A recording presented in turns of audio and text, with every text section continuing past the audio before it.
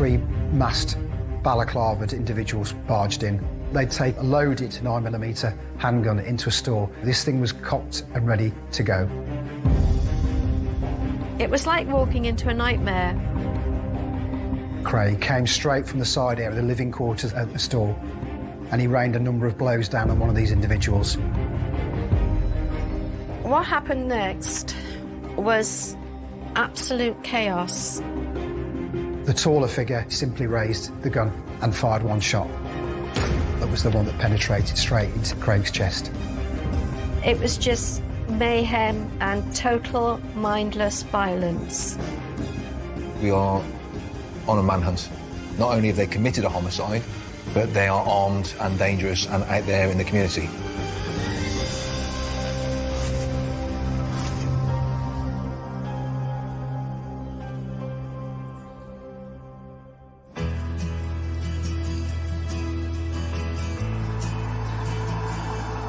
Just 15 miles outside of Birmingham lies the quiet village of Fairfield.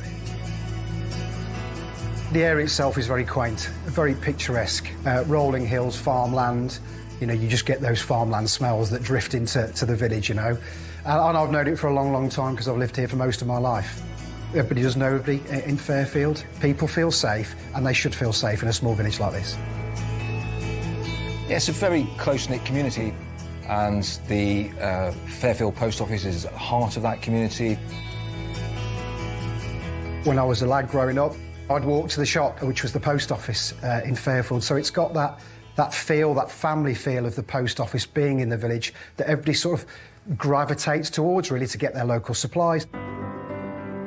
In 2003, Judy and Ken Hodson Walker decided to move to Fairfield and take over the running of the post office with their son Craig. It's a lovely village, beautiful village. One shop, one church, one school. The people support each other. It was an easy decision to buy the property and the business. We moved in on the Thursday. Then we went up to the local pub, which is the Swan, and we walked in, and the landlord and landlady said, "Welcome to Fairfield." And we just thought, oh, that's amazing, absolutely amazing, to go somewhere where nobody knows you, and they just say welcome. And it was just, from then on, we just gradually got to know people. You feel that you had your own little place in the world. The post office in Fairfield was the hub of the local community. It's the centre. It's where you go for your pint of milk, your morning newspaper. So Ken and Judy and Craig were, you know, part of that. People saw them every day. And so they were kind of really at the heart of that community. People were very fond of them.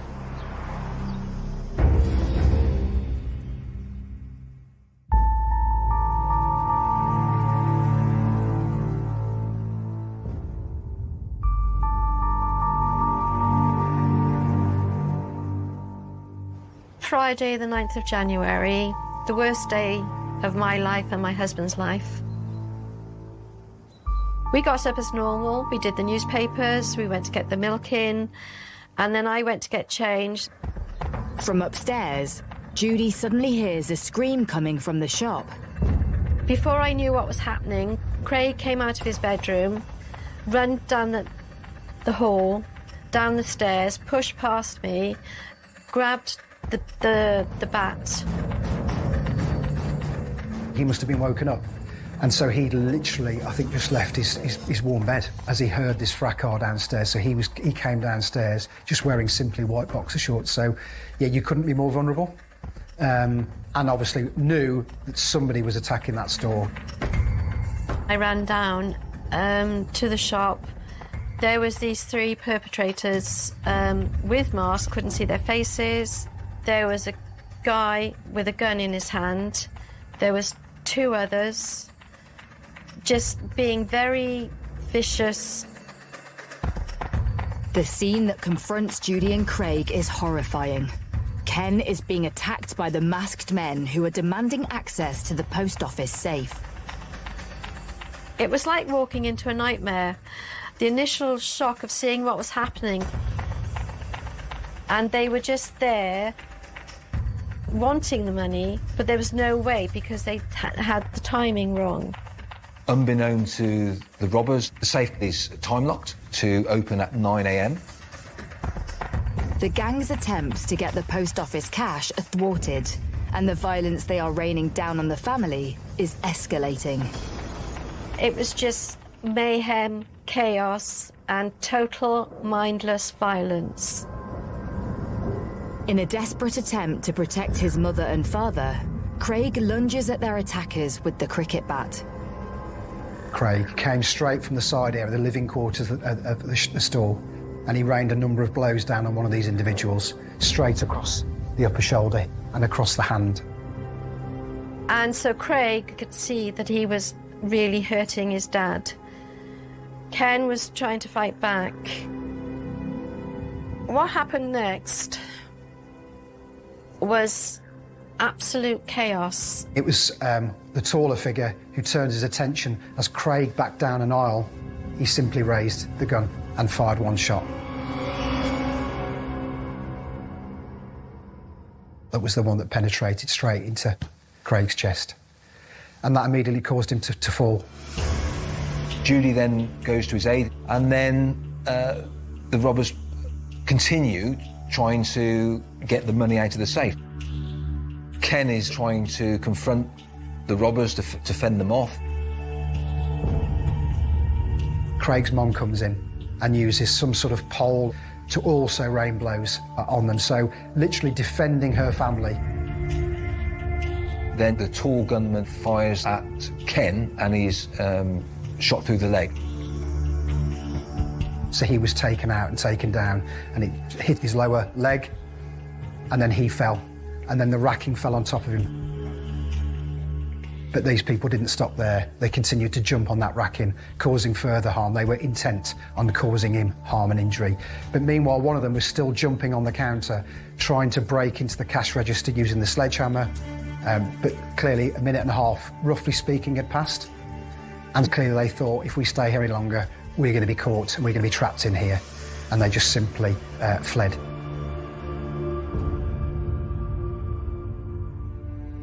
And I went over to Ken, and he was on the floor with his injured leg.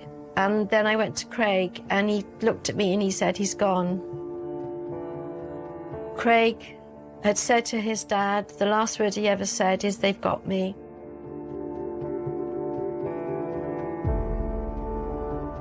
Judy knows there is little she can do to help Craig, but Ken is bleeding heavily, and she has no way of knowing if the masked raiders will return. I grabbed the phone, tried to phone the police. The next thing, there was armed police officers around, and they said, come away, but I didn't want to come away. And Ken was on the floor, Craig was on the floor, and I was sat down on the floor by the fridge, not knowing what on earth to do. And after that, the ambulance came, and all within 2 minutes, everything, your whole life has changed. And it was just one of those moments that you will never forget. I need to stop now. Wait 2 seconds. Oh.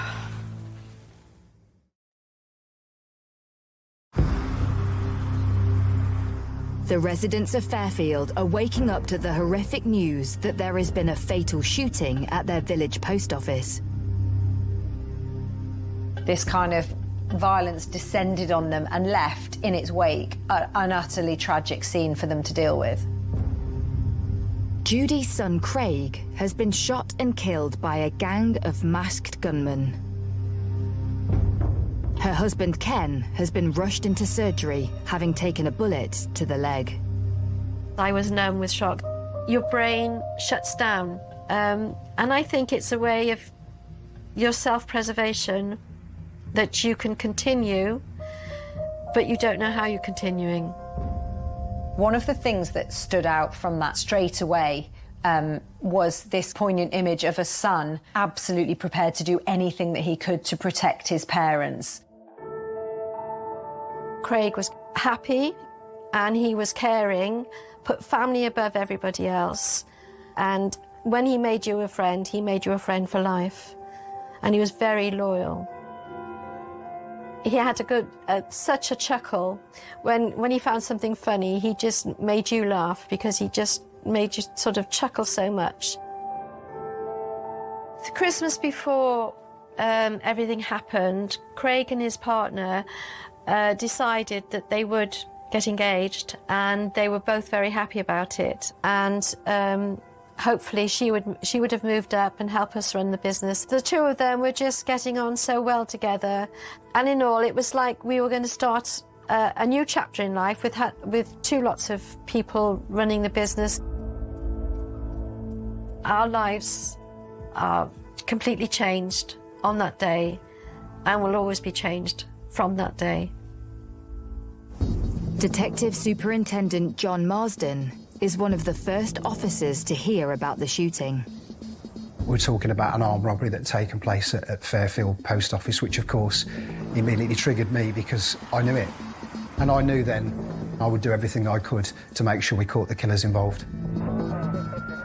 So when the officers had turned up, what they found was obviously my mother distraught. Judy immediately tried to give Craig mouth-to-mouth resuscitation, and when paramedics arrived, they tried their best, but he was dead at the scene. With officers now on the scene, the investigation progresses at speed. Very quickly, it became apparent that the whole incident had been captured on the CCTV. That CCTV was absolutely phenomenal for us.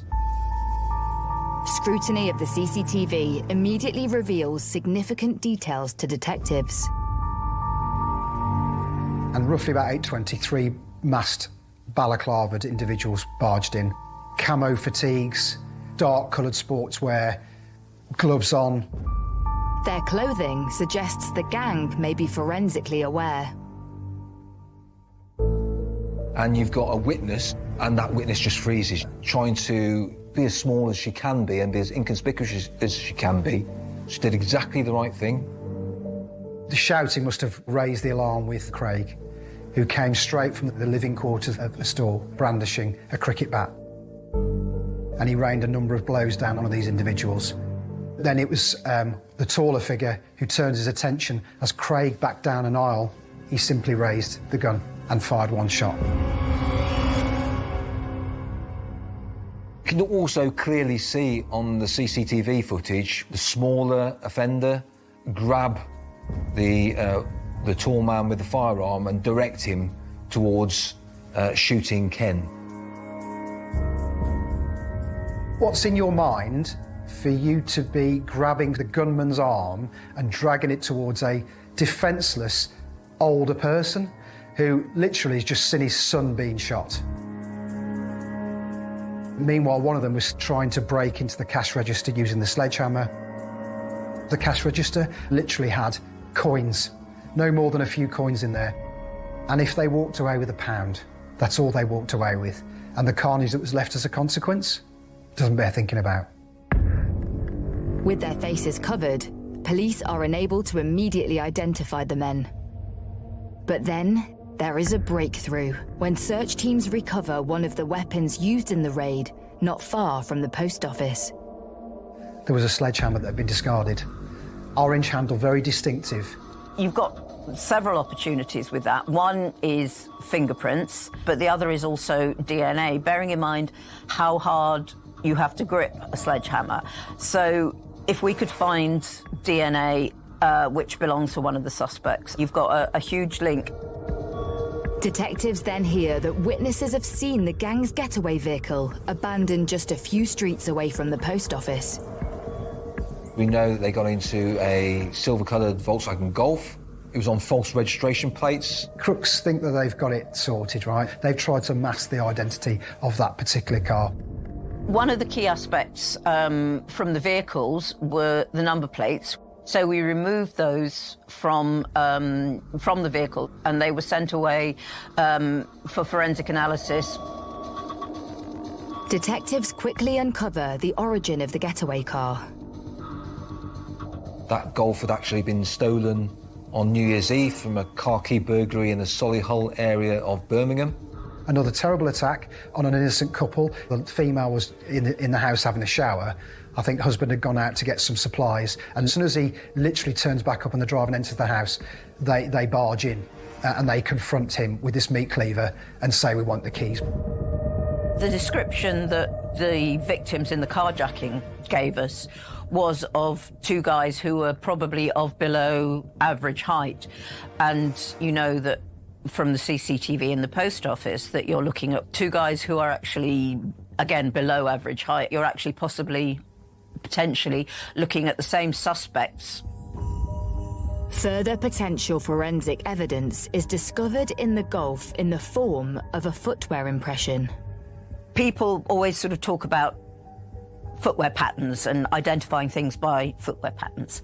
But it's not the pattern itself that identifies you. It's things like the wear on it, the size, anything like that. So actually what you're looking for on the soles is damage. We all wear our shoes in different ways. We all walk in different ways. So you'll get wear patterns.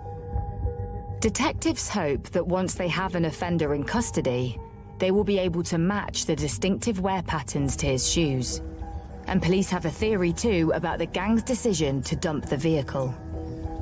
We know it's unlikely that they've abandoned it and then run into a house. The most likely outcome is that they've gone into another vehicle. If we can put those two vehicles together at any time, then that is key evidence. Knowing the forensic evidence in this case will be crucial, CSI examined the post office CCTV frame by frame. So when you see the cricket bat connect with one of the suspects, you're immediately thinking, injuries, are there injuries consistent with the bat that will appear on the suspect? You see one of the offenders jump over the counter of the post office. He's put his foot down on that counter. So therefore, we've got the opportunity on that counter for shoe prints. It's not something that's going to be contaminated by everybody coming in and out of the post office, because we know that nobody else jumped over the counter. We found a great foot impression on the counter. And then we were slightly puzzled because it was actually a size 5 shoe. Now that is very, very unusual in an adult male. You've got an offender who, from the CCTV, is apparently male, but has got very, very small feet. And this is a really unusual aspect and something that potentially is really, really good evidence. As officers search for the gang, CSI turn their attention to the handgun used to kill Craig Hodson Walker. And we're looking for the casings, because obviously we're also looking for the weapon, because the markings on bullet casings are unique to the gun that's fired them. When the recovered bullets and casings are sent for analysis, the information returned to the investigation team about the gun they have come from is chilling. It's been quite notorious. It's called gun number 6, and it was linked to murders and to armed robberies. And they're able to match those bullets and bullet casings to a 9mm handgun that it turns out has actually been used in 11 crimes previously. What you get in the criminal fraternity is that you get pool guns, and there is an armourer, and criminals will go to him and request a weapon for an offence that they're going to commit. So the way that the tall gunman, raised his hands coldly and shot Craig at point-blank range tells me that it's very cold, very callous. You could see that they were criminals that were used to handling firearms and had no concern whatsoever for taking a human life. The attackers of this post office were highly unlikely to be locals. They would almost certainly have come out to Fairfield from an urban area. It's fairly likely that a gang like this have come out of Birmingham, given the geography. Pressure is mounting on police to stop this violent crime gang. The thing you've got to worry about is the psyche of these people that have shot one person, tried to shoot another, and they could do it again. What was the next target going to be? These people would stop at nothing if left unchecked. We are on a manhunt. We need to track down these offenders as quickly as possible because they are armed and dangerous and out there in the community.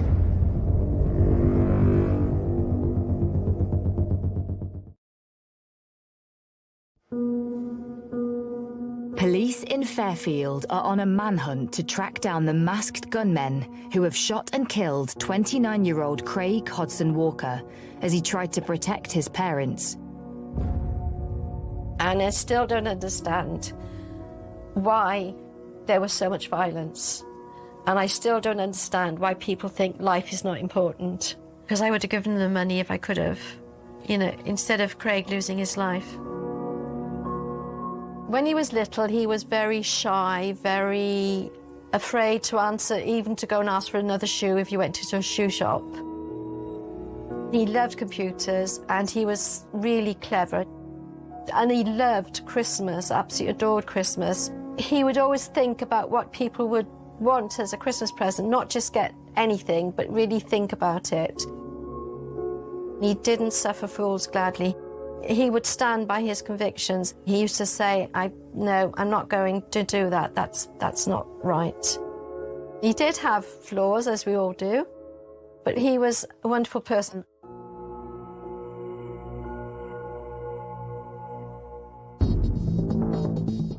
Police know the gang fled the scene in a stolen VW Golf. Reports now come in that having dumped that vehicle, they made off in a Ford Mondeo.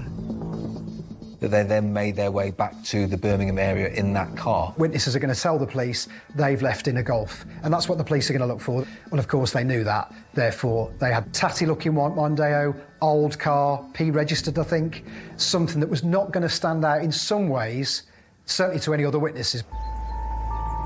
Alarmingly, one of the vehicles has been seen in the area in the days running up to the robbery. It's actually been spotted near various post offices in the days preceding the armed robbery at Fairfield. They've been out casing places, trying to find the best post office to hit. And they were obviously looking for the post office, basically gave them the best chance of committing the offence without getting caught. They would maybe be looking for things like CCTV in the vicinity, escape routes, entrance routes, all that, where they could put a second vehicle that would not be particularly suspicious. This was an attack that didn't happen out of the blue. It was clearly planned. It clearly had reconnaissance in the area. Chillingly, the Hodson Walkers may already have come face to face with the men that killed Craig. There was footage from that store where it showed that there had been some efforts to case the joint. They'd certainly looked at this particular premises before and been in that premises before. Evidence is quickly mounting, but the identity of the armed robbers is still uncertain, so police appeal to the public for help. Within the day, maybe slightly longer, we were starting to hear the names. These crimes tend to resonate deeply with members of the public, and this was one where we had a huge number of calls into the incident room trying to provide us with information, and this really did progress at speed. We got lots of names coming into the inquiry. What happened was that the same names kept popping up, so obviously you've got to take that seriously, so you then start looking at these people. We begin to focus on 4 particular individuals. These have come from inquiries and intelligence development within the incident room. The names that keep cropping up to the police are Anselm Ribera, who is believed to be the taller gunman, brothers Declan and Christopher Morrissey, the 2 shorter men, and then a 4th man called Adrian Snape, who is thought to be the getaway driver. Once we have names of suspects, you then go back to the CCTV. Do they match the description of our offenders? How they walk, how they present themselves, their height, their build? Obviously, we know now that we've got height discrepancies. We've got a tall suspect and two shorter suspects, and the names that we've been given basically match the description of the suspects in the post office. When we confirmed the identities of the suspects, they were very, very well known, both in West Mercia and in West Midlands. So, names of Ansam Ribera, Declan Morrissey, Christopher Morrissey, obviously brothers, and Adrian Snape were the four. And they had been involved in a number of incidents over the preceding years. Violent burglaries, car key burglaries, robberies, and in fact, I recall that Ansam Ribera had been released from a sentence for armed robbery and had served 6 years of that sentence. So we knew that he had formed for similar type offending. I think they liked to live this lifestyle which pervaded the fact that it was almost boom and bust. Do a robbery, get some money, enjoy yourselves, you know, go and drink, go and take drugs. And it was chaotic in that respect. But certainly robberies, post offices in particular, I think seem to be their easy target. As police piece together profiles of the four suspects, concerning patterns in their offending begin to emerge. They were committing these robberies, but they hadn't enforced in the way that they did at Fairfield. This was a step up on their escalation, the desperation probably to where they were going. So left unchecked, they would have continued to cause massive carnage. Obviously, having got the names of suspects that we're putting at the top of our priority list, what we're also looking for is evidence of association between those individuals. Do they know each other? You look for CCTV on the day or on the preceding days to look for association between them. You have to establish that these guys knew one another and that they were associating with one another in the days leading up to the robbery. Because the whole point that you're trying to make is that you are talking about a criminal conspiracy here. We actually had CCTV from the premises where Ribera lived, and it actually showed the Morrisseys coming and going to and from Ribera's apartment. And you could see that. It was almost like a gang forming together at certain times of the day, that as soon as you saw one come out the lift, you'd see the next one emerge, and then the next one, and you'd wait for the fourth one to come, and you'd go, OK, there you are. That's our four. That confident we were that we got the right four, they were working as a gang together. So now we know that actually these people knew one another, they were associating with one another in the days prior to the robbery. One of the witness appeals actually turns up some really helpful evidence. So witnesses saw a number of males walking through a field, walking with bags, black bin bags and a holdall. We've got another witness who sees some burning in that area. This guy had seen two people, and I believe part of his description, he described the disparity in height for the two people that were burning these items. We examine the scene and recover a burnt phone and burnt trainers. And obviously we know that other clothing has been burnt, but it's been burnt beyond recognition. But we can recover evidence from the trainers and the phone. That's the sort of information that is absolutely invaluable. Again, when you start to find those burn site remnants of shoes that were left half burnt, you go back to the supplier, you go back to the likes of Nike or Adidas, and you say, do you recognise this shoe impression? And they were able to tell us exactly what make that was, what model brand that was. You've got this link, you know, because we know that we've got certain footmarks in the post office. We've got the mark on the counter. We've got marks in the car, and then we find this pair of shoes, and it's like a sort of, you know, a hallelujah moment. The shoe and footwear prints all appear to belong to a single man. And so, with evidence mounting, police launch a dawn raid to arrest all four suspects. You can't arrest one and then allow for the fact that the others might hear that that's happened. So it's a coordinated approach where you can arrest all four at the same time before they can be warned. Thursday the 15th of January, only a handful of days post-event, unified strike, 6 o'clock in the morning, and we go to the homes of Christopher Morrissey, Declan Morrissey, Adrian Snape, and Anselm Ribera. All of them arrested pretty much at home in their beds, and you can sort of imagine, can't you, with the fact that a firearm had been used, you can sort of imagine the wake-up call that they got, which is going to be quite surprising, with torches in your eyes and guns pointing at your head, and that's pretty much how it happened. And we take them into custody for the murder of Craig Hodson Walker. And that's only the start of the job. People think when you've made an arrest, the job's done. Far from it. There's lots of work to do to make sure that we could charge them at the end of the day. We know we've only got initially 24 hours to work with people in custody, and at that point, we didn't have lots of evidence to charge. They can only hold them for a certain amount of time before they have to either release them or charge them. So the race is really on.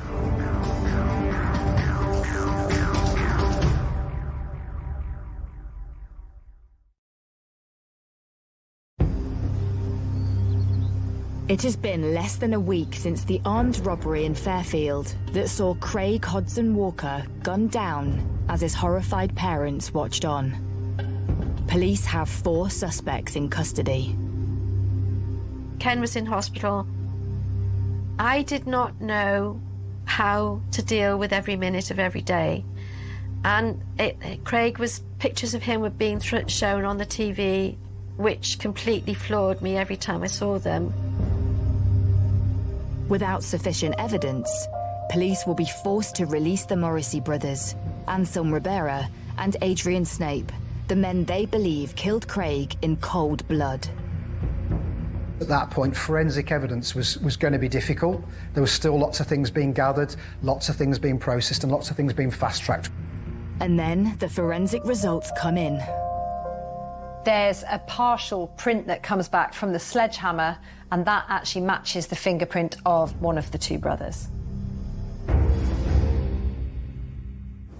Forensics gathered from the fake license plate on the getaway vehicle also pays dividends. We actually found fingerprints on the back of those plates, and we were able to match those fingerprints to the suspects.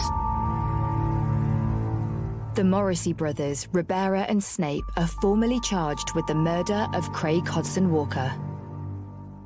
The case went to Crown Court, where all 4 men pleaded not guilty.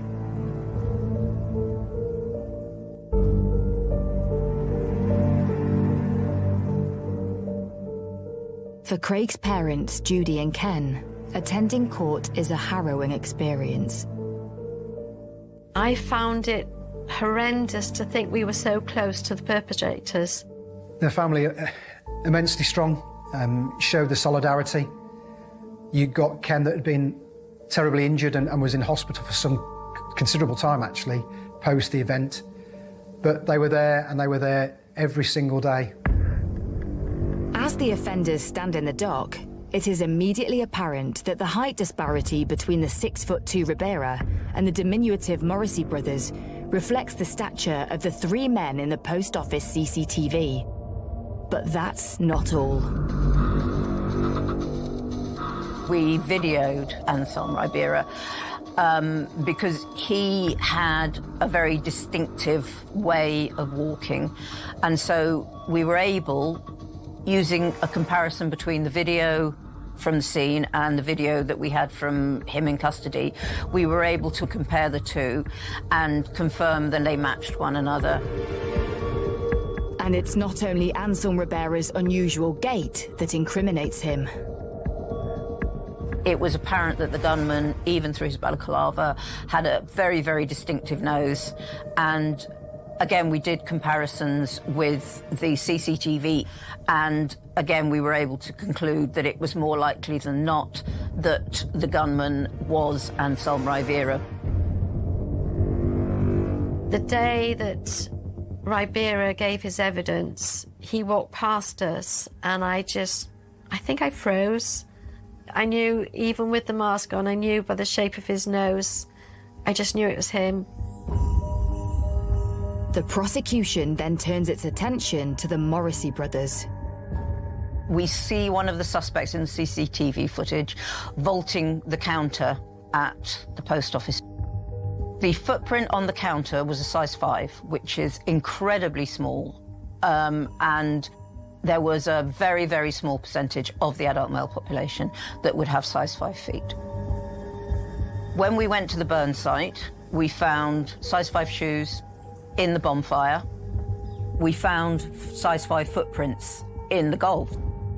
Declan Morrissey had size 5 feet. This was huge because the chances of it being somebody else with such a distinctive physical characteristic were very, very, very small.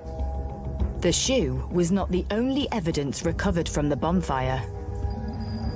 Once we recovered the phones from the burn site, they were sent off for forensic analysis. One of the pieces of information that we retrieved allowed us to identify where the phone had actually been purchased in the days leading up to Craig's murder. And from that, we managed to obtain CCTV of Alison Ribera, the gunman, actually in the shop where the phone and the SIM card were purchased. And that's not the only CCTV evidence the prosecution is able to present in connection with the burn site. There's a newsagents nearby that does have CCTV, and on that they find footage of what appears to be one of the suspects. He is clearly hiding his hand, which leads them to suspect that it's the person who had been hit with the cricket bat in the Fairfield post office. He is buying matches, which also suggests that he's buying those so he can then set a light to the evidence at the burn site. The man in the newsagents is identified as Declan Morrissey. Craig, in defending his parents, had hit the robbers, and sure enough, Declan Morrissey had injuries to his hand. We had the cricket bat, and you can actually marry up the bat with the injuries so that you can say that those injuries were inflicted by that weapon. Because we knew that Declan Morrissey had injuries, we thought he might have sought treatment for it.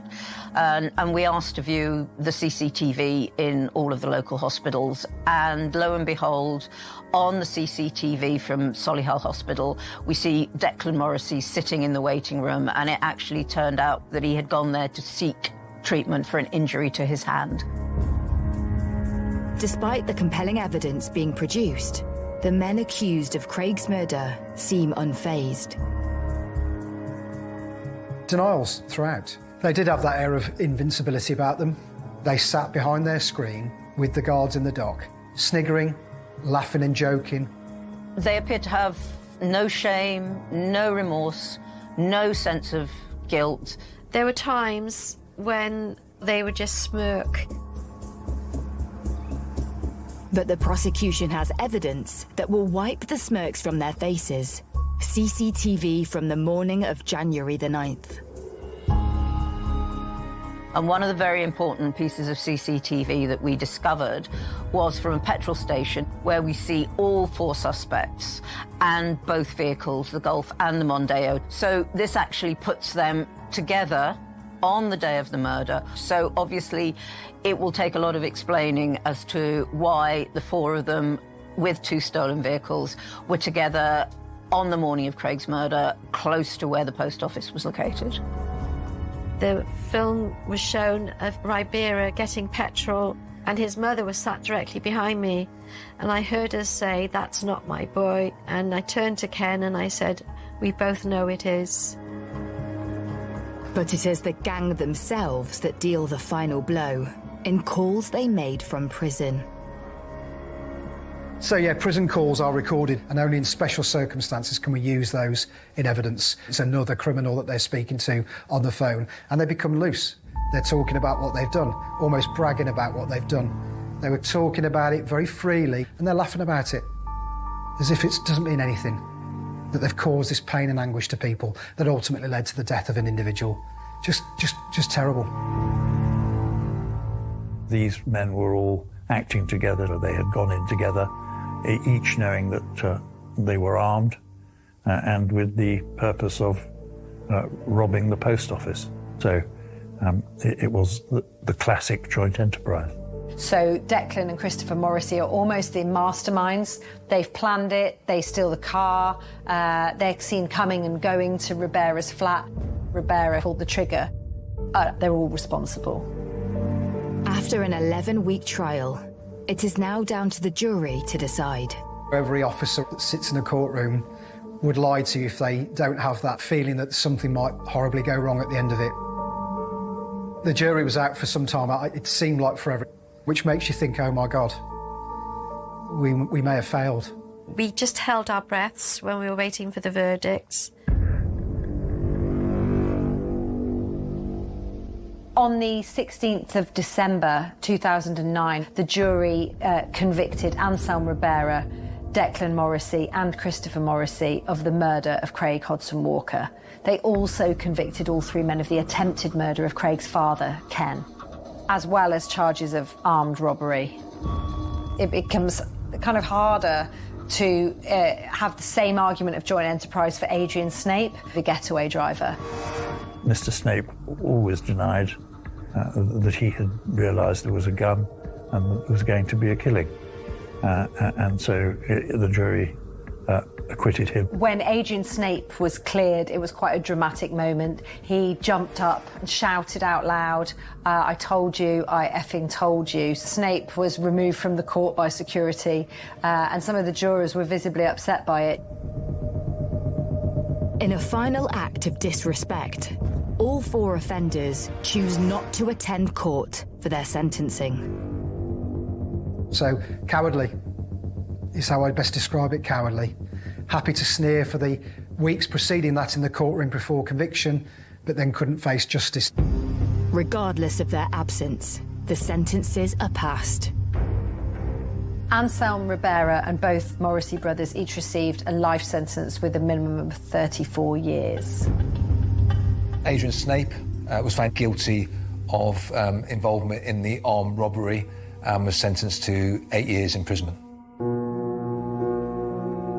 It didn't make any difference because on the 9th of January, that's when we started our life sentence. But Craig's family do take some small comfort in the fact that he was instrumental in bringing his own killers to justice. He actually installed the CCTV that captured the offence taking place, captured his own death, which provided the investigation team with some evidence. Also, in defending his parents, using the cricket bat, causing the injury to the wrists of the suspects, he played a vital role in actually securing convictions for the killers. Till the day I die, I'll never forget the 9th of January 2009. It's imprinted, it's there, and no, our lives are completely changed on that day and will always be changed from that day. My family is depleted by one. I never hear his voice again. And I miss his little hugs and his little chuckles. I just miss him. If Craig was here right now, I'd just say, I love you. Don't need to say any more.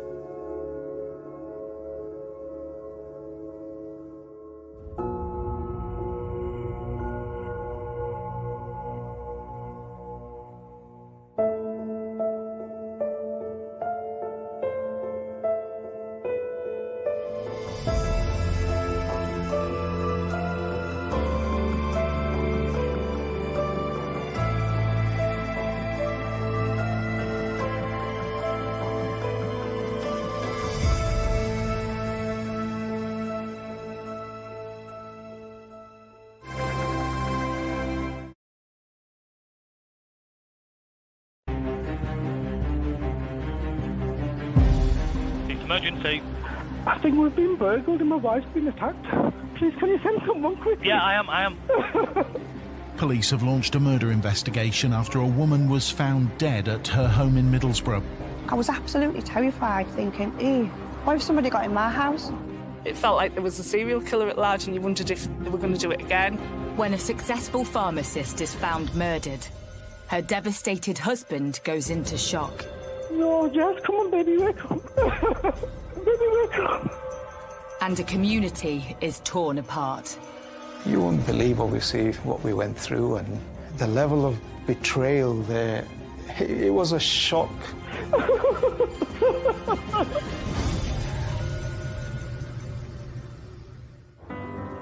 In the northeast of England lies one of Middlesbrough's most attractive areas, Linthorpe. It's quite an affluent area. Big houses, quite leafy, long driveways, nice cars on the drive, professional people live there. You know, it's a family area, it's very friendly. Best part about it is the neighbours, you know, we all get on and good community. It's very safe, yeah. Very safe. In the heart of the community were a couple named Jessica and Mitesh, who owned a pharmacy in the village. We've got a chemist here actually on our doorstep. It's a husband and wife team, so they work together. The couple are really friendly people, helpful. Whatever you need, they're always there for you to help you out. You know, any advice that you need, they're always there. Both Jessica and Mitesh were from large Hindu families in West Yorkshire. We grew up in a joint family, so there was 12 of us in my household. Jessica was the first child, a happy, calm child to what I remember. She was a good child, never any bother. Very fond memories of growing up with Jess, because we were only probably about 18 months apart in age, so quite close together.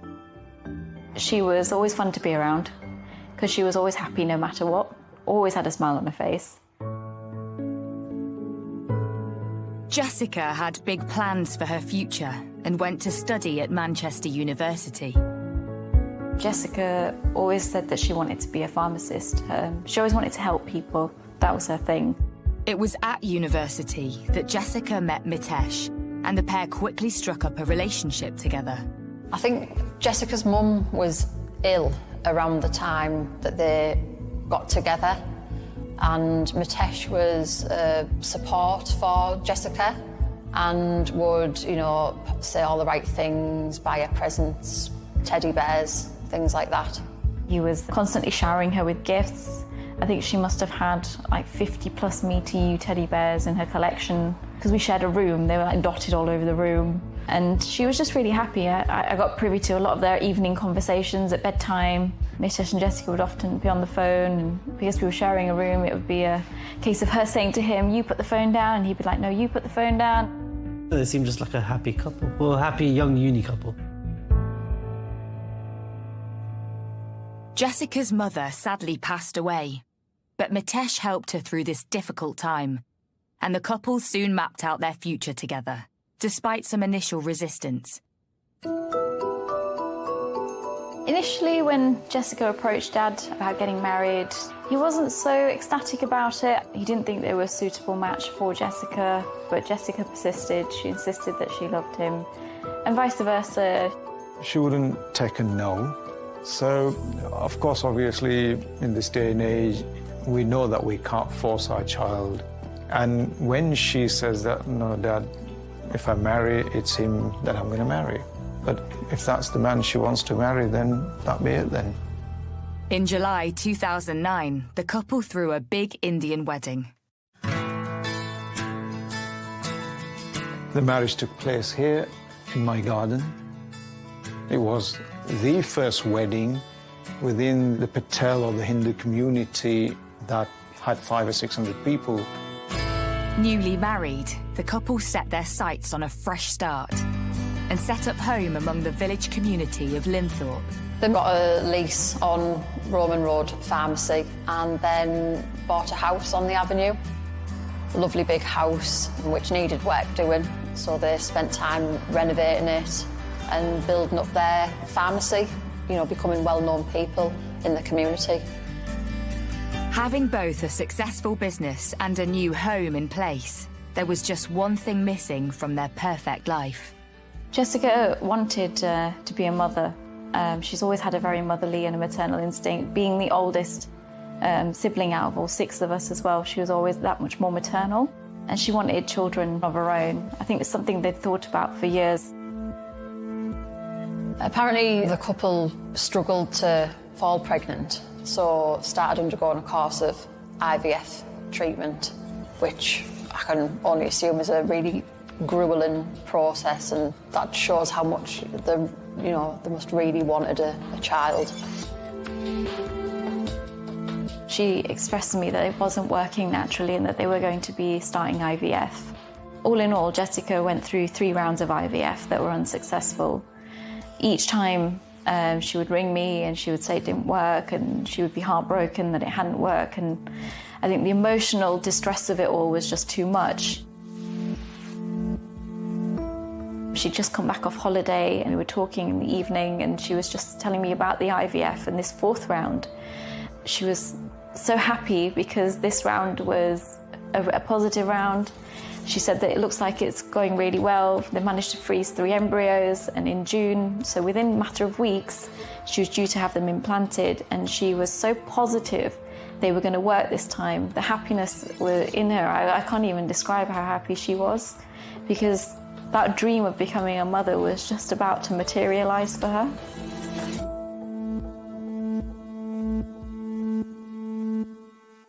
But just weeks before Jessica's dream of motherhood could be realised, everything changed. It's emergency. I think we've been burgled and my wife's been attacked. I've just come home and the house is ransacked and she's just on the floor. She's got duct tape all over her and she's like unconscious. Right, you said is your wife breathing? Can you feel a pulse? No, I can't feel anything. Her hands are really cold. She's got like blood on her nose and stuff dripping out onto the floor. Please, can you send someone quickly? Yeah, I am.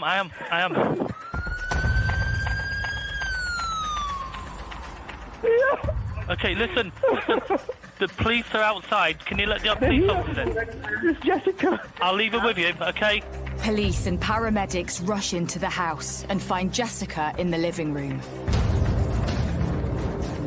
They try resuscitating her, but she is pronounced dead at the scene.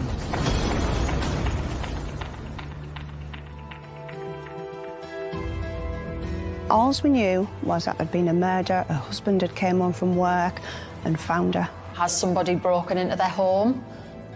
And is it a burglary gone wrong? It was just utter shock that, anything like this could have happened.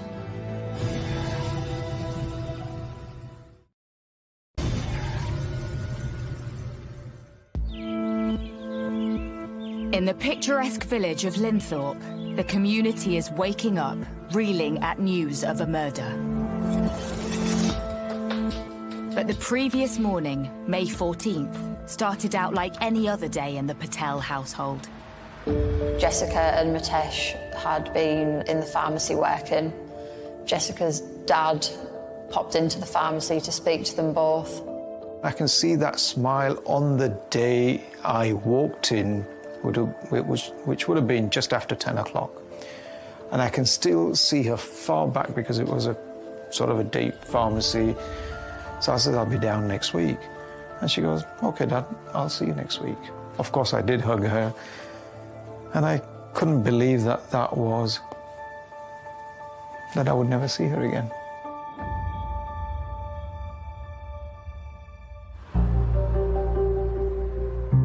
Mitesh worked the early shift, leaving the pharmacy to spend the afternoon at the gym. Jessica went home, Mitesh pops back to the pharmacy, goes to the local pizza shop to pick up a pizza for the pair of them, texts his wife to say he was getting the pizza, he'd be home shortly. He came from the chemist roughly around about 7:30. He ordered his pizza and then he left. We were quite busy at the time, so it must have been about 20 minutes, half an hour. He'd come back. I gave him his pizza. I shook his hand like normal, and he left with the pizza. Mitesh then goes home and makes the awful discovery. It's emergency. I think we've been burgled and my wife's been attacked. I've just come home and the house is ransacked and she's just on the floor. She's got duct tape all over her and she's like unconscious. Her hands are really cold. Please, can you send someone quickly? Yeah, I am. No, Jess, come on, baby, wake up. Baby, wake up.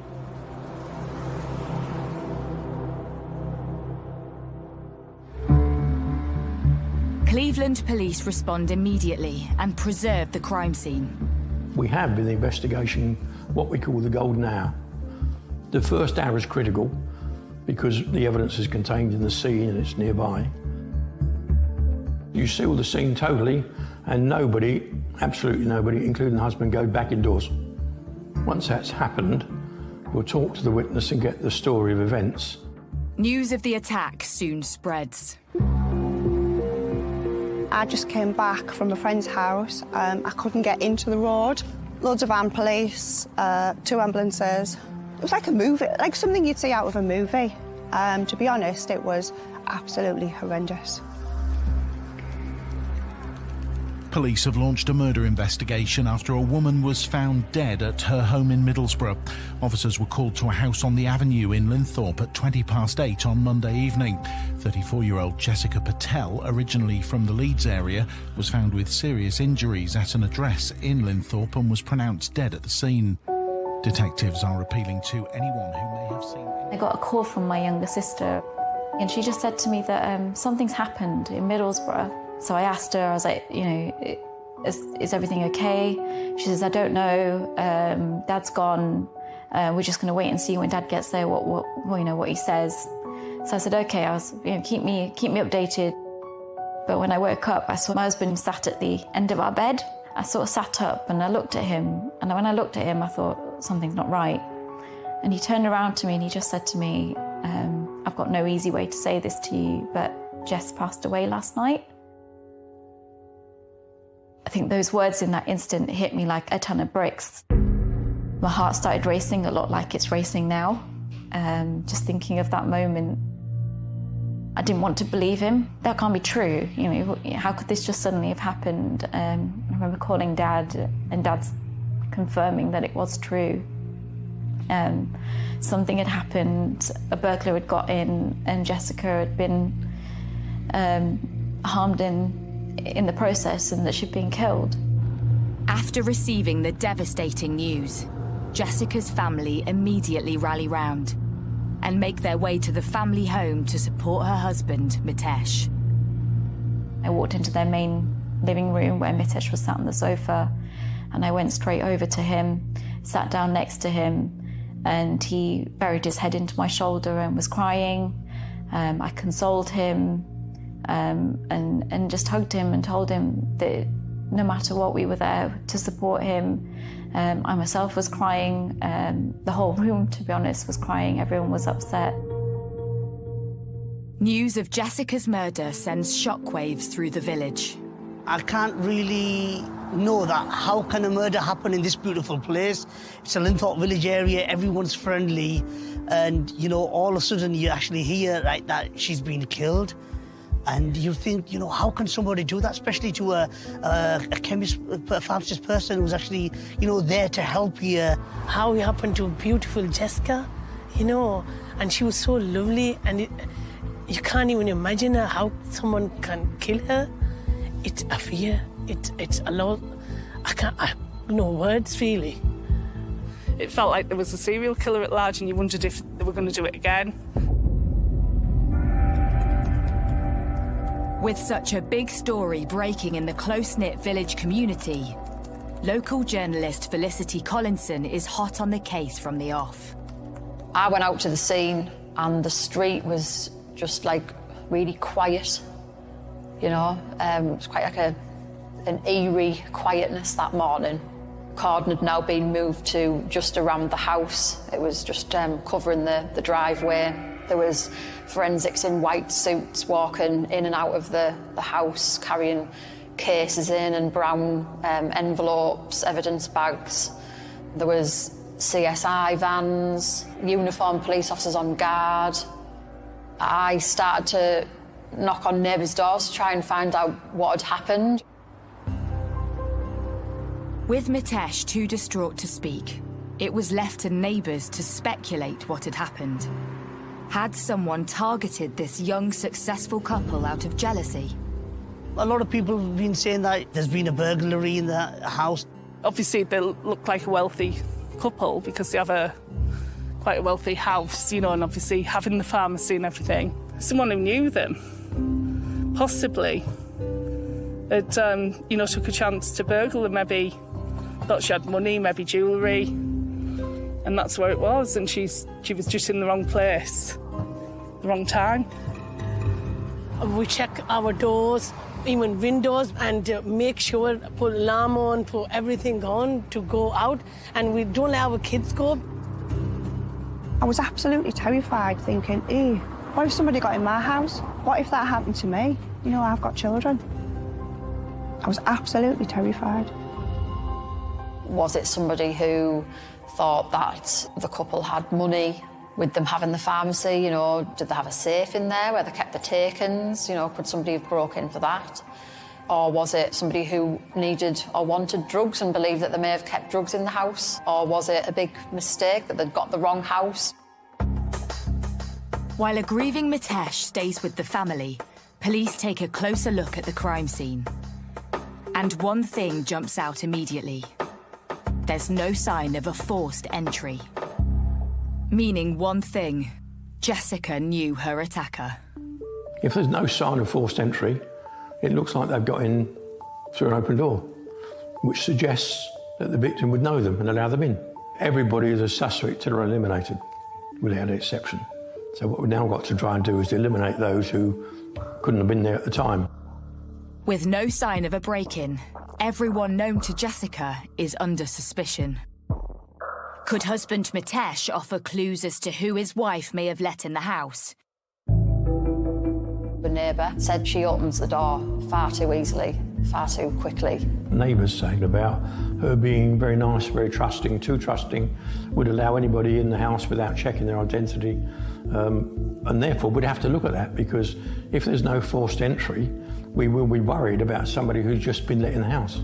Does she have a relationship with another man or another person?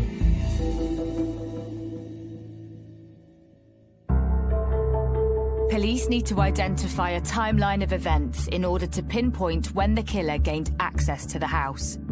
So they turn to Mitesh for help. You'll want to know where he was, what time he went, because the timeline, when he left and when he came home, is significant.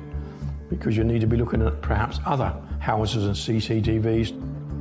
Mitesh explains to police that after going to the gym, he had gone out to get pizza at his usual takeaway, before returning home to discover his wife's body. The husband of the victim seemed like he was a pleasant, kind of like quiet type of guy, wasn't he? He'd just do his work. He'd come, he'd order his food, you know, go home like everybody else. The pizza parlour's CCTV helps police create an exact timeline of the evening and when Jessica was left alone. The police came in to the shop and kind of like asked for the camera footage of the husband of the victim, and basically kind of explained what was going on in a small way. They didn't really tell us exactly what was going on, but they just kind of gave us a clue to why they need, you know, and what's happened. He took my camera, CCTV camera, he took it from here. He said, I want to see what's going to happen in here, like when he came, when he go out, that's it. With Mitesh's movements that evening clear, police are still no closer to establishing who had gained access to their home. But post-mortem results help police identify the cause of death. Could this lead to clues as to her attacker? It's found that she died from pressure to her neck. There was also a suggestion that, from marks to Jessica's neck, that a ligature of some sort had been used. And in asphyxiation, of course, you've got to look at was something placed over a mouth, over a nose, was there some other way of stopping the oxygen getting to her? All those sort of things you expect the examiner to tell you about. Despite this crucial information, no murder weapon is found at the scene. 3 days into the investigation, and police are no closer to a motive or a suspect. Police hadn't arrested anybody. I know personally I felt a bit of worried for the people living in that street. You know, I would have felt worried. But on the 17th of May 2018, things take a dramatic turn. A man has been arrested in connection with the murder of a woman in Middlesbrough. Everyone was talking about it, that they've caught somebody. When we find out who the police have arrested, it's just tragic, just a tragedy.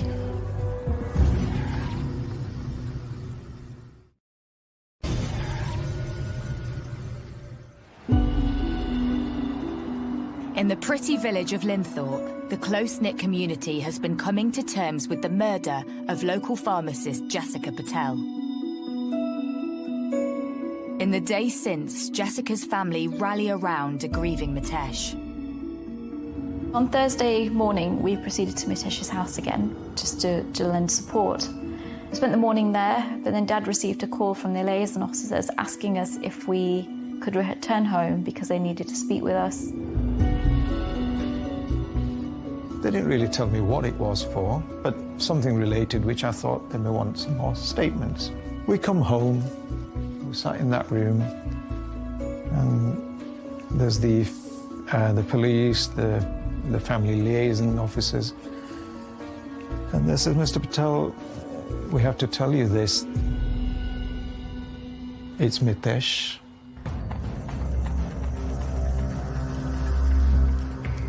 And we're arresting him. And I says, hang on, what did you say? And they repeated it, where I says, look, have you got it right? And they said yes. They assured me that it's him, and as we speak, we're arresting him.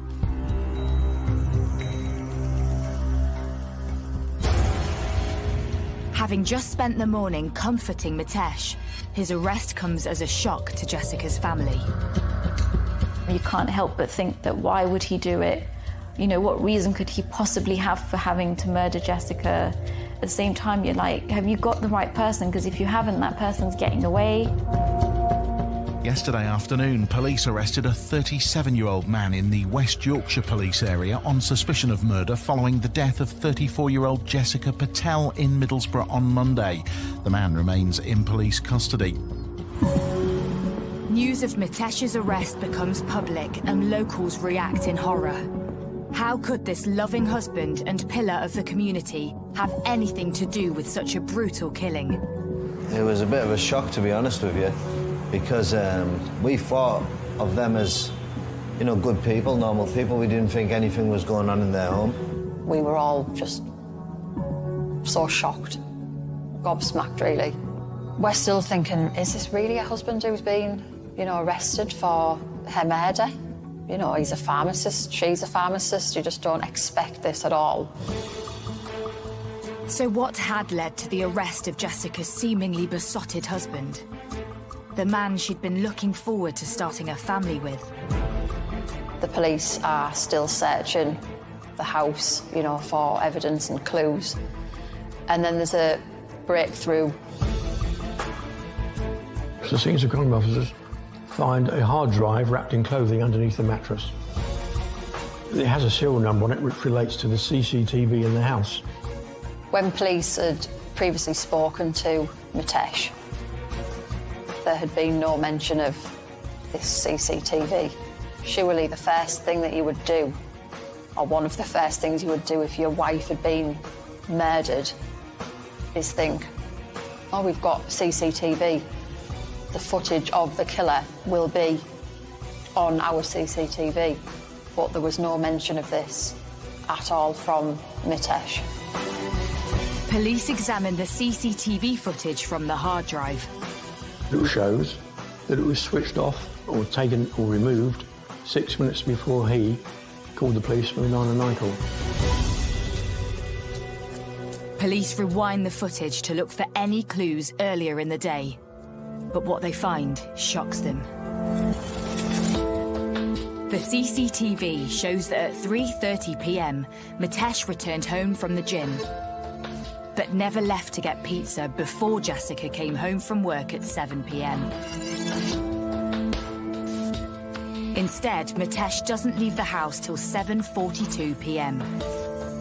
and then returns home with the pizza at 8:15 p.m. 4 minutes later, the camera is switched off. This is a crucial piece of evidence because it doesn't show any other person entering or leaving the house other than Jessica and Mitesh. You know, there's no other, intruder or person sneaking around. Mitesh calls police at 8:24 p.m. to report finding his wife dead. With no sign of anyone else coming to the house, police hone in on their now #1 suspect. So now he becomes the prime suspect. We now need to look at what's the motive. So you'll extend the investigation and you'll also start looking now at all his personal life and personal technology he has. Has he got an app on his phone? What does his computer say? And the family computer drops a bombshell discovery. There was searches on his computer, how to kill my wife. His searches included employing overdoses of insulin, employing perhaps strangulation. We've also got searches on his laptop and on his phone about the fact that he will earn £2 million in insurance payouts from his wife's death. Have police finally uncovered a motive for Jessica's murder? These were various policies that were taken out at various times. It's interesting to note that the first policy was taken out shortly after Mitesh Patel had begun in 2013 to investigate ways to kill. But the biggest breakthrough comes when police look at Mitesh's mobile phone, which recorded his heart rate and activity. Mitesh Patel was not to know that he had this particular app activated on his phone. It tracks not only his steps, but also if he's done any staircases. The app reveals to detectives that immediately after Mitesh had arrived back at the house, at a time when he said he discovered Jessica's body, he had also gone upstairs for 4 minutes before calling 999. There was no reason, no innocent reason, for him to have done that if he was coming home to find his wife's body on the floor, just to the right of the front door. So what had gone on that fateful day? And what was the truth behind their seemingly loving relationship? The 14th of May seemed to have begun like most other days. It's right that Mitesh went to work early that morning. Jessica got into work herself an hour or two later. The day continued as other days. Because he'd worked the morning shift, Mitesh Patel left work. He was due to go to the gym at lunchtime, and then he went home. He spent the rest of the afternoon in the family home, and he was there when Jessica got home from work. Of course, he was to lie to the police about that, but he was there when she got home from work, shortly after 7. Detectives established Jessica was killed soon after arriving home. And before Mitesh left the house to get pizza 42 minutes later. After he'd murdered his wife, he left the house. He then went to the pizza parlor just down the road and ordered a takeaway. He looked like he was on edge or there was something wrong with him, but we didn't take any notice. he returned to the family home. He's got to have dismantled the CCTV footage, gone upstairs, hidden it, then come downstairs and then made the call. It's emergency. I think we've been burgled and my wife's been attacked.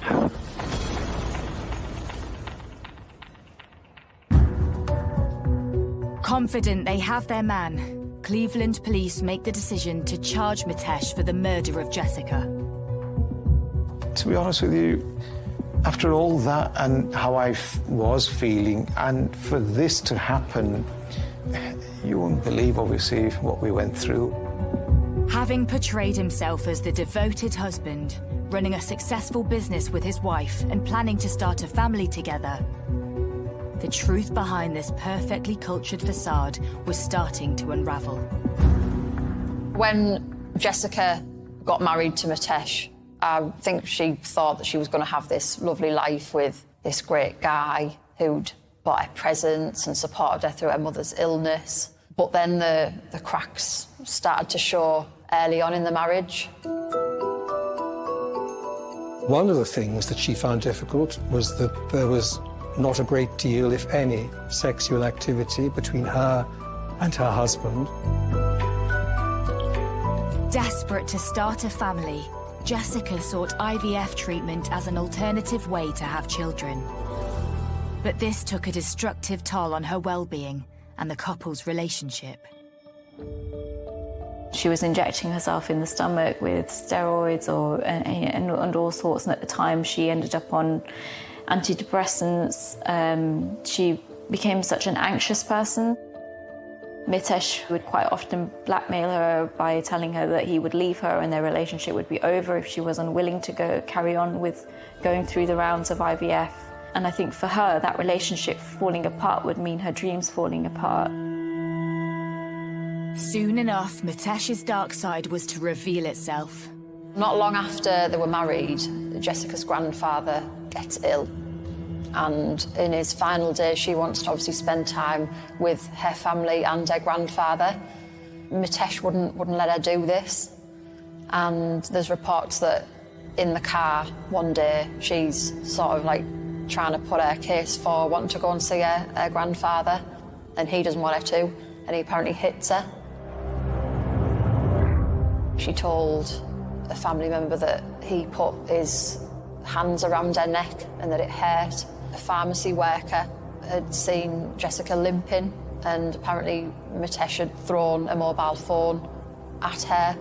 And as time went on, she became not just less bubbly, but more withdrawn and even losing weight.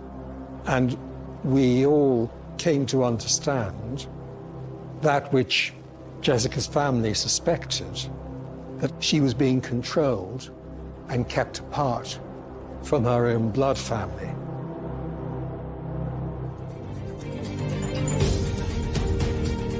But what could have led this once happy marriage to end in tragedy?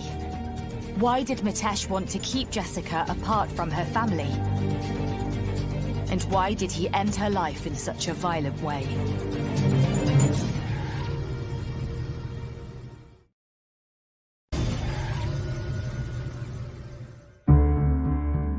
"37-year-old pharmacist Mitesh Patel has been charged with the murder of his wife Jessica in their home in the village of Linthorpe. Having pleaded not guilty, the case is sent for trial. To be honest, we can't believe that he had the audacity to plead not guilty when there was all of this evidence against him. It was just bizarre that he would even try to, get off with this. In December 2018, the trial begins at Teesside Crown Court. Well, in my life, I had never gone to a court before, never ever been in a court. We knew it was coming. To be honest with you, I didn't want to be there. For the first time since his arrest, Jessica's family comes face to face with her alleged killer. There was a couple of times that he had the opportunity to make eye contact with the family. There was clearly no compassion in him for the fact that he had lost his wife. so horrendously. He didn't at any point scream his innocence. I don't think I could ever recall him saying, "It wasn't me, it was somebody else." The prosecution reveals how Mitesh first appeared to police. When he was first seen by the police, it was noticed that he had scratch marks down his neck. He was in due course to explain those away as having been as a result of his session at the gym that lunchtime. Well, that was clearly not the case. Further work by the forensic scientists were to reveal that underneath the fingertips of Jessica Patel was his DNA, particularly on the right hand, and she was right-handed. So the picture began to be built up of a struggle in which Jess had fought with her attacker, and clearly that attacker was her husband, whom she had scratched down the front of his neck.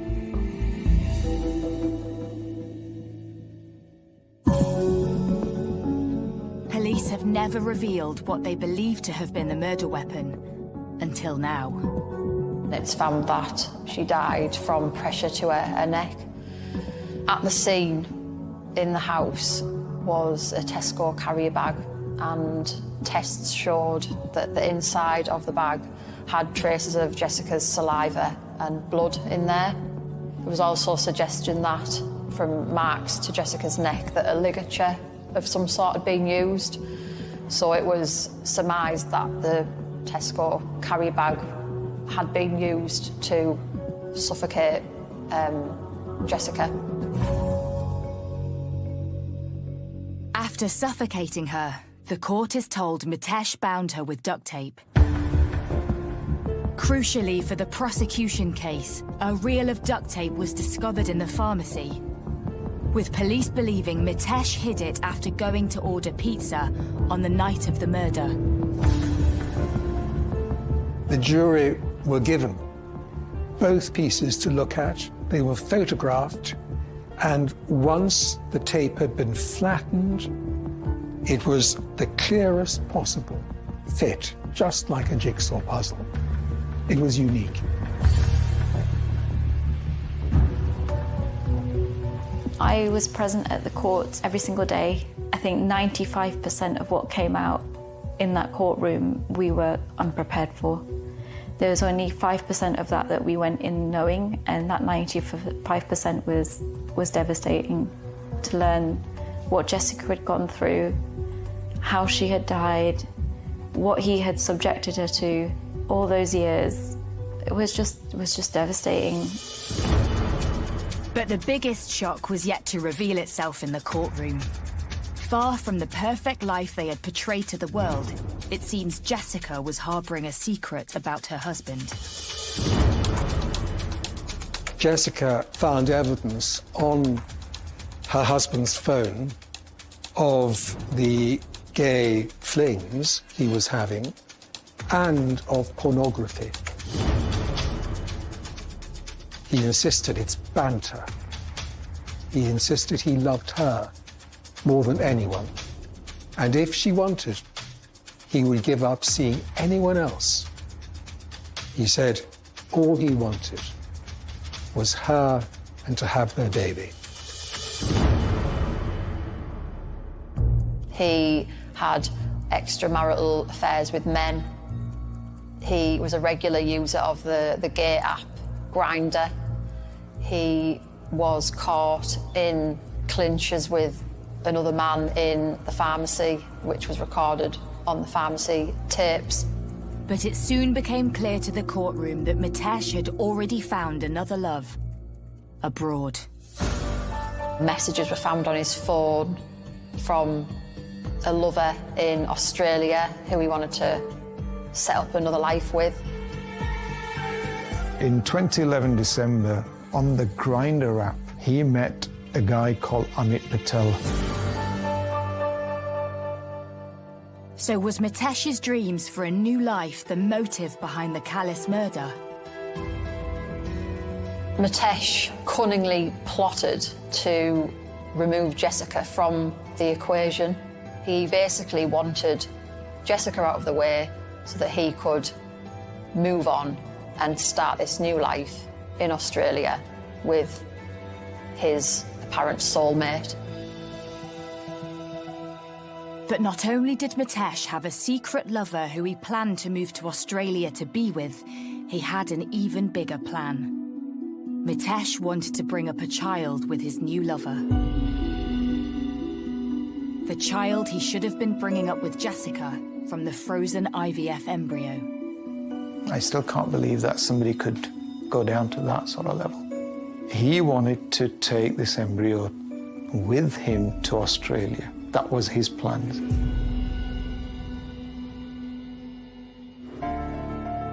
After a grueling 12-day trial at Teesside Crown Court, the jury returns its verdict. Mitesh is found guilty of Jessica Patel's murder. He is sentenced to 30 years in prison. When the judge passed the sentence of 30 years, again, his expression, I watched him the whole time, his expression was blank. Nothing at all. And he was gone in an instant, taken away in an instant. With Mitesh now behind bars, Jessica's family is slowly coming to terms with life without her. She was a fantastic older sister to the rest of us. I'm always going to have so many fond memories of growing up with Jess. It's just so unfortunate now that I have another memory that's so tainted. I always can't help but picture her lying there on that floor in that living room, fighting for her life. And I always think of that moment because I can only think that she must have thought of us in that moment, knowing that her life was fleeing away from her, and how desperately she must have thought, someone save me, knowing it was her husband that was doing this to her. I can't shake that moment from my head at all. It's just there forever to stay. I wish it would go away, but it just doesn't. I want to be strong, and I want to be living the way I used to, even though I know that it's not possible, but I want to be strong. This is the worst thing that could happen on this planet, and it's happened to me and to this family. I do not want this to happen to nobody. Even to this day, every day, and every time I think of her, there's a part of me that feels so much guilt inside of me that I couldn't do anything to affect a change. I didn't notice what was going on, but obviously there's no going back. There's no changing or undoing what's happened. But you've still got to live every day with that guilt inside of you and somehow reason with it as well.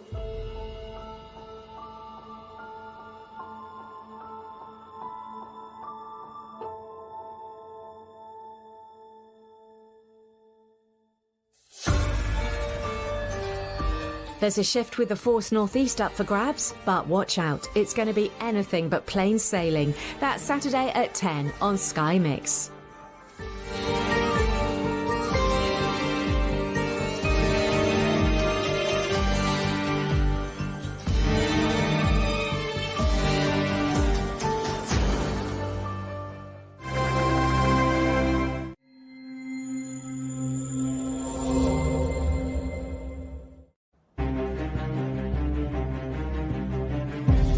When you hear there's a murder, it can frighten people. I was so shocked that something like that would happen in a lovely village like this. They seemed to be happy with each other, everyone loved her, and she got along with everyone. There were concerns about their welfare. The alarm bells were raised. They had heard things happening, shouting, fights. It was weird. It's as if he was trying to tell us something.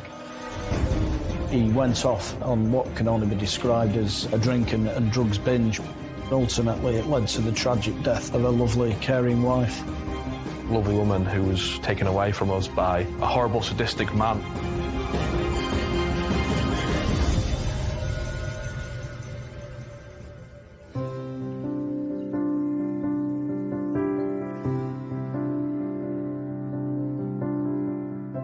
Situated in the stunning rolling wolds of North Lincolnshire lies the peaceful village of Werleby. I've lived in Werleby for 48 years. It's a really nice, quiet village. Everybody seems to know everybody. We get on really well. Last year, we won the Best Kept Village. It's a nice little village, plenty of activities, plenty going on. It's so quiet, it's a little rural idyll, if you like. It's like going back in time living here. There's very little crime, it's beautiful, and it's a wonderful place to live for young families or retired people, and we've got all of them here. Friendly community, everybody seems like pretty much okay, you know. There's a lot of people who help each other, so there is quite a lot of good community atmosphere. And it is a lovely place to live. It's really nice.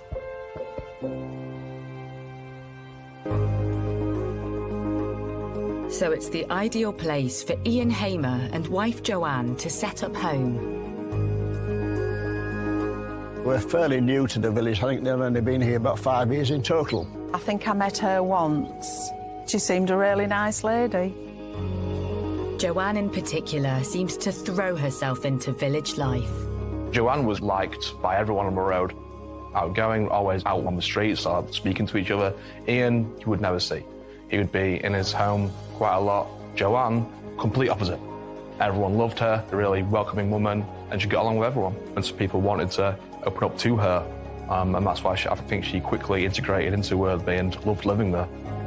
Joanne also has a successful career at the local council where she manages their healthy lifestyle service. After 6 years there, she's risen to become the public face of their healthy living campaigns. She was quite a bright, some would say a brilliant person who had a quite substantial job working with the local authority and really independently minded in some respects. Just a lovely woman who did wonders for the council. Everyone loved her at the council, and no one had a bad word to say about her. Ian Hamer, Joanne's husband of 27 years, works as a self-employed business consultant. He worked in many businesses and earning money here and there, and to sustain a reasonable living, you know. He had a nice place in Werleby, quite an expensive area to live in, so he must have been doing okay in his profession, I guess. They seemed to be happy with each other. Friends and family said that there was a good couple for the large part. Married a long time, nice family, 3 kids. It was all seemingly going well. But what seems like an idyllic life is about to change. Humberside Police, what's your emergency? Humberside Police are called after Joanne fails to turn up for work. Her elderly mother has also been trying to reach her, to no avail. They did speak most days, if not every day, because her mother was very ill as well. And Joanne used to help to look after her. And that raised sufficient concern for her to ring the police. There were concerns about her welfare. The alarm bells were raised. And a concern for welfare incident was generated, which resulted in the police attending. Police make their way over to the family home. When they knock on the door, there's no answer. So the officers break in. When they search through the house, nothing could prepare police for what they find in the master bedroom.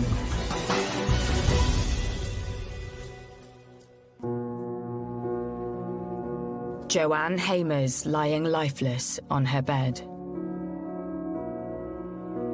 Medical professionals will have been called immediately. You know, monitors would have been placed on to see if there's any signs of heart trace or anything. Any chance whatsoever that resuscitation could take place. They had discovered she was dead. It's apparent she'd been killed from the scene, the way she was left. And there was blood at the scene as well. Joanne had been strangled by her dressing gown cord. That's when we're looking at securing evidence within that scene. Teams of police descend on Werleby. The quiet village has never seen anything like it. When I came back from work, there was police cars, vans, and I'm saying, what's going on? What on earth's all the police doing here? Something happened, and then when I got home and my daughter texted me and said she'd seen it, that there'd been a murder. I just couldn't believe it. I was so shocked that something like that would happen in a lovely village like this. You don't expect it. As word spreads fast through the neighbourhood, the local newspaper gets wind of an incident in Werleby. Reporter Charlie Wilson heads to the scene. So you're like, OK, we've got a big story. Let's get there first. Let's be quick. Let's be first. So we got down there. We were the first people there. Very quickly, it was evident this could be a very serious, scary incident. I've never reported on a murder before. That's the first time that's happened to me. So it was a case of doing it really delicately, respectfully, and just trying to build up what had happened, really. Soon, the news is spreading beyond the boundaries of the village. Maybe an hour later, you get the likes of ITV, BBC, Sky coming down, and that's when it was like, whoa, OK, people out on the road, like, wondering what's going on. Yeah, everyone was shocked to see the amount of media attention. You just don't get this sort of thing in these sort of villages. Yeah, I was quite shocked, really. You would never think that something would happen in a small community like this. I couldn't believe it. Everybody was shocked. It didn't seem right. Something like that would happen here. You hear about it in cities, but in a little quiet Lincolnshire village, you just don't expect it at all. Joanne's family are left devastated by the news, and her colleagues at work are also reeling. Truly sad. I spoke to a few of them. They were just in pieces. Of course they would be. Their colleague who they loved dearly, and they really did love her. It was tough for them. It was very tough. And it dawns on Joe's village that there's a killer living in their midst. I think some people were a little bit upset. They were locking the doors a bit more quickly. I think the first reaction is alarm, because when you hear there's a murder but you don't know the circumstances, and it can frighten people into thinking we've got a killer at large who's going to cause more trouble. You're quite fearful about what it could mean and what the implications for the future are. It was very awful to hear that it had happened in our village. It's frightening. It really is.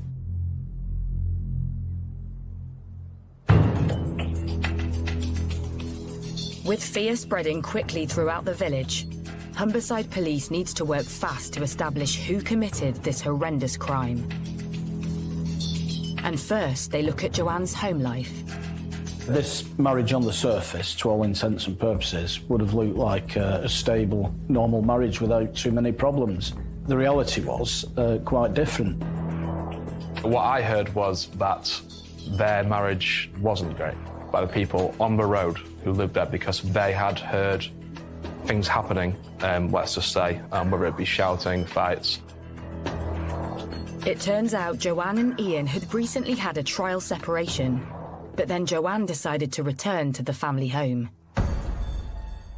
Joanne Hamer had sought to see if she could give the relationship one last chance. This was part of her trying to make the relationship work. This new information puts husband Ian in a new light. Maybe Joanne tried to keep certain things to herself to hide what was really going on at the home to save her marriage.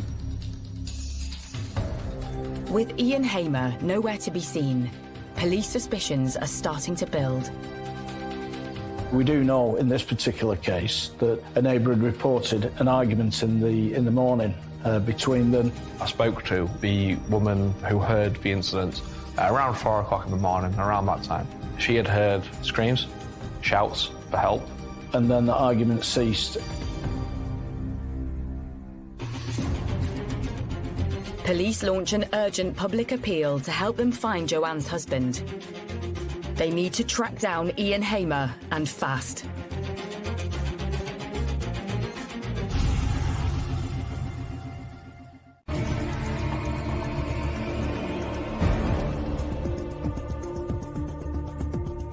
In the quiet Lincolnshire village of Werleby, police have launched a murder hunt. Mother of 3, Joanne Hamer, has been found strangled in her bed. Husband Ian has mysteriously disappeared since a row reported by neighbours in the early hours of the morning.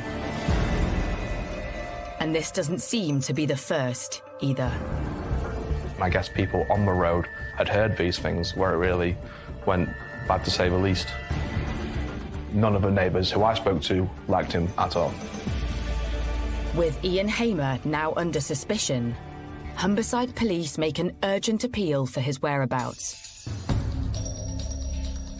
They release the details of his car, a white BMW 5 Series. They also warn the public not to approach him. Once a decision had been made by the senior investigating officer that Ian Hamer was a suspect for this crime, then a manhunt would have taken place. They don't know at the moment where he is, but there would be certain fast-track actions raised to secure his arrest. You know, checks with family and friends. Where does he usually go to? Where does he work? Checks with hospitals as well. If he's got a mobile phone, has he made any calls? We may be able to cell site to where he's located and instigate an area search. He's clearly got use of a vehicle in this case. So, you know, we've been putting the vehicle details onto the automatic number plate recognition, the ANPR system. And as soon as that vehicle passes an ANPR camera, then that will send an alert to the police. All these inquiries made to trace and arrest Ian Hamer. He plainly was the last person with her and had disappeared from the scene. So the investigation then was focusing on building that picture around what had happened between them. And then going further back, what had happened between them, not just on that night, but also in the period leading up to this.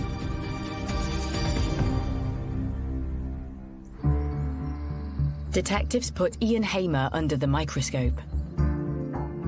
The picture that emerged from witnesses was of somebody who was supremely self-assured, self-confident, and superficially was, or at least on the face of it, was somebody who was quite engaging and interesting.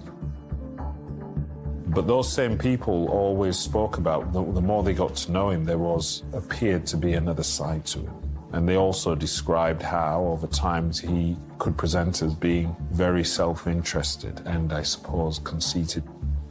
So there was somebody who could, when he wanted to present in a way which was superficially attractive, but the more people got to know him, there was to him which was unattractive in terms of him being controlling, perhaps aggressive. And after speaking to Joanne's family and friends, it turns out Hamer has a checkered history. There have been a number of previous reports made indicating domestic violence. You know, he was reported to have ripped up her wedding dress. Those reports of him tearing up a teddy bear, which was sentimental to her. You know, this is really significant in a case such as this. The police had been called out on many occasions, but as is so often the case, they weren't really ever progressed. Part of that was because of the approach of the family to try and manage what was happening within the family. The personality of Joanne Hamer was, tragically, to try and make it work at all times. When you've married someone for so long, you want to, make things work. And she shouldn't be wrongly thought about for wanting to make her marriage with her husband of 27 years and 3 children work. It's just that he was so far gone and so far twisted. There are a number of occasions where she left him, but he managed to persuade her to come back. And I've investigated, sadly, domestic homicides where controlling and abusive husbands have tried to isolate their wives, and we know that Hamer did this and, dissuading her from contact with family and friends. In 2013, police discover this came to a head when Ian Hamer started divorce proceedings, blaming the involvement of Joanne's mother in their relationship. So, he was antagonistic towards his wife's relationship with her own mother. So he was all about controlling and being abusive towards his wife and driving a wedge between her and family and friends. And it just shows this controlling and coercive and bullying and domineering nature of Ian Hamer towards his wife within that relationship. And that isn't uncommon in domestic homicide cases, sadly.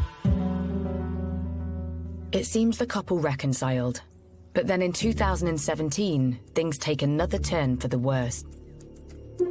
Ian Hamer starts accusing his wife of having affairs. Police analysis of Joanne's smartphone reveals something even more sinister. Around this time, Hamer hacked into his wife's handset so he could track her every move.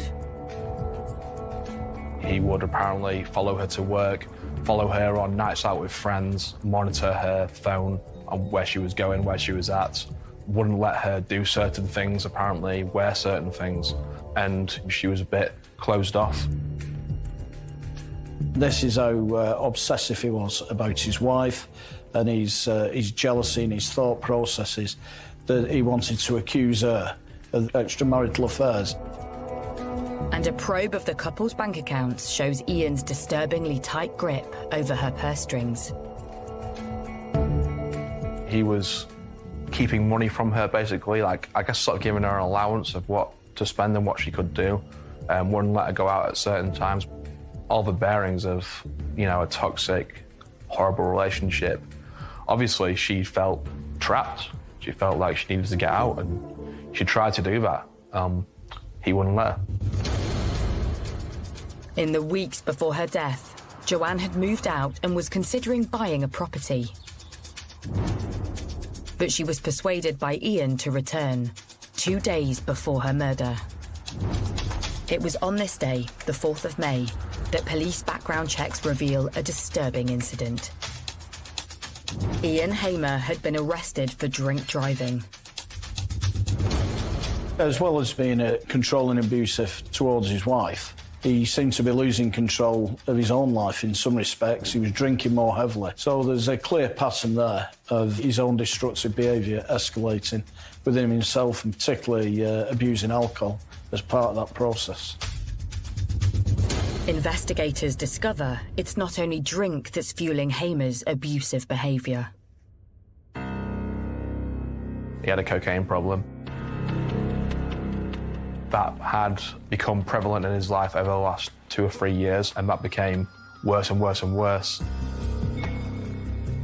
When he picked up this addiction, maybe his personality changed because of that, and his health, mental and physical, deteriorated. Businessman Ian Hamer's respectable lifestyle is now questionable. And when they learn what he did in the hours following the estimated time of Joanne's murder, they're convinced they have the right man.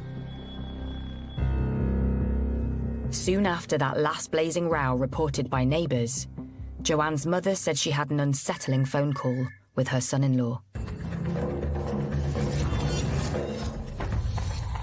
When family members tried to contact her the following morning, he told them that Joanne Hamer couldn't speak to them because she was unwell, and as he framed it, she had a sore throat. Chillingly, police believe Joanne was already dead when Hamer made that calculating comment. Just, like, sick. Like, strangle her, and then you got to tell her mum that she can't come because she's got a bad throat. Like, sadistic. Like, horrible. When you hear that, it's just like, I don't know what to say. Horrible. And it appears Hamer used the same story again.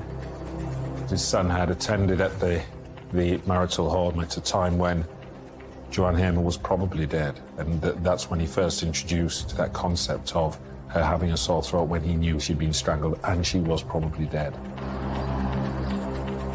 He also told his son as well, when he was at the house, to go and buy some lozenges because his mother was sleeping, she had a bad throat, knowing full well that he'd strangled her, which now we know what happened, was particularly chilling in this case. To say that she'd got a bad throat, I mean, how callous is that? And therefore the question is, whether was that him being cruel, or was it him buying time?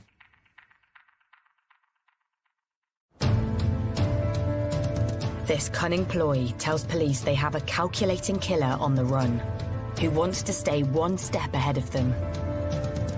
But it's only a matter of time before a false move by Hamer would reveal where he's hiding.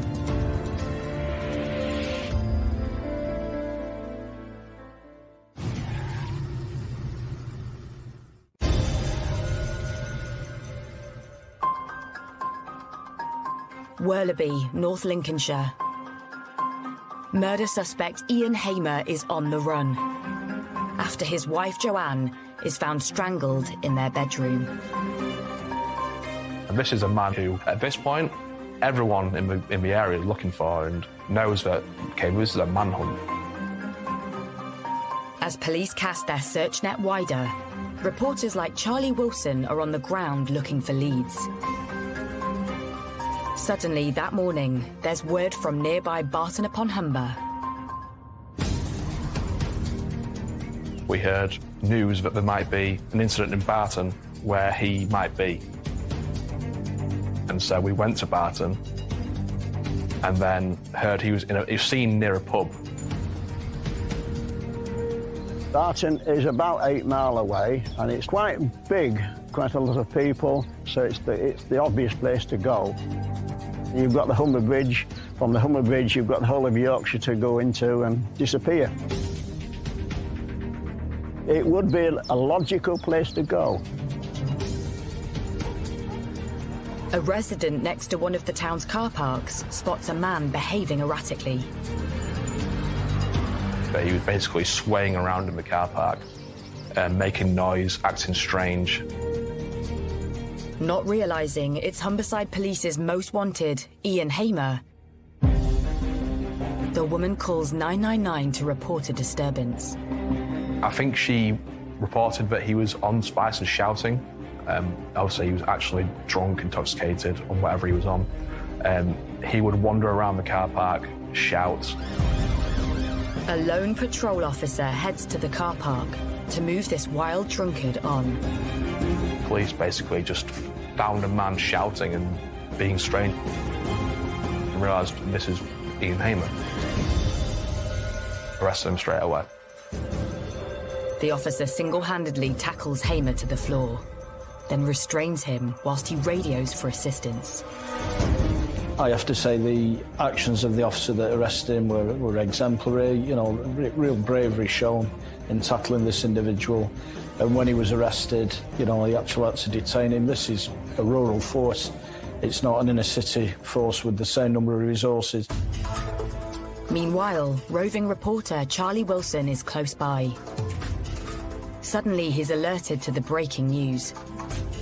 A woman sent me a picture of a man on the floor being sat on by a police officer. Okay, that's our man.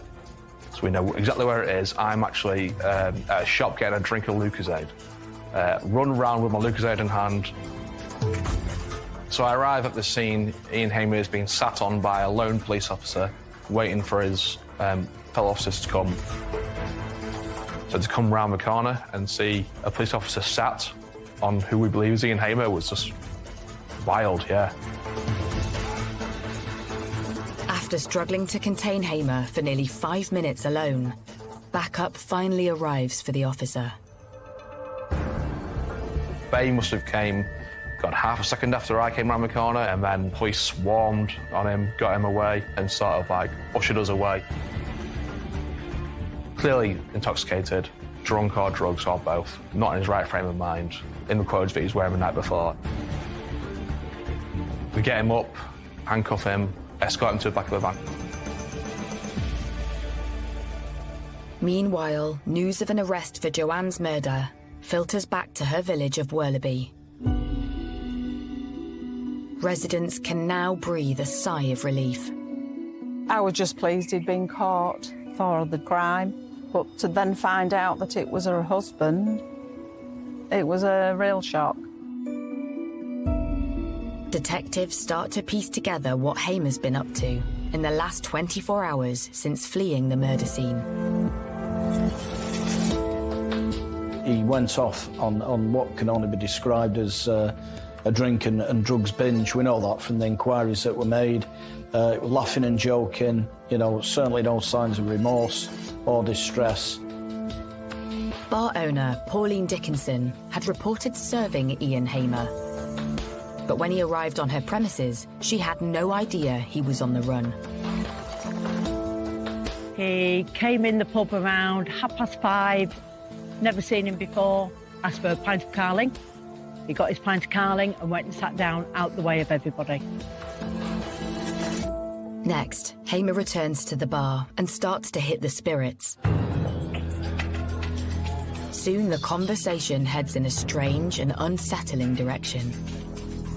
Put the tequila on the bar and he literally looked either side of himself, leant over the bar and said to me, "Why did the Mexican push his wife off the cliff?"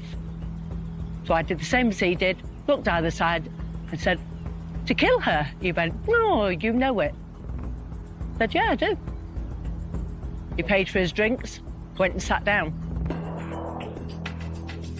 He came back to the bar 10-15 minutes later and stood there. Then Pauline clocks something sinister. He hid his arm behind, but I'd already seen that he'd got scratches. I don't know which way, it was just you could see scratches on his wrist. One of my customers noticed scratches as well and went, "Oh, he's one of those who's been harming." One of my customers said to him, "Hey up, mate, what are you doing in here? Are you from here?" He says, "No," he said, "I'm not from here. I'm just going through a breakup with my wife." So he went, "Oh, right, sorry to hear that, mate." He went, "Yeah, she's taken me for all my money." So he says, "Don't be sad." He said, "Have another drink." So one of the customers bought him a drink. Over the next few hours, Hamer knocks back the drinks, laughing and joking with the regulars. So he did about 2 more jokes to the point where the customer said, "No wonder your wife left you. If you've got jokes like that," he went, "that's maybe why she's gone then." Quite significantly as well, he was seen to take his wedding ring off. So he knows what's happened. He knows that his wife's dead. So, you know, that's quite a significant gesture. And that was done, you know, merely hours after he'd actually killed his wife. And it just shows the kind of individual that he is. Some of the pub regulars seem unsettled by this customer they've never seen before, who has struck up conversation with another man at the bar. My 2 regulars, they finished their drinks. I went, "Right, you 2 go in." I went, "No, we're not going." Says, "Why?" "We're not leaving you with them 2. We don't know the other guys, so we're not leaving you with them." I went, "Oh, don't be daft. What are these 2 going to do to me? I'll soon have them out the door, don't worry." So they went, "No, we're staying." So they stayed. Soon the bar's regulars saw glimpses of another side to their joking acquaintance, who's going by a false name, Sebastian. So we played pool against one of my regulars, who is a really good player. And during the game, there was banter going on. But right at the end, when the customer knew he was going to win, he picked up the broom that I'd got out ready to clean up and potted Black with the broom. Which Sebastian said, "That is so disrespectful to do that." He said, "I don't think so, I still won." I don't think he was very pleased and finished his drink, and he did actually walk out. You just get a feeling about people. You know if they're not okay. I don't think he would have done any harm, but who knows?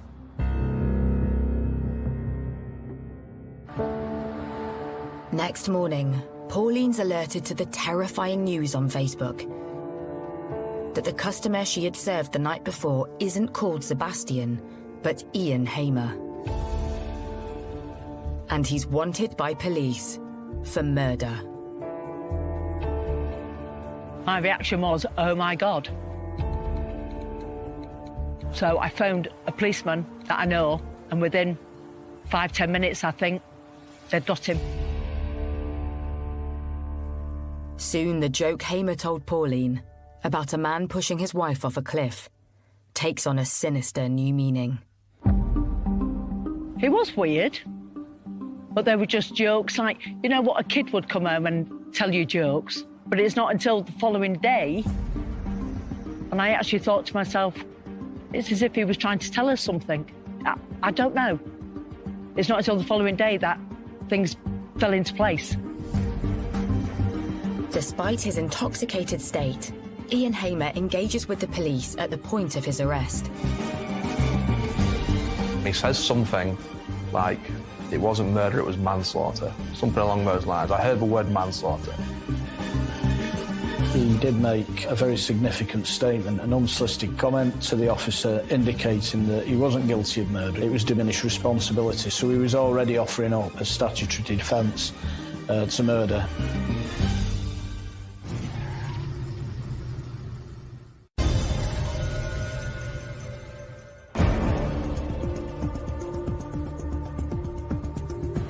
After 24 hours on the run, Ian Hamer has been arrested in North Lincolnshire on suspicion of murder.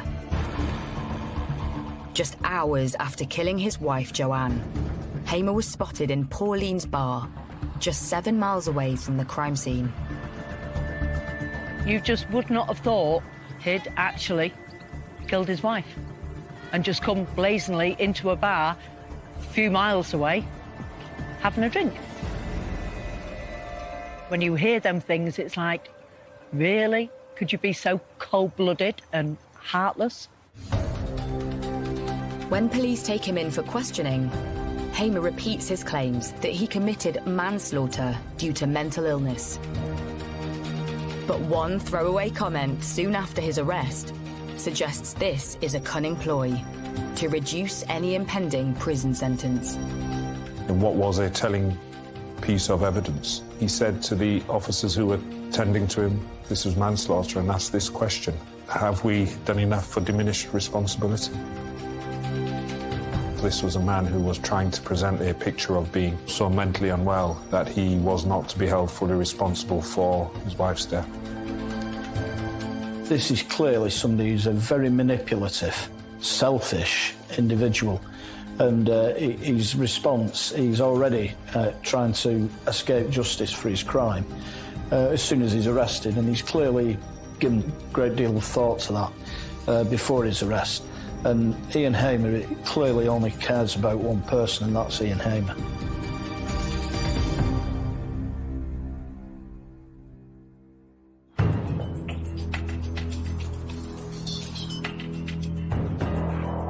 In spite of Hamer's claims, he's charged with his wife's murder. Months later, mental health experts are brought in to provide a true picture of Hamer's state of mind. After his arrest, he was subsequently interviewed by two psychiatrists to explore whether there were any mental illness elements that would lead to diminished responsibility. They ask him probing questions about his relationship with wife Joanne. He began to present what was ultimately going to be his defence. He accepted he had killed her, but in the context where he said he didn't want to do it, and used a phrase that it was some sort of psychotic episode. Then Hamer starts to go on the offensive, claiming he is the real victim in the abusive marriage. Ian Hamer claimed that his wife had taunted him to say that her children weren't his. He made a slur on his wife's character, saying she was engaged in extramarital affairs. There's no evidence of this. He would say that she would see other people, that she would be on dating apps and she would find other men more attractive than him. And anyone who knew Joanne knows that that's just completely laughable and a joke. She was the most loyal woman you could meet. Just sort of making up excuses in his head, I guess, to find ways and motives to do what he did. Then his claims turn even more extreme. He made plain that he was himself a victim of domestic abuse. You know, he claims that she hit him over the head with a shoe.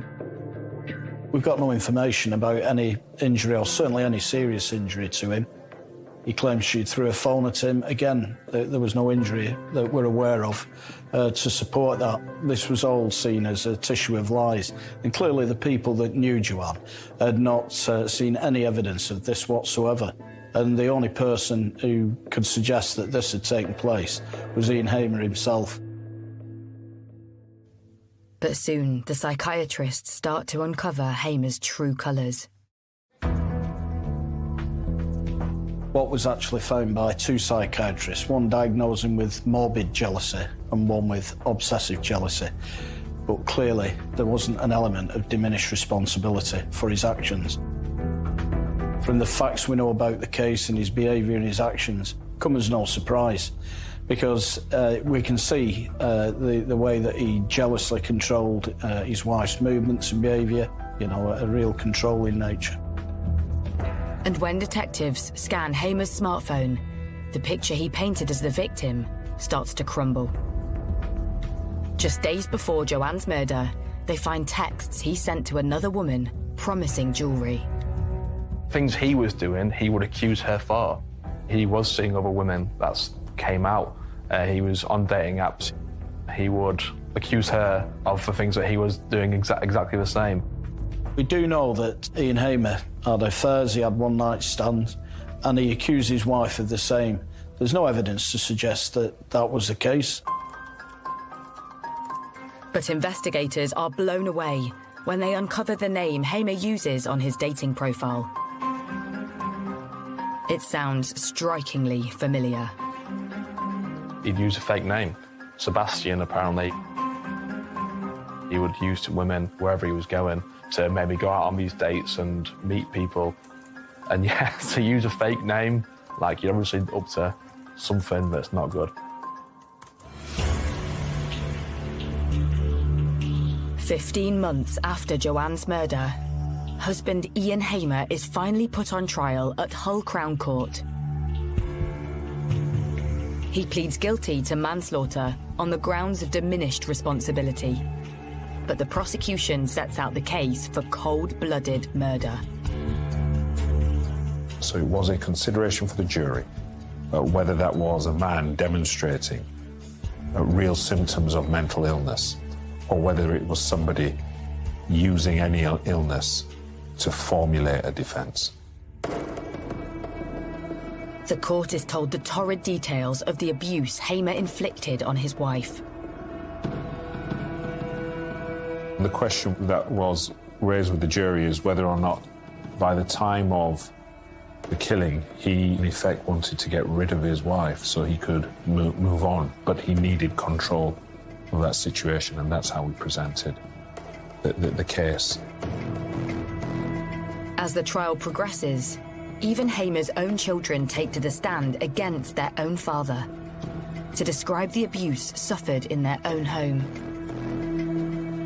One of them spoke of being aware of that from a very young age, and become increasingly toxic and abusive. You then see the horrible human side of this, because they're being required to give evidence against one of their parents, and in circumstances where they've lost the other one. And for them, there's no good outcome to any of this. Following a heart-wrenching 3-week trial, the jury retires to consider their verdict. The verdict of the jury was that Ian Hamer was guilty of murder. Therefore, they rejected that idea that his mental state was such that he was not able to exercise proper judgment and control. He designed everything, including his response to the arresting officer, to make out that this was the case, that it was diminished responsibility. Thankfully, the jury didn't buy that, and they saw through Ian Hamer's excuses for what they were, just excuses. Hamer's jailed for life with a minimum of 22 years. At the time of sentencing, the judge takes into account the years of domestic violence Joanne suffered at the hands of her husband and his abusive control over her finances. The judge actually commented that he believed that one of the main motives in this case was he was afraid if the relationship ended that he would lose a significant amount of money. Money to which Joanne, in the law of England and Wales, was entitled to. Those were the family finances that should have been split accordingly. He didn't want that to happen, and he murdered his wife as a result. Kill someone, go out drinking, using drugs and joking about what he did, he obviously deserves to be locked away for the rest of his life, and I'm glad that's the case. Killers like Ian Hamer are so manipulative and so self-centred, and ultimately it led to the tragic death of a lovely, caring wife. But there's only one person to blame for that, and it's Ian Hamer.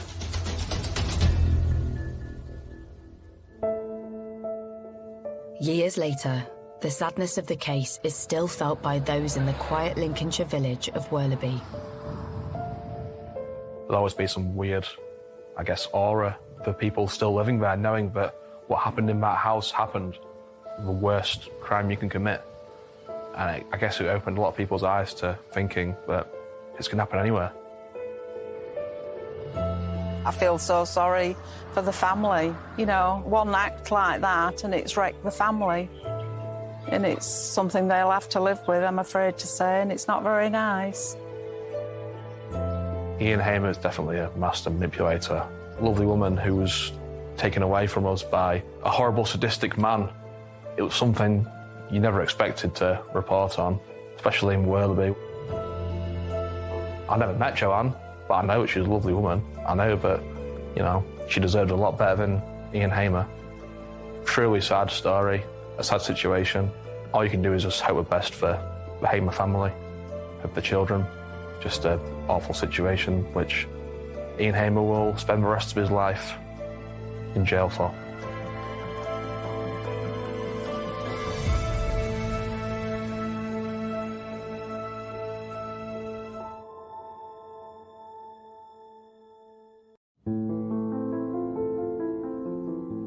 He just couldn't believe that he'd lost another son. Just really broke him. When the villagers found out, they were shocked because it's such a quiet, peaceful village. It was a pre-planned and well thought out murder. In April 2003, the Nottingham village of Edwinstowe was shocked by the news that one of its residents had been found dead in the room of a local hotel, with his wrists and his neck elaborately bound. Was this a bondage session gone wrong? Or was it murder?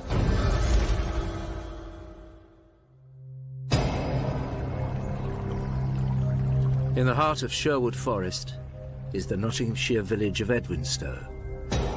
Legend has it that the village church was where Robin Hood married Maid Marian, and it still retained all of its charm.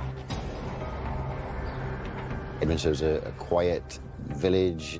It's a very tight-knit community, lots of very friendly people, people willing to talk to you on the street and help you out when you're in need. On the evening of 25th of April 2003, panicked Edwinstowe resident Carol Croydon contacted her brother-in-law concerned about her missing husband, Philip. I had a phone call from Carol asking me if Phil was with me. I said, no, he's not with me. Why was there a problem? She said he'd gone missing and she didn't know where he was.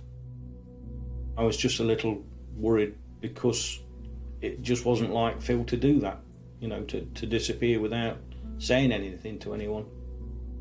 I left it for probably 15, 20 minutes and thinking, you know, what could have happened, where could he have gone? So I called Phil on his mobile. It went straight to Anne's phone as though his phone was switched off. After that, I rang Carol and said, look, I've tried to contact Phil. His phone's just gone straight to voicemail and, you know, I don't know where he is. I contacted my sister, I think, then, and told her what was going off, but not to tell my parents because the amount of stress they've suffered in the past with losing 2 other children. So I didn't want to worry them. So we kept it to ourselves that, you know, we couldn't find Phil and no one knew where he was. Although he hadn't told his parents, Stephen did share his concerns with his sister.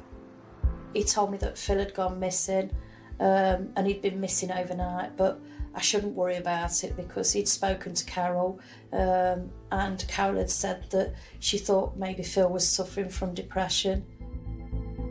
Initially, Carol's assurances did the job of calming the family down, but it didn't last long, and they reported Philip missing to the police before going to bed.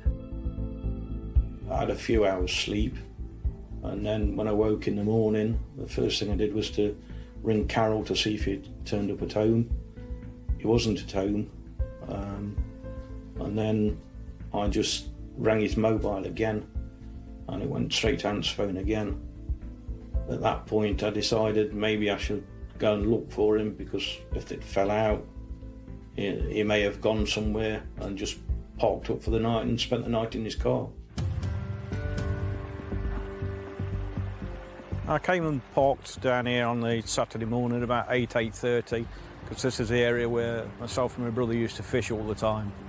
I went over to the nature reserve area first, which is one of the popular fishing spots where we used to go. Couldn't see anything. Then went down to the church over there, nothing down there. I then drove across the bridge and down towards the river, searching all the lakes, but I couldn't see anything.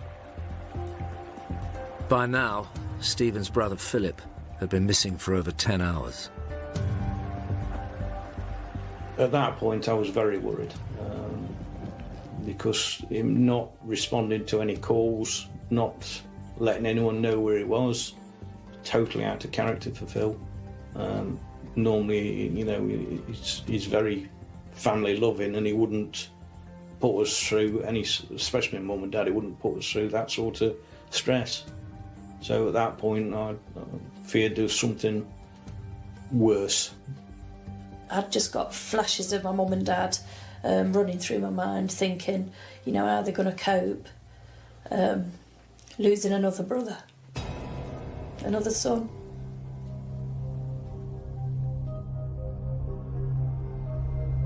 In the early hours of the 26th of April, a shocking discovery was made 36 miles from Edwinstowe. We received a phone call from an employee of a hotel that had found a body in the bedroom of the hotel.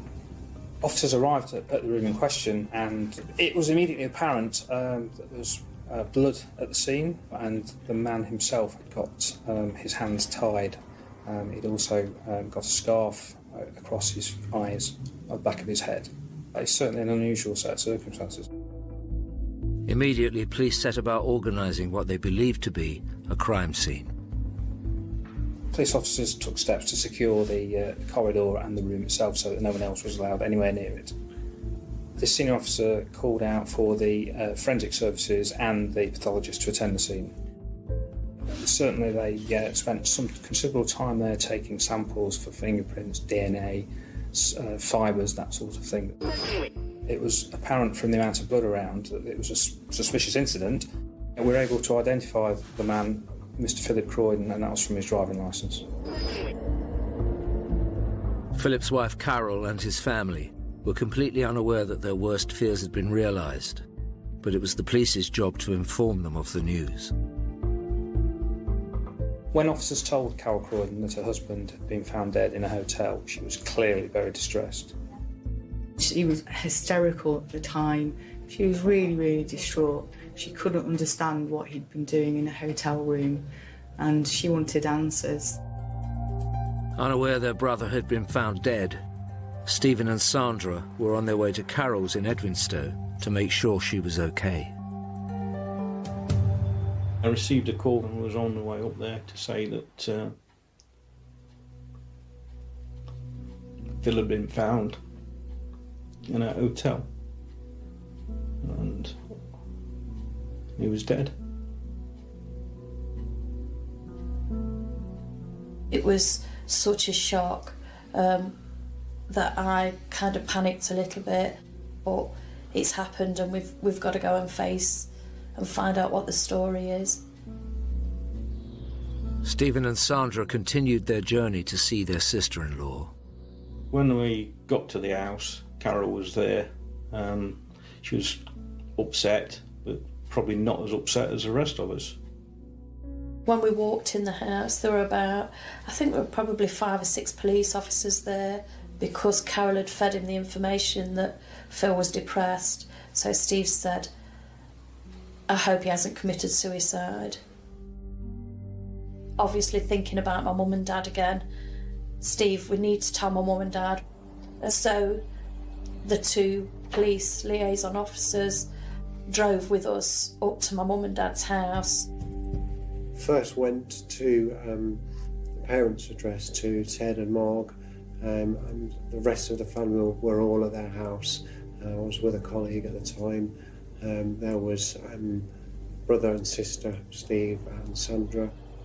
Employed as a family liaison officer, involved with interaction with the victim's family, to interview them about the victim, the lifestyle, the background of that person, and to liaise with them and keep them fully updated with every step of the investigation. My dad knew straight away that something bad was wrong, and I told him that Phil had died. My dad was probably worse than my mum. He was absolutely distraught. He was in bits. Just kept saying, God, why? Just didn't. He couldn't deal with it. I think with losing 2 sons before that, he just couldn't believe that he'd lost another son. So just really broke him. Despite having just received the heartbreaking news about their son, Philip Croydon's parents' thoughts quickly turned to his widow. Carol stopped and spoke to my dad and my mum for a little while, and then made her excuses, saying she had a headache and she wanted to go to bed, and would I help her to get in bed. My dad kissed Carol as she went upstairs to bed, and told her to try and get some rest. The family grieved and tended to a distraught Carol. I went and helped her get undressed and put some pyjamas on and get into her bed, while we all sat downstairs, discussing and kind of guessing what might have happened to Phil. In the hotel, the police investigation was unearthing more details surrounding Philip Croydon's death. The Home Office pathologist arrived at the scene, examined the body of Mr. Croydon, and it became apparent that he'd received numerous stab wounds to the back of the neck and also to the chest. The ties that had been tied to his wrists and the scarf that had been placed over his head, it was his opinion that these had been placed or tied on after death. They were so tight that there was no discoloration of the wrists, or no reaction when they were untied. And in relation to the scarf that's been placed over his head, he suggested that would have fallen off in an assault. So it was quite clear that this had happened after death. And it was our opinion that whoever had done this had wanted to make it look like a sexually orientated assault. Now police were certain they had a murder case on their hands. And whilst Carol was grieving with the Croydon family, they checked a new potential lead. CCTV footage of the previous night from the hotel cameras was found and examined. It showed Philip Croydon entering the hotel alone at 5:09. What officers were hoping was that it would identify Philip Croydon's killer.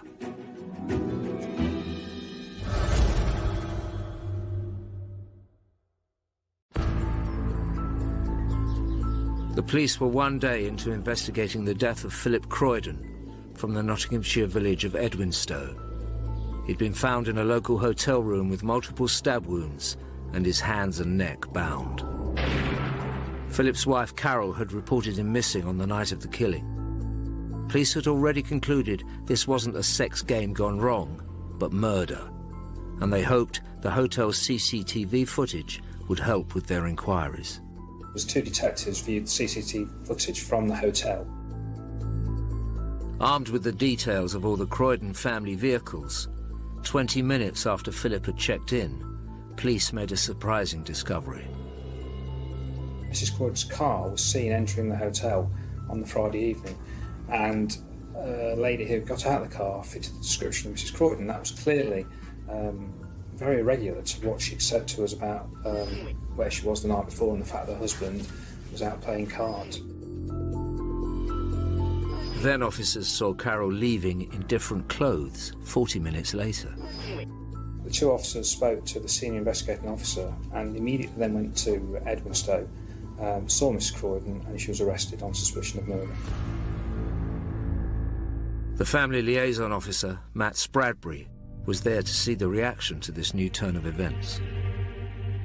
It was a massive shock to the family that she'd been arrested on suspicion of his murder. I couldn't believe it. I said, look, you've got to be wrong, this can't be right. You've made a mistake. I just couldn't believe that she'd done it. All the police activity outside the Croydon house in Edwinstowe started to attract attention in the village. So the village of Edwinstowe is a very nice, quaint, leafy village, very close to Sherwood Forest. It's a lovely place to live, and for journalists it was a massive interest, and for us we obviously covered it every single day. Carol Croydon was taken to Wigston Police Station in Leicester to explain how she happened to be checking into the same hotel as the husband she had reported missing. The police obviously looked into her story, and they looked at the CCTV from the hotel, and there was Carol Croydon at the hotel.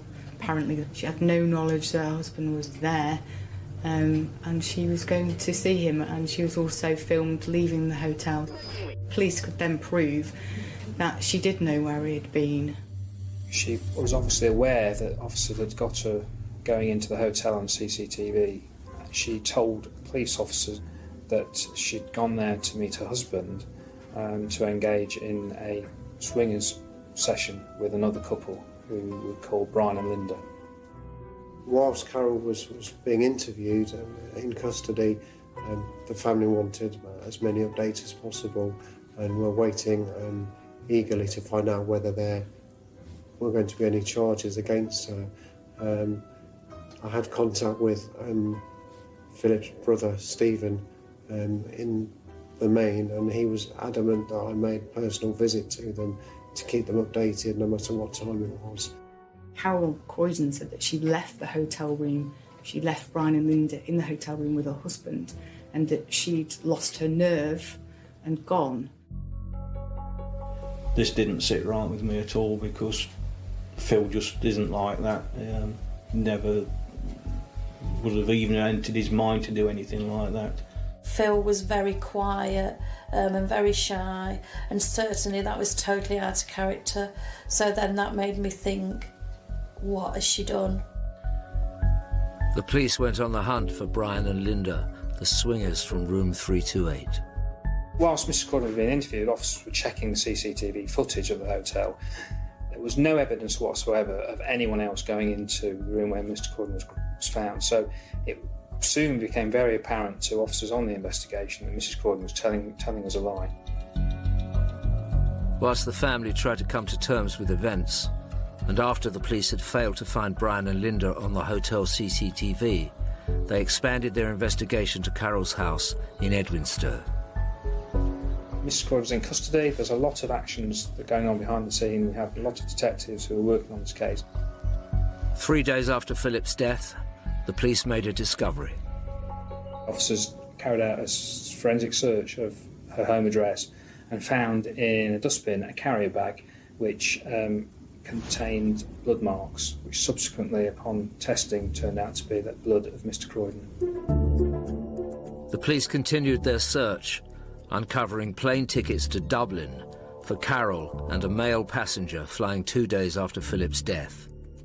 With this new evidence, they questioned Carol again.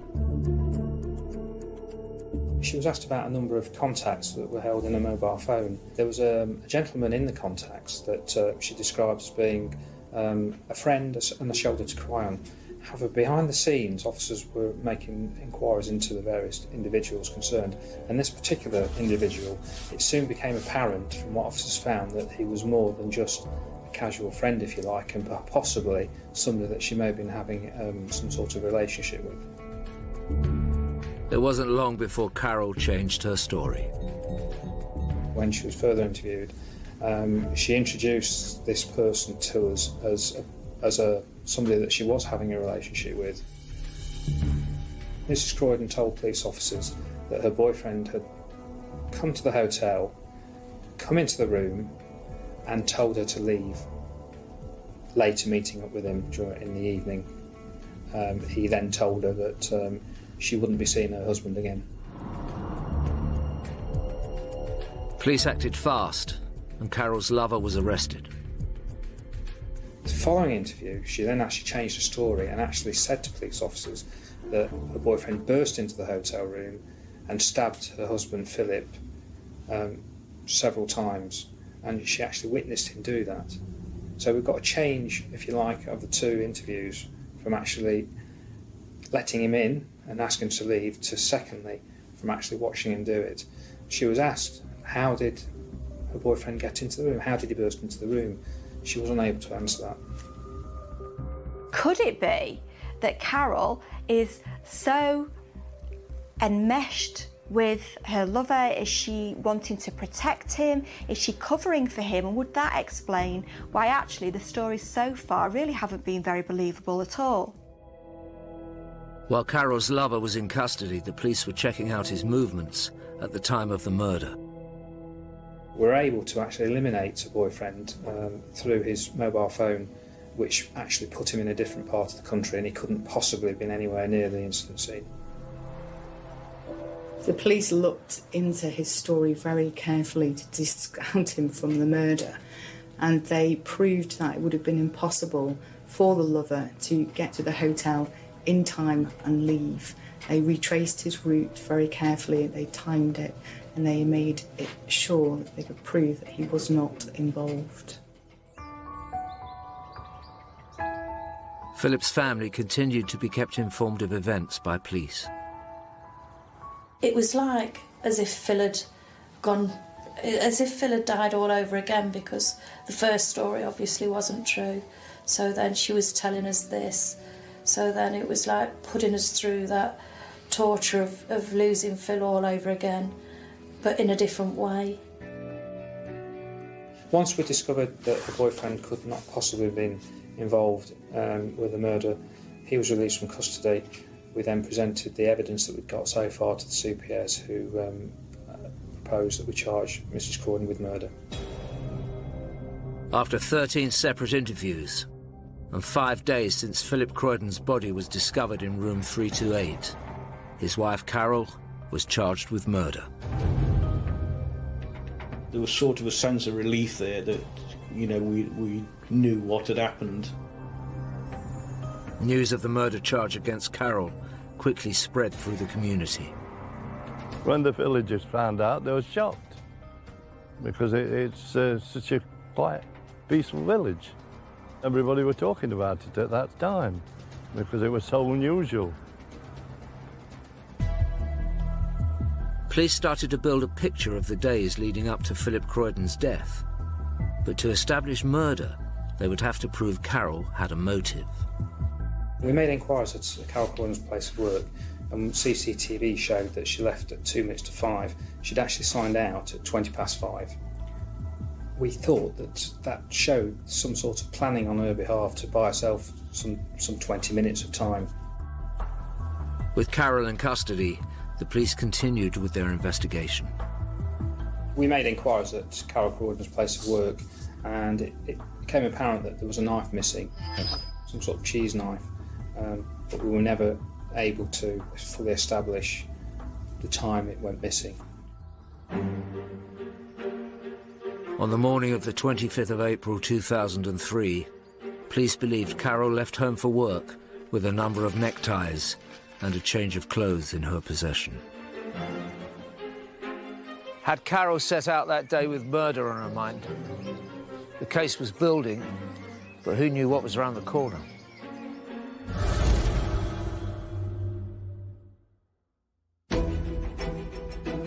In Nottinghamshire, police were dealing with a murder investigation that was continually changing direction, but they were determined to find the truth.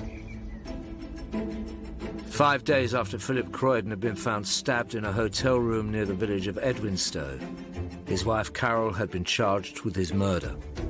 She'd already changed her story on 3 occasions, wasting police time and resources, but there was more to come.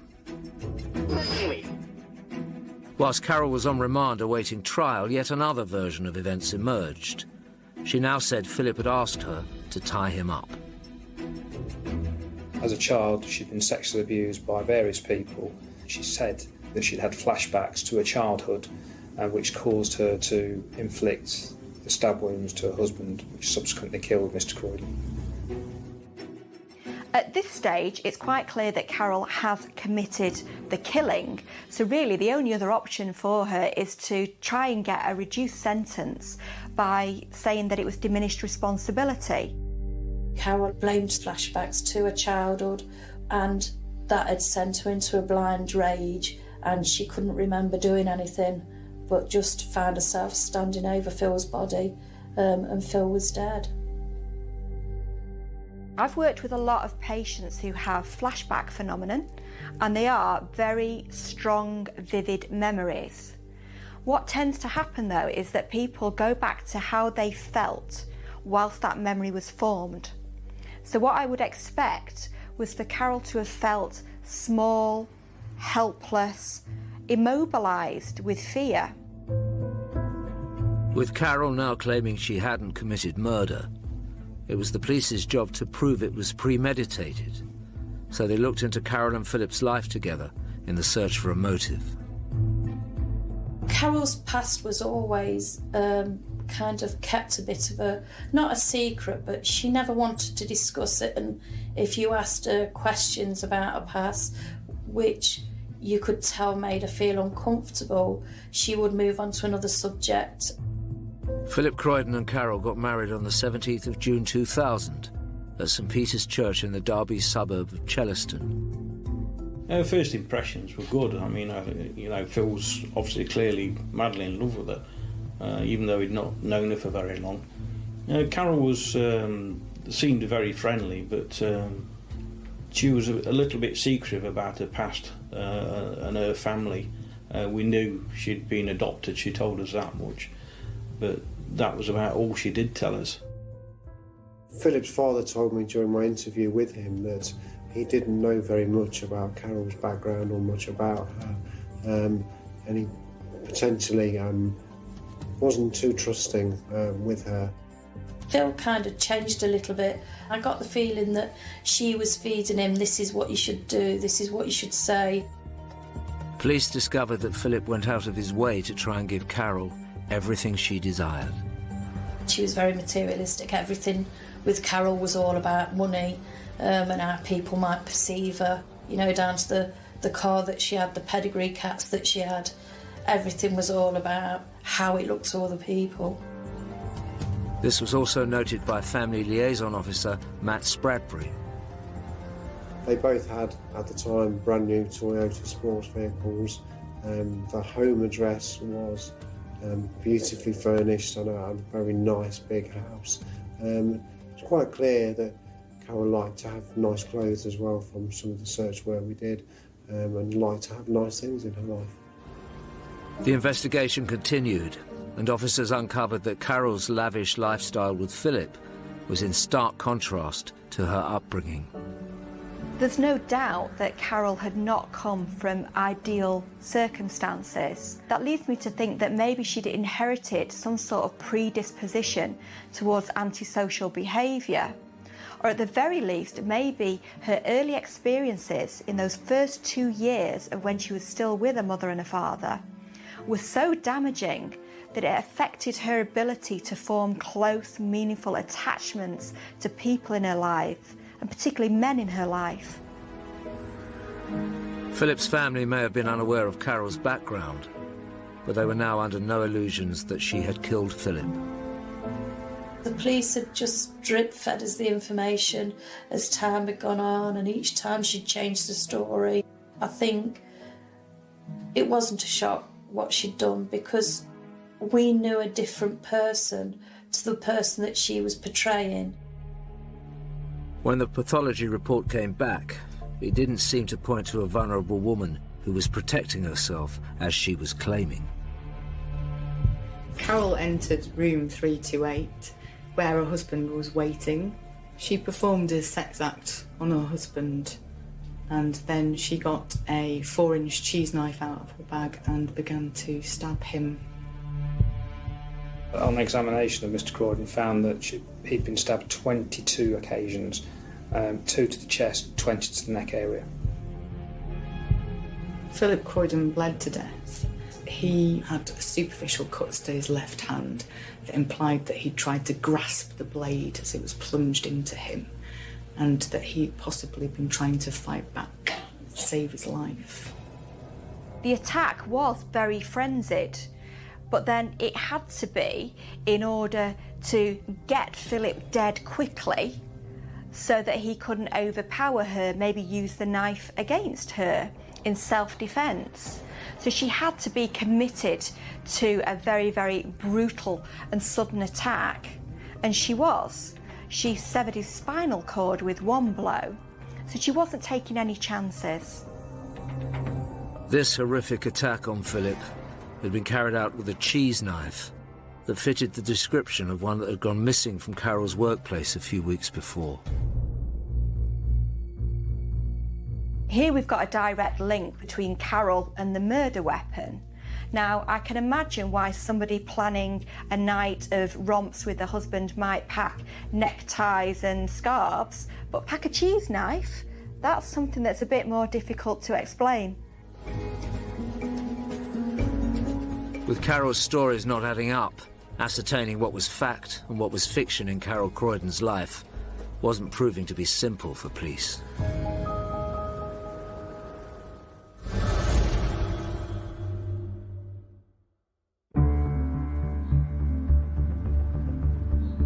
Carol Croydon was accused of murdering her husband Philip and leaving him tied up in a Nottinghamshire hotel room, trying to make it look like a bondage session gone wrong. Having already changed her story numerous times, Carol was now claiming diminished responsibility due to a life of abuse. Police were still busy trying to prove a motive, and thus murder. There just seemed to be no motive whatsoever for killing her husband, except that she stood to inherit the £300,000 family home in Edwinstowe and an insurance policy. Police carried on with their investigations and went through the hotel bookings on the night of the killing. A neighbouring couple who were in the next room to Mr. Croydon reported hearing noises at the relevant time of the incident and a voice saying, "Don't, don't." Officers continued trying to prove that Carol's motive was financial. Looking into her and Philip's relationship was key to their case. He met Carol at work. Carol went there as an accountant, and after a short period of time they developed problems with the company. Carol was fired from her position. Phil was that much in love with her. He felt that he had to give his notice in as well, so they both went at the same time. Detectives soon discovered a side to Carol that she'd kept hidden from everyone, including her besotted husband. She'd made a lot of false statements, if you like. She'd got a false driving licence in terms of her date of birth. Her birth certificate had been falsified, again with the date of birth. Her passport, even a national insurance number. She'd made herself appear 4 years younger than what she actually was. She was also, it was found that she'd applied for an accountancy course and falsified her qualifications. That enabled her to get a role later on in life as an accountant. Clearly, there's a lot of things going on in the background here that just didn't add up with Mrs. Croydon. What police were discovering was that Carol Croydon's whole life was nothing more than a tangled web of lies. What they needed to do was proof that her claim of diminished responsibility was just another one. Carol said that she'd been abused, sexually abused, physically abused throughout her life and by various different men. It might provide some sort of reason for why she's so willing to really take advantage of any of the men in her life, and why she was angry towards her partner to the extent that actually divorcing him wasn't enough. She wanted to kill him. After an investigation lasting more than 6 months, the police believed they had enough evidence to convict Carol of murder. But it would all be meaningless if her defence could prove diminished responsibility. On January the 28th, 2004, the case against Carol Croydon went to Nottingham Crown Court. She was brought into court, sat in the dock, very calmly, as all the charges were read out to the jury. There was one charge, obviously, was murder. I just remember her being very, very calm and cool in the circumstances. She was facing a murder charge. The prosecution presented their case, witnesses came and gave their evidence. The defence went down the line of provocation. Mrs. Croydon was suggesting that her childhood she'd suffered sexual abuse by a number of people and that she'd suffered provocation into murdering her husband. The whole of Philip's family were in court from the first day. Carol didn't show any emotion. When she stood there, there was just a look of fear, but not any emotion showing at all. It was just like shock that she had been caught. The extent of Carol's colossal amount of lying was laid out in every detail for the jury. There's only one witness to the crime, obviously, which was Carol Croydon, and she didn't give evidence about that. So the jury were reliant on the explanations that she gave to the police at the time, and there were varying explanations as to what happened and what her involvement was that changed. And that was probably one of the most interesting parts of the case, about how she had told lie after lie to the point where she couldn't remember what happened. To be a good liar, you have to construct a very plausible lie, and then you have to stick to it really quite rigidly. And this is where she comes unstuck, because Carol has to have points for flair and imagination, but when it comes to consistency and believability, she really does fall down. She's too much of a fantasist. The jury then heard Carol's final version of events. Mrs. Croydon admitted that she'd stabbed her husband many, many times, but she'd had a blackout, and that when she came to, she was just standing over his body and couldn't actually recall the actual incident itself. This was viewed by a psychiatrist in court as being very unusual in the circumstances. He said it was possible, but he doubted it. She's fitted each account to try and deceive, and hopefully she was hoping to get away with convincing people, but obviously when she's presented with the truth, she has to change her story. The prosecution introduced the evidence from the crime scene, starting with the pathology report. The pathologist in court found the neckties around his wrists had not been soaked in blood, which implied that it had been tied around his wrists after he'd been attacked. What the chambermaid saw would have appeared to a layperson as a sexual misadventure, a sexually motivated offence.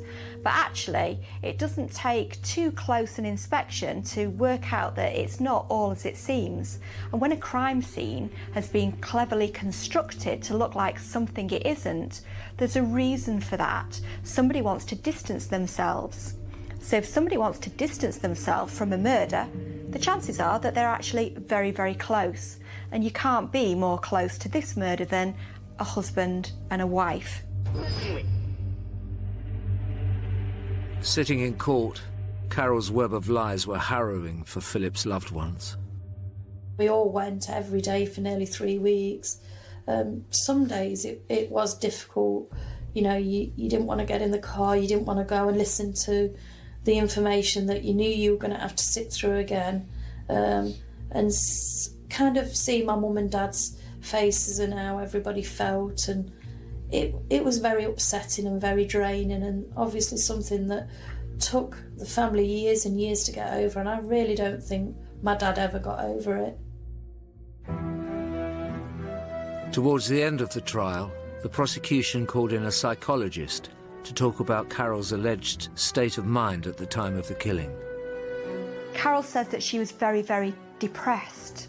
She was depressed as a result of problems in her marriage, and she was depressed as a result of trauma in her history. But the classic symptoms of depression are lack of libido, lack of motivation, lack of concentration and ability to plan ahead, general purpose apathy. Now that's actually the antithesis of what we're seeing with Carol, because this is somebody who was able to plan and execute a murder and also maintain several affairs. What the jury was told by the expert witness was to be key in the case against Carol Croydon.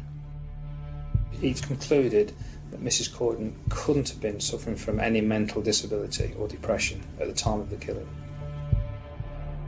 With that, Carol Croydon's defence of diminished responsibility collapsed. It was the moment Philip's family had been waiting for. At this point during the trial, they were now beginning to think, you know, she's responsible for this, and they just wanted justice to be done. After almost a 3-week trial, the jury of 7 women and 5 men retired to consider Carol Croydon's various accounts of the events on the evening of the 25th of April 2003. After just 3 hours, they'd reached a verdict. On February the 12th, 2004, Carol Croydon was convicted of the murder of her husband at Nottingham Crown Court. She broke down uncontrollably in the dock when the jury came back with the verdict. She clutched a tissue to her head. I think when the judge found her guilty, I'm sure I screamed. It was panic.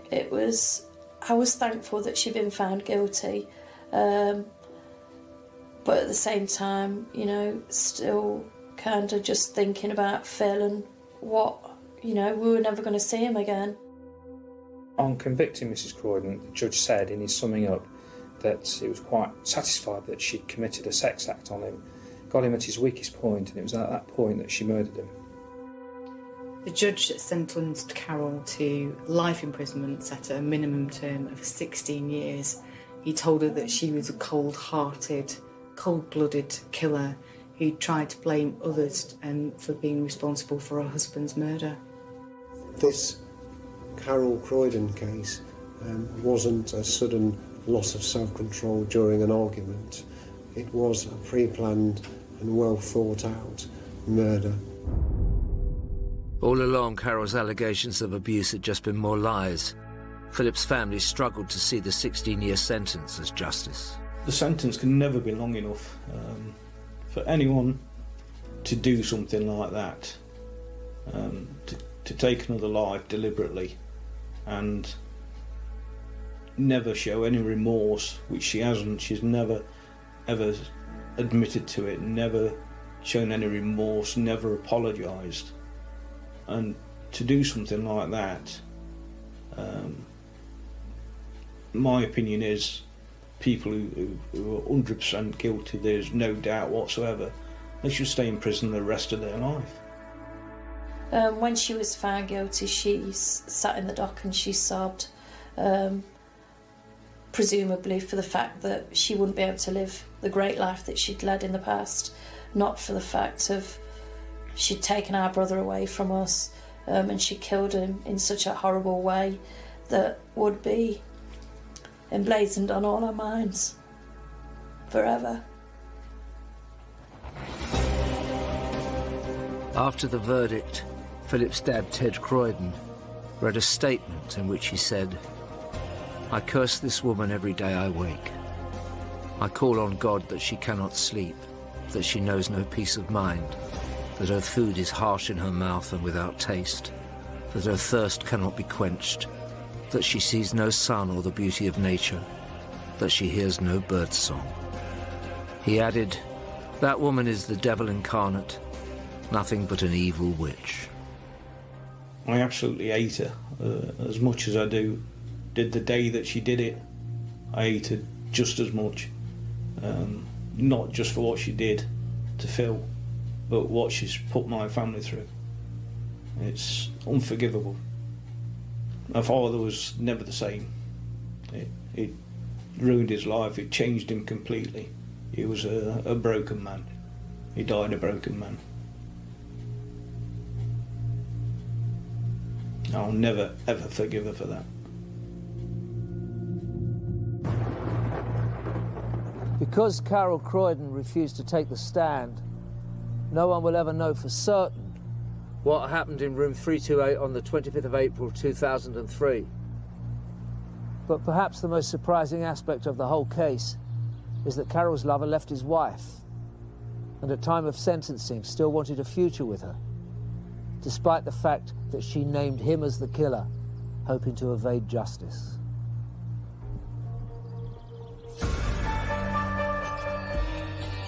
Clock in for startling footage exposing the reality of frontline policing Saturday at 9 in Brickham. Emergency on our streets.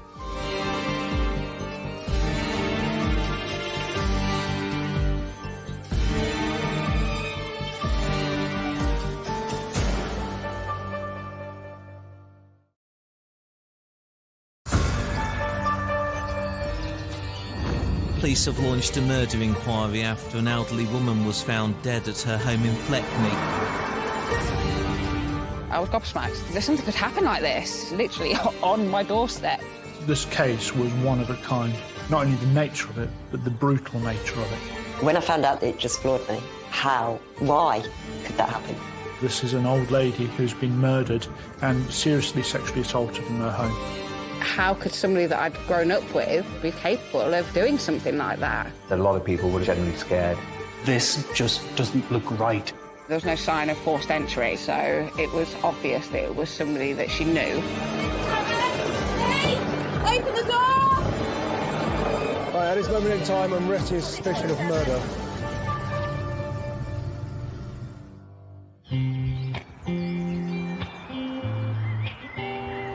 Seven miles south of Leicester, in the heart of the English countryside, lies the quaint village of Fleckney. Fleckney is it's a quiet village. It's very close now. It's like it has its own little bubble. People are very, very close. Everybody knows everybody. Most people are related in Fleckney. Beautiful rural settings, friendly people, local community is fantastic. But yeah, lovely, lovely place to live and grow up in. It's not the sort of place where a lot of crime happens. I'd been to Fleckney a few times. That had nothing to do with crime. I'd been there to judge a talent contest. I think it was called Fleckney's Got Talent. The people who live in Fleckney are generally well-to-do. It's quite a low-crime area. There are retiring people there. There's some retirement bungalows around there. There's not a lot of throughfare. The people who are in Fleckney are generally the people who live there rather than the people who visit there. And it was this perfect, idyllic village that 72-year-old Jane Hings chose to retire to. Jane was an only child, and her mum and dad sadly passed away years before, which left her on her own with no immediate family around. Jane was quite a private person. She didn't like everyone to know, her business, and kept herself to herself, really. But once you got to know her, she opened up more, and it was just fun. She had quirky ways about her, but she was kind and she was caring. Everybody in Fleckney knew Jane. She relied on people to give her a lift to the hairdressers, to the shops, things like that. She was inoffensive in every way. People didn't have bad things to say about her. And in her life beforehand, she worked hard. Jane took pride in her appearance. She'd always you know, regular having her hair done every few weeks, and she'd always sort of make sure she was nicely dressed and put on a bit of makeup, so she'd still try and make the effort to look nice. Having worked overseas as a nanny, Jane had settled into retirement, whilst also taking care of her much-loved rescue dog, Paddy. He was spoilt rotten. Everything she did was for Paddy. You know, you'd go in, there'd be dog treats stacked up to the ceiling. We'd lie on a bed at night and could look with her. Whilst Jane used friends and neighbours to help walk Paddy, in the summer of 2017, an accident meant she needed a lot more care. Goodbye. Jane had a fall and was admitted to hospital for about 3 or 4 weeks. She'd suffered some injuries when her dog Paddy had pulled her over, and then when she came out of hospital, that's when she needed the carers and she needed help in getting around, and she couldn't go very far. But the community came together for Jane, and she slowly got back on her feet. She was the sort of person that people warmed to, they liked her, and they were happy to help out. Then, just a few weeks after leaving hospital, tragedy strikes. On the Sunday morning, Jane's carers went in as they were meant to, about 7 o'clock in the morning. Jane's front door was unlocked, which is normal. They went in. She was laid in bed. The cover was pulled up over her head and both of her arms were raised above her head. When they peeled back the duvet, which had covered her head entirely, they saw that she had died. The carers are puzzled that Jane's body is covered completely by the duvet and call for an ambulance. Then, they notice something else unusual. Items are out of place in Jane's usually meticulous house. And when the ambulance arrived, they could see that she'd been dead for some time. And the paramedic who was there, he looked around and could see that there'd been an untidy search. Some drawers were open, some things were knocked over. Items were strewn across the floor, drawers were open. Here is a lady who's died with the cover over her head, with the arms raised above the head, and it looks like there's been a burglary that's taken place. With police at the scene, suspicions grow that this is not a natural death, and the house is immediately cordoned off. But with no obvious injuries, how Jane died is still a mystery, which means detectives begin to theorise what could have happened to the pensioner. Is it a burglary that's gone wrong? Is it Jane who's suffered a heart attack following a burglary, or whether she has passed away and then a burglary has happened afterwards, or whether this is somebody who has murdered Jane and then burgled the bungalow afterwards?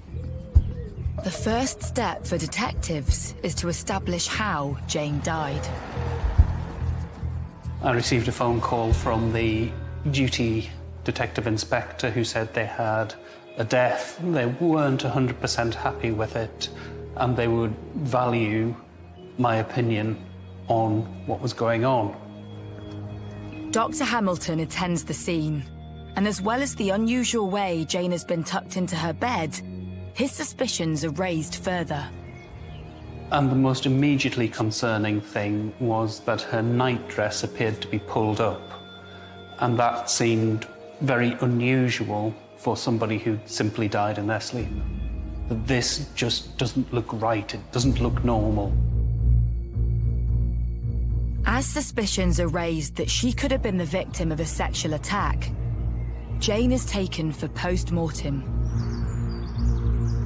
But almost immediately, everything changes. This is HFM.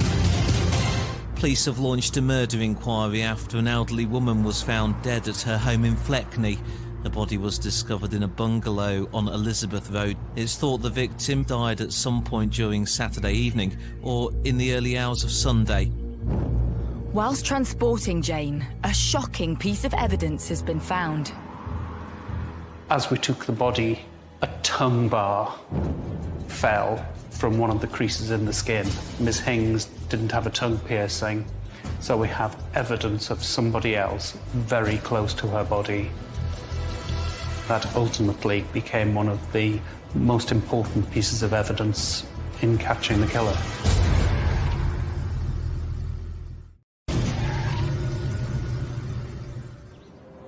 On a quiet Sunday morning in the village of Fleckney in Leicestershire, residents are waking up to disturbing news of a possible murder on their doorstep.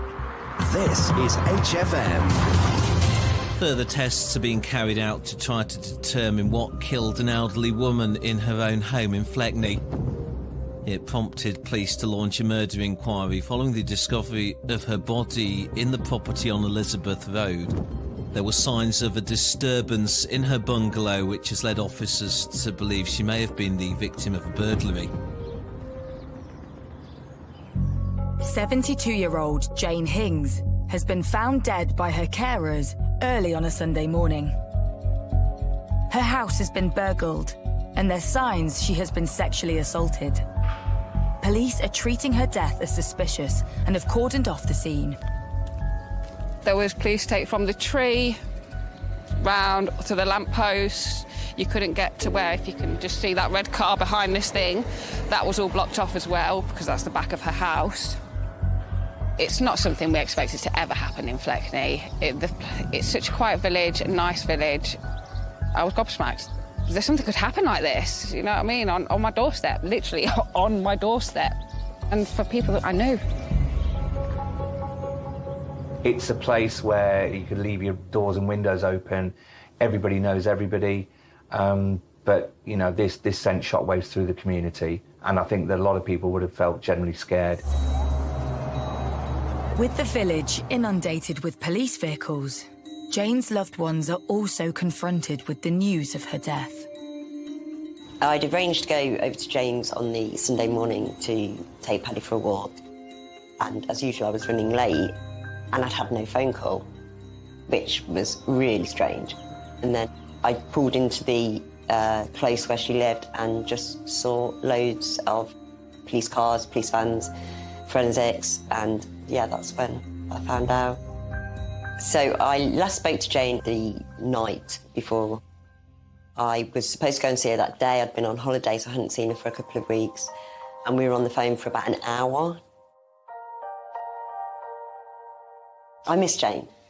I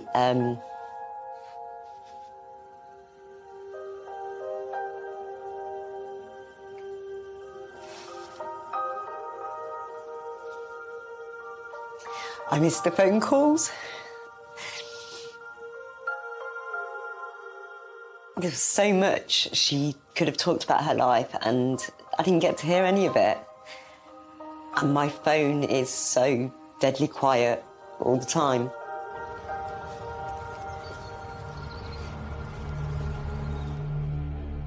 Whilst moving Jane's body, pathologists have discovered a tongue bar in her groin. The investigation then shifted from, is this a burglary that's gone wrong, to this is an old lady who's been murdered and seriously sexually assaulted in her home. That tongue bar was put into an evidence bag immediately. Everyone knew that this was potentially important. That went straight off. It was fast-tracked through the DNA lab. As detectives wait for the DNA results, upmost on their mind is that this might not be an isolated incident. One of our first lines of inquiry is to research cases of a similar nature, and we conducted a number of checks looking at anybody who was already convicted and in prison who could have been on day release for the same offence. But then this case was one of a kind. Not only the nature of it, but the brutal nature of it. Immediately, door-to-door inquiries begin. When officers initially attended the scene, they tried to identify people who would know Jane the last time that she was seen or spoken to. Officers investigate whether Jane had any enemies in the village. When we looked at Jane's past, there was no fallouts with anybody. There was nothing to indicate somebody with a vendetta, somebody with a grudge, any past history with anybody which would tell us this person has a long-running grudge against Jane and would want ill of her. But locals have their own suspicions. When the police first came, they said There was no sign of forced entry or anything like that, so it was obvious that it was somebody that she knew. And it appears that whoever stole from Jane took some of her most precious items. Her wedding ring and a necklace are missing, along with her mobile phone, handbag, and £200. But police find an item they suspect doesn't belong to her. Behind that bed, between the headboard and the wall, was a baseball cap found on the floor. It was a designer cap, something that didn't belong to Jane. The question police want to know is, whose hat is it? And did its owner have anything to do with Jane's death? With the post-mortem results in, it's apparent Jane has suffered a brutal attack. Really tellingly, she had lacerations, she had tears, both to her anus and to her vagina. The external injuries were really focused around the mouth and the nose and the upper neck area. Ms. Hings didn't have that many injuries on her body, but what there was told a story. There was a little linear graze, a scratch on her neck, and we know that her necklace was missing. It would certainly fit with somebody having pulled that necklace and it scraping across the skin. The most important thing that the post-mortem brought out in itself was that there was no natural cause for her to die. No natural cause for Miss Hings to be dead. In addition, there was some quite disturbing bruising around her jawline, around her mouth, something that really makes you think we have to be sure that this woman hasn't been strangled or smothered. Less than 24 hours after Jane was discovered, the fast turnaround DNA profile from the tongue bar is returned from the lab.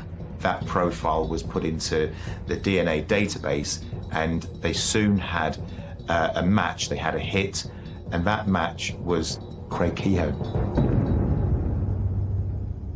26-year-old Craig Kehoe's DNA was on file, as he was known to the local police as a petty criminal.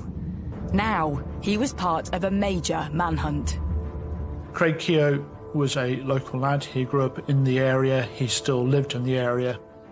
Craig led a transient lifestyle. He doesn't have a car, he didn't have a phone, he didn't have a job, he didn't claim benefits. So trying to work out where he lived in the Fleckney area meant we had to do a lot of inquiries at a fast pace, but in a discreet way as well. Police managed to trace Craig to a caravan which was on the outskirts of Fleckney, but not very far from where Jane lived. Once we'd identified that he was living in a caravan, we sent officers there. Someone in the caravan! Police! Open the door! Police, open the door! Someone with the dark hair in there. And there was a slight standoff of about 30 seconds where the caravan was surrounded and Craig took some time coming to the door before he was arrested. Right, hands behind back. Right, at this moment in time, I'm arresting you on suspicion of murder. Arrest necessary for content effective investigation. You don't have to say anything. Harm to face, do not mention one question, something which later will lie in the court. Anything you do so may be given in evidence. Do you understand everything I've said to you? Craig is taken into custody as detectives try to build a picture of the young man they suspect murdered Jane. He didn't live far from Jane. He was a former factory worker. He'd been in trouble for burglary, a few break-ins and stealing from his parents and from a friend. But he wasn't known as a major criminal. He wasn't known for anything as horrific as this. As Craig's DNA was identified on the tongue bar and in her bungalow, detectives want to know how it got there. Craig is interviewed under caution. When was the last time you saw her then? The last time I saw her was Sunday night. Okay. What time would that have been? I got there for about 10:30. You got there at 10:30? Yeah. That's PM? Well, 10:30 at night. At night? Okay. So if we take from 10:30 at night then, through to when you left at 11, Yeah. tell me exactly in detail what happened. Well, we were watching a little film on the TV, and then she asked me to have sex with her again. Just tell me exactly what she said to you about having sex. She just said, "Craig, will you have sex with me?" And then, well, the first time it started off was about a month ago, and I was in the house, and then she just came into the front room naked, and then she was like, "Craig, come and do it with me, and I'll pay you." He offered the reason that his DNA was inside of Jane and inside the scene was because Jane had paid him for sex. Okay, and how much did she pay you? Yeah, she paid me £200. £200.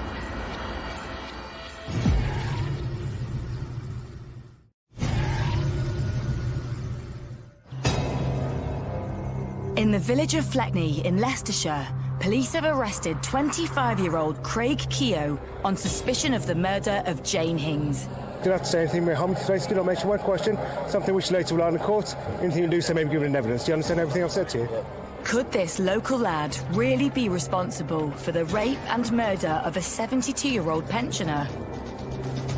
The news has sent shockwaves through the tight-knit community. How could somebody that I'd grown up with all these years could be physically capable of doing something like that? I felt sick and it was horrible. Like, who does think something like that? To such, you know what I mean? You hear about it, but she was an old lady. She was old. He was a young lad. Keogh has been taken into custody and is being interviewed under caution. With his DNA found on the victim and at the scene, detectives want to know how Craig knows Jane. And he has an explanation. I was walking through the village, and I saw this lady, and her shopping bag broke, and I helped her, and then I carried it to the house with her. Craig told us in an interview that he met Jane when he was down the shops, and that she asked him to pick up some shopping for him and offered him some money for it, and then asked him to walk her dog, Paddy, as well. But Craig alleges that it wasn't just household chores Jane was paying him for. And then another time, she's asked me to have sex with her for money. And it happened a month ago, the first time. And then she's asked me to come back a month later. And then it happened again. Key to the police investigation was the tongue piercing found in Jane's groin. Have you got any piercings? I got my ear pierced. Your ear pierced? Okay. Anywhere else? Yeah, my tongue pierced. Your tongue?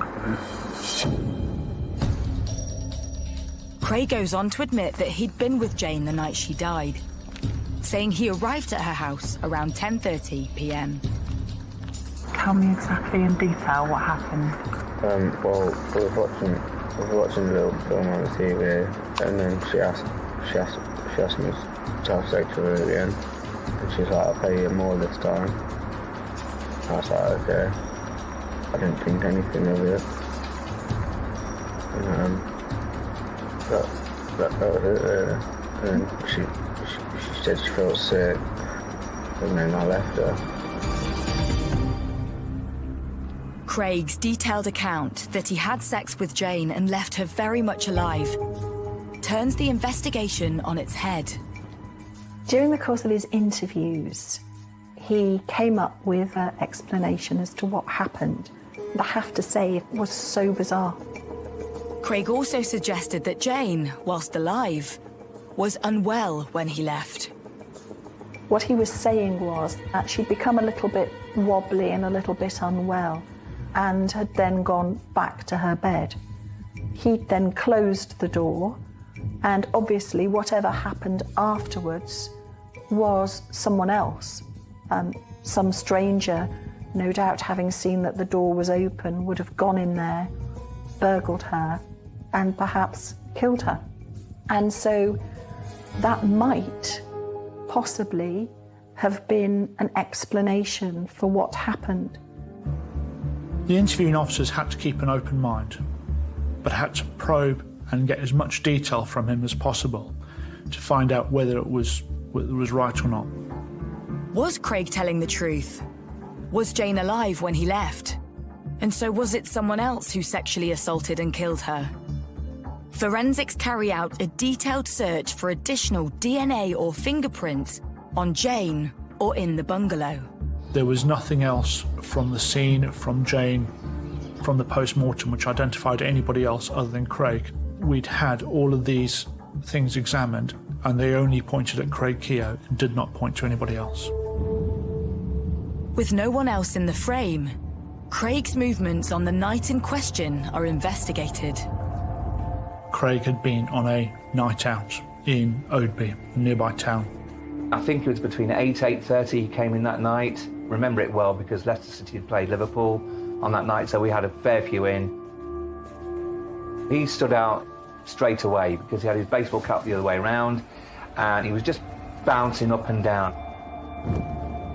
Staff at the pub said that he appeared agitated, aggressive, and almost as if he was up for a fight. They said he was high on drink and drugs. Now, this was crucially important evidence because in his interviews, he said that by 10:30 that evening, he was sitting in Jane Hing's living room in Fleckney, watching a war film and having a drink with her. That was a lie. He was out with his friends. We were able by that process to show that he'd taken cocaine, that he was offering to sell other people cocaine, and that he was complaining about how boring the evening was. As doubt is cast on Keogh's version of events, police trace his movements after he leaves the pub. He's next seen arriving back in Fleckney at just after 1 a.m. His friends say that the last time they saw him was when the taxi dropped him off and they assumed he was going home. But Keogh walks in the opposite direction of his caravan, heading in the direction of Jane's bungalow. We knew from CCTV that the suspect had walked to Jane's house wearing a baseball cap, and when they were walking away they didn't have it on, and we could see that. Detectives believe this places Keogh in Jane's bungalow around 1:15 a.m. And when he returns home, he's captured again. We see him going back into his caravan, carrying something. Now, he goes out again, and he returns out around 2:30 in the morning for another 15 minutes or so, and we are certain that he went back to Jane Hing's house in that period of time. We don't know what he did. The following morning, Craig is again seen on camera. The morning after he was seen walking along the street, he was captured on CCTV with a black bin bag. He's spotted again a few minutes later, but the bag has vanished. What did he dispose of? The police believe it was some of Jane's belongings, but a search of the area reveals nothing. This is HFM. It's 5 o'clock. This is HFM News. Detectives have been given more time to continue questioning a man on suspicion of murder following the discovery of a pensioner dead in her bungalow in Fleckney on Sunday morning. Officers also believe items were stolen from Miss Hings's bungalow in a black bin liner. They're appealing for villagers to check their gardens and outbuildings in case it's been discarded there. A post-mortem examination has so far failed to identify her cause of death. With help from the public and CCTV, police are able to piece together Keogh's movements 24 hours after Jane's death. Friends described Craig as splashing his cash, buying them drinks and himself a new tongue bar. He tried to get rid of Jane's jewellery in trying to sell it. He got rid of her handbag. He was trying to get rid of every last bit of evidence that would connect him to Jane. He went into Leicester city centre and he actually went to her pawnbrokers. He sold her jewellery for about £100 when the items of jewellery were valued around £1,000. With enough evidence that Keogh stole items from Jane and had raped her, detectives also believe they have a killer on their hands. But proving he murdered Jane was going to be their biggest challenge. So far as murder was concerned, we had no cause of death. We were unable to show how she died, whether it was deliberate or accidental, forensically at that stage.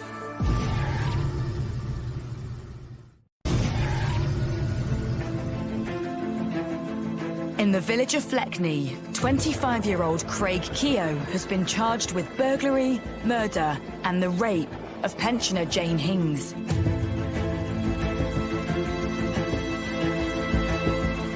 The news that Jane was sexually assaulted in her home has been made public. The community were on edge already, knowing that an old lady had been murdered in her home, but then once the true nature of it came out, people were really worried. When I found out that information, it just floored me. It played on my mind all night. You know, a woman of that age, how, why could that happen? I'd say the villagers would be distressed because a majority of them are similar sort of age to Miss Hinks. And you know, and there's quite a few vulnerable people out there as well, and it obviously upset them, but also put a bit of fear into them as well, that this could happen on their doorstep.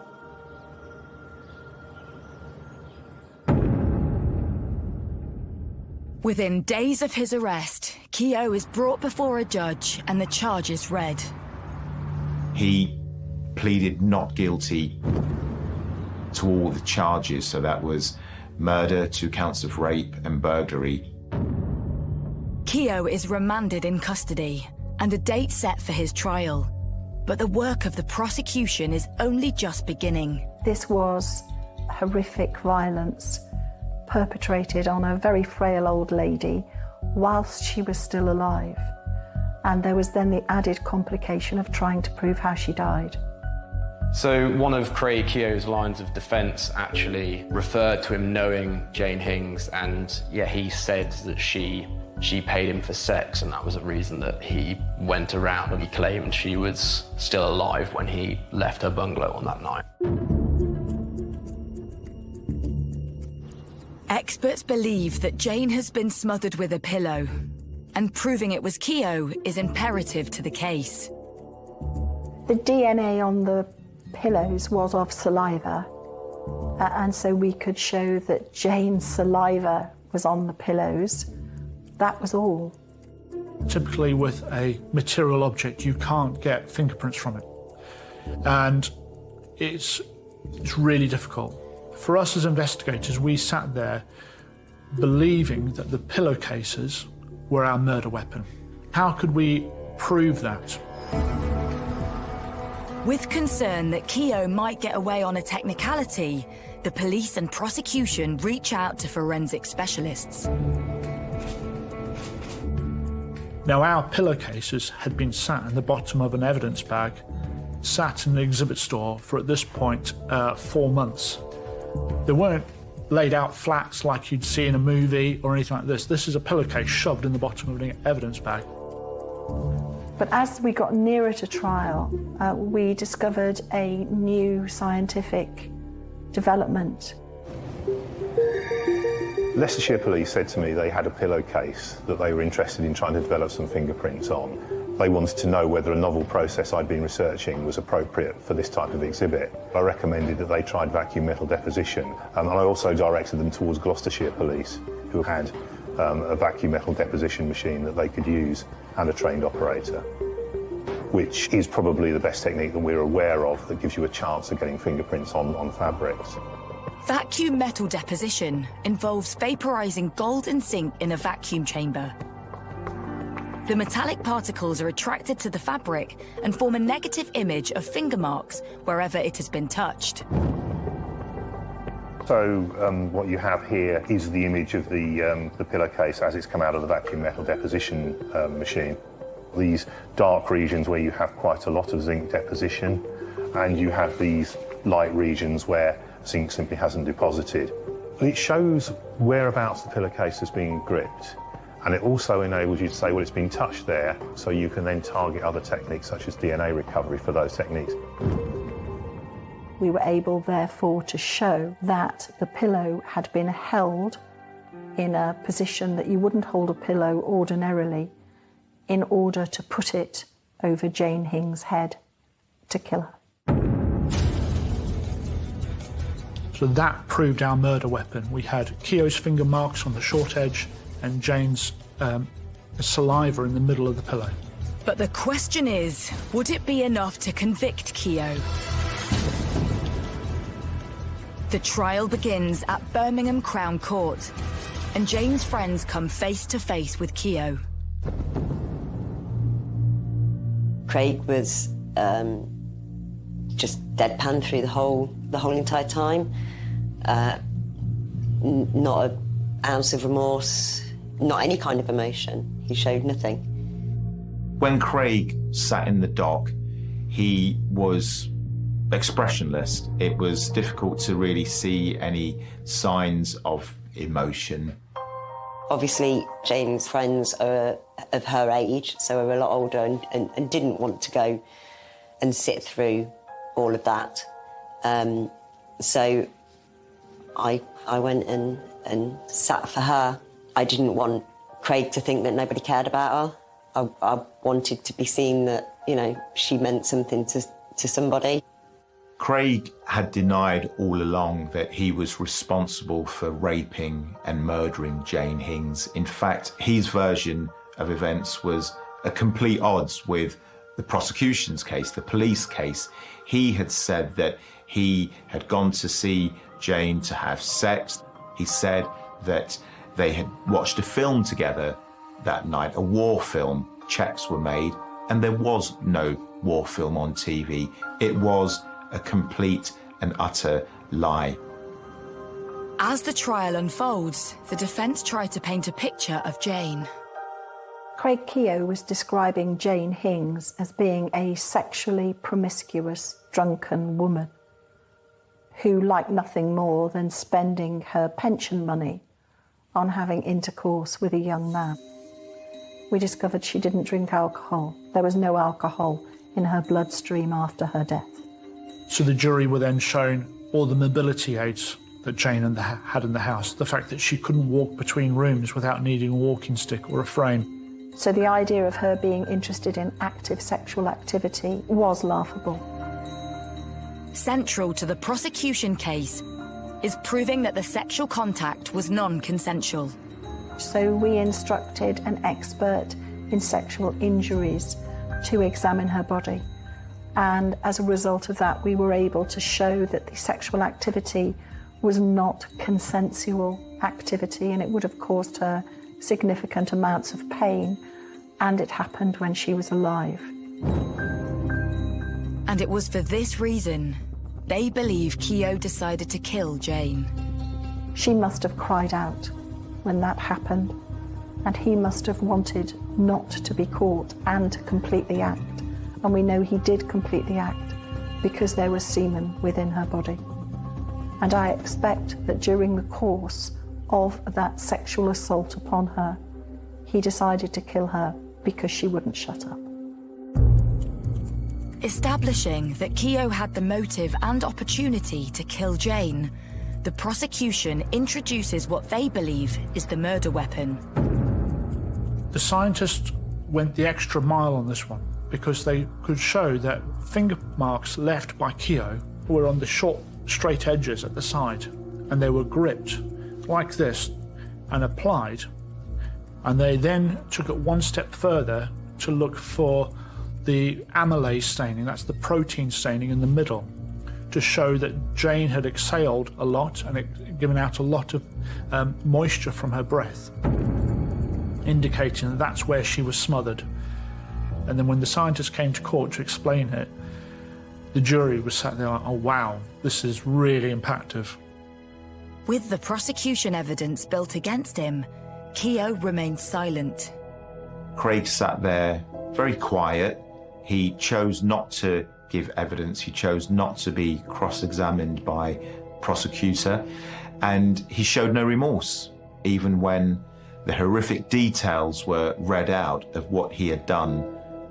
Craig Keogh could not offer any evidence which the jury could look at and say that he was not guilty.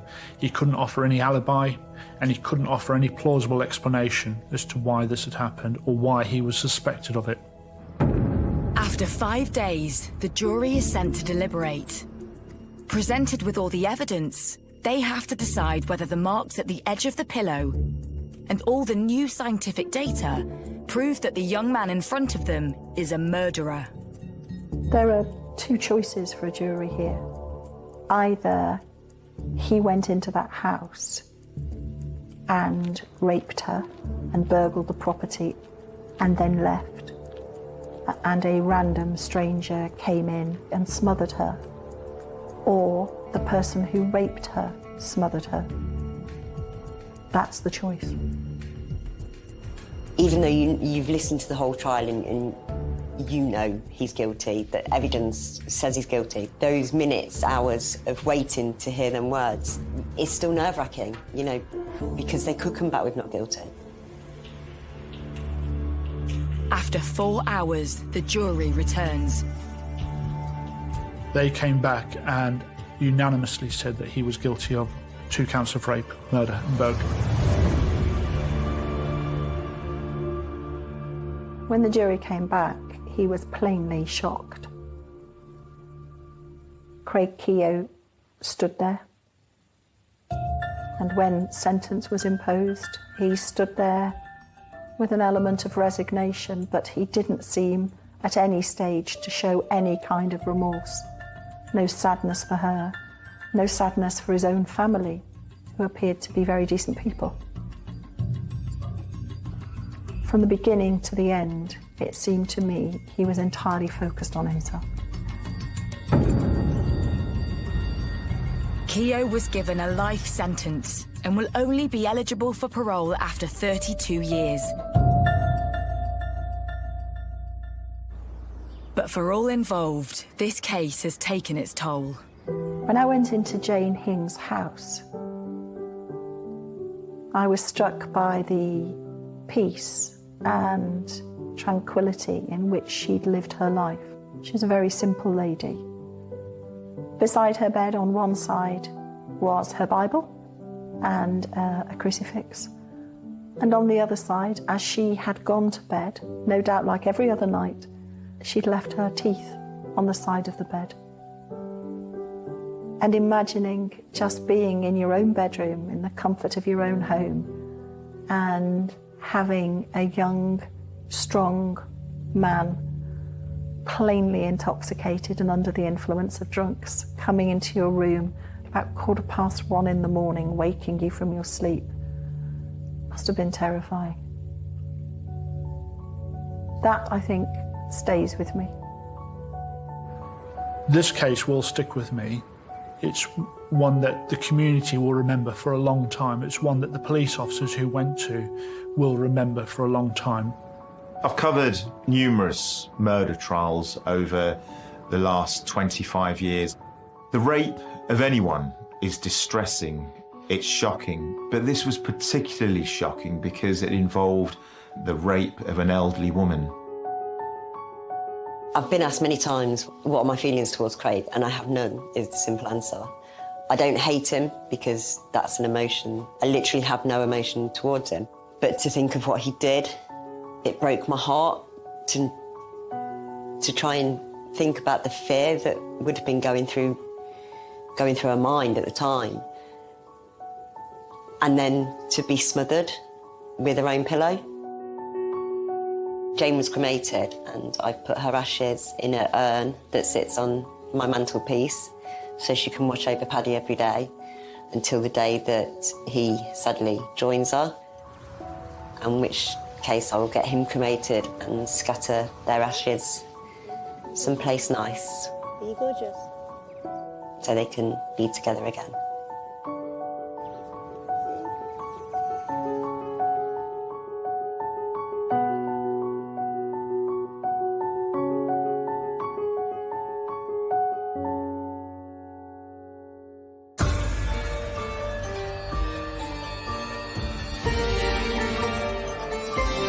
stranger danger is rare but not impossible.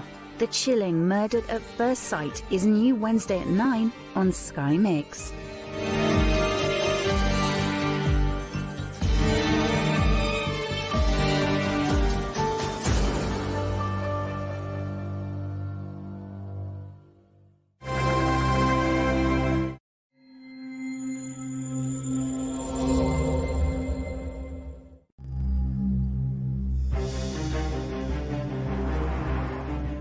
Good morning, Surrey Police Contact Centre. How can I help you? A strange thing happened to me this morning. I went for a walk and got attacked.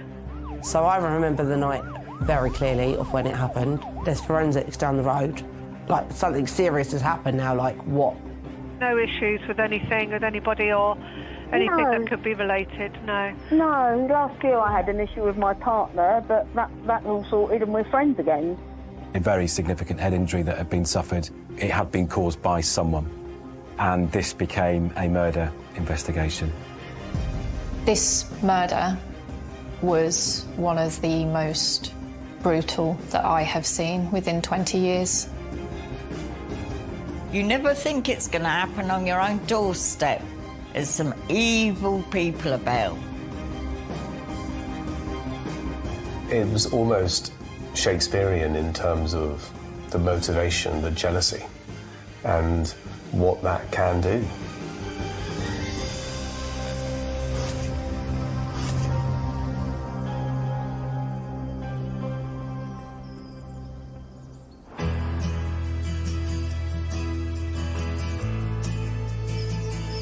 On the eastern side of the River Blackwater in Surrey lies the small village of Ash.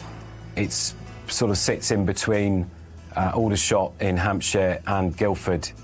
Ash is fairly typical of a lot of places in Surrey in that you will find lots of different communities within a community. From a policing perspective, not a lot happens. They're a very close-knit community around here. Everyone knows everyone. At the heart of the community lives 59-year-old Joy Bolton. She was really a lovable and special person. She did have a big circle of friends because she used to work in Potter's music shop, and then she left there due to illness. She'd always say hello or wave at the window if she was in the house. She was very much always quite happy and never seemed to say a bad word about anyone. Auntie Joy was a little naughty auntie, if I can say she's a little naughty auntie, in the way of that she was one of those that turned up unannounced, which was quite funny. And she'd turn up, I'm not staying long, and her not staying long would always turn into at least a couple of hours. In 2021, Joy started dating local man Trevor Dibner. They had known each other for 18 years. Trevor Dibner is somebody, again, who has spent his life working. Trevor had a number of businesses and was known locally as a taxi driver. He's also a mechanic and latterly had started working for Ford, where he was doing MOTs. He was somebody who had an interest in motorsport, and he collected model buses, which you know was a passion of his.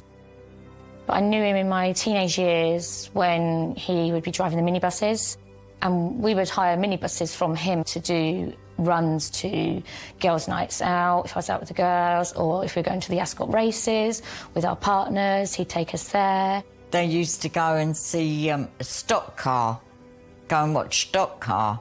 They also used to go to these old bus fairs and everything. And I think it was just a little bit of an attraction. In October 2022, the couple moved in together and their relationship flourished. Trevor and Joy became engaged at Sandown Racecourse on the 4th of December, and Trevor announced it, as we do these days, on Facebook to tell friends, contacts that he and Joy had become engaged. Joy was at a time in her life where things were starting to go right. She had things to look forward to, and things were going well for her. But life for the happy couple is about to change.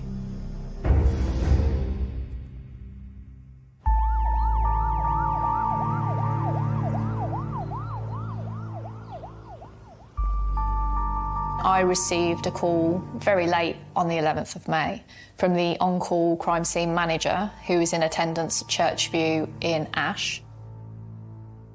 He'd responded to reports of a suspicious death. On the 11th of May, Trevor had gone to work and spent the day at work. He'd been unable to get hold of Joy throughout the day. And then he came back to his home address and found Joy was lying on the floor, not moving. He called the ambulance service to report this. At first, it wasn't clear to the officers who were there whether or not this was a case where somebody else had been involved. There was the potential Joy was quite vulnerable and unstable on her feet. She could have fallen.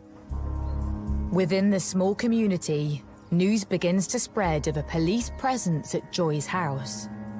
I heard from my eldest grandson. I said, what's the matter? Come on. He said, it's Joy. I said, oh no, she's not in hospital again, is she? Just like that. And he said, no, it's worse than that, Nan. I said, what do you mean it's worse than that? So I remember the night very clearly of when it happened. There's forensics down the road. They're pulling the sofas outside the house. There's a carpet outside the house. Like, they're bringing everything out. They're all in hazmat suits, everything. And I was like, shit, like, something serious has happened now. Like, what? Phone rang, and it was my sister-in-law. And she said, have you heard? I went, oh, what's happened? She said, about your auntie. I went, auntie who? Your Auntie Joy. I went, what do you mean? And she said, she's been beaten up. And I put the phone down, and my hands were so clammy. I looked at my partner, I was sat beside him, and I went, you need to take me to my Auntie Joyce, please, now. And it was raining, it was cold. Got up there, the police cars were there. It was cornered off from round the corner, tape. And the police were standing outside. We parked up, and I went across to the policeman, and I said, and he said, who are you? I said, I'm Joy's eldest sister. I said, can you please tell me what's happened to her? He said, I can't at the moment. I said, please tell me, is she alive or is she dead? I said, tell me. I've got to know. So he said, well, I'm ever so sorry. I said, don't say any more. It was quite quickly then all over social media. Something's happened on Churchview, the police are all there. Doesn't really happen, especially in a quiet community like this. The policeman stood there guarding the door, another policeman inside. Everybody gathered around, lined my auntie's pathway. And I said to the officer, excuse me, can you tell me please what's going on? And as he was talking, as the officer was talking to us, I happened to look down a bit to my auntie's doormat. I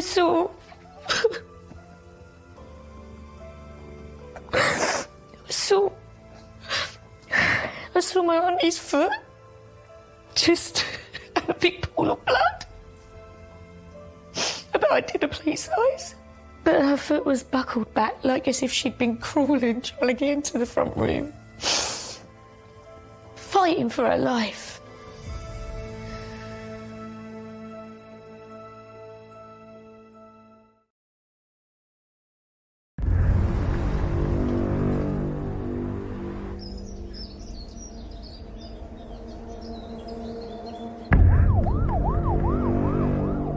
Surrey detectives are at the scene of a suspected assault, which has left local woman Joy Bolton dead.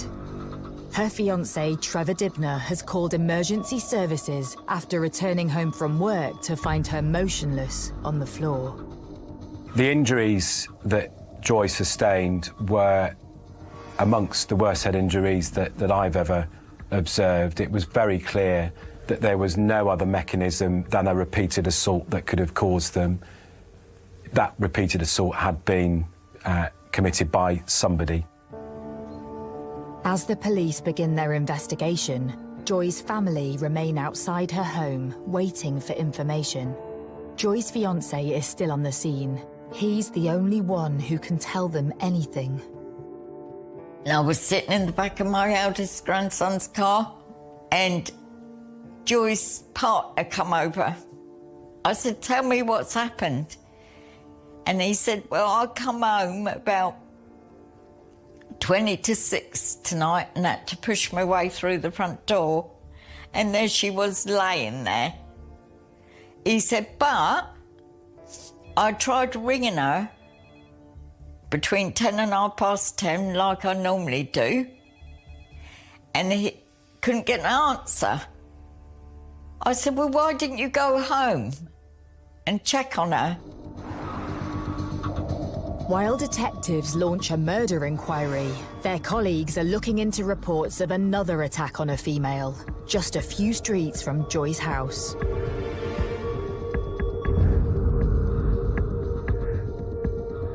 Yeah, I went for a walk this morning and this woman come up to me, asked me if I was Sarah. I said yes. The next thing, she's pulling my hair out, grabbed my carrier bag, which had my raincoat in it, and grabbed my glasses off me. I don't know if she threw them away because I couldn't find them. Okay. And ran off. Okay, so she literally just said, are you Sarah? The woman is alleged to have pulled her hair and scratched her, as well as taking a carrier bag that she had with her, which she said had her coat and glasses in. She said, no, she grabbed my hair and said that'll come in handy, because she took a chunk of hair. You don't know the lady at all? Not a clue, not a clue. But she knew your name? Yeah, she said stay away as well. She stated that she had been approached by a woman who was unknown to her, described her as late 40s, early 50s, dark glasses, long black coat, hood up, carrying a plastic bag. It just seems strange that she said that will come in handy, my chunk of hair. Yeah. That's what my daughter said. She said, I don't like that. No. Mum, what's she going to use your hair for? The woman had walked away from her assault, suffering only minor injuries. Officers take the details of the woman and are surprised to discover she is Sarah Mackenzie, Trevor Dibner's ex. Sarah Mackenzie also lived in Ash. She'd previously been in a relationship with Trevor, and they'd lived together for a number of years until Trevor made the decision that he would leave Sarah to be with Joy. Police now need to look into the fact Trevor's fiancée and his former partner have been attacked on the same day. It's unusual and it's a coincidence given what had happened to Joy. So forensic strategies and search strategies were put in place to investigate the robbery of Sarah Mackenzie just as much as the homicide of Joy Bolton. Sarah phoned Trevor straight away and told him that she was attacked. Sarah described the person as 40-odd-year-old, jogging towards her, ripped her glasses off her face.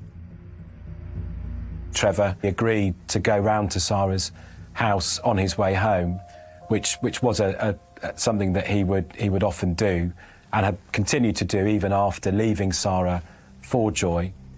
Trevor said that he spent a few minutes there, made sure that Sarah was okay before going back to his home. Detectives are suspicious of Trevor's behaviour. He's told them he had spent all day at work worrying about Joy because he couldn't get hold of her. Now they discover he hadn't gone straight home.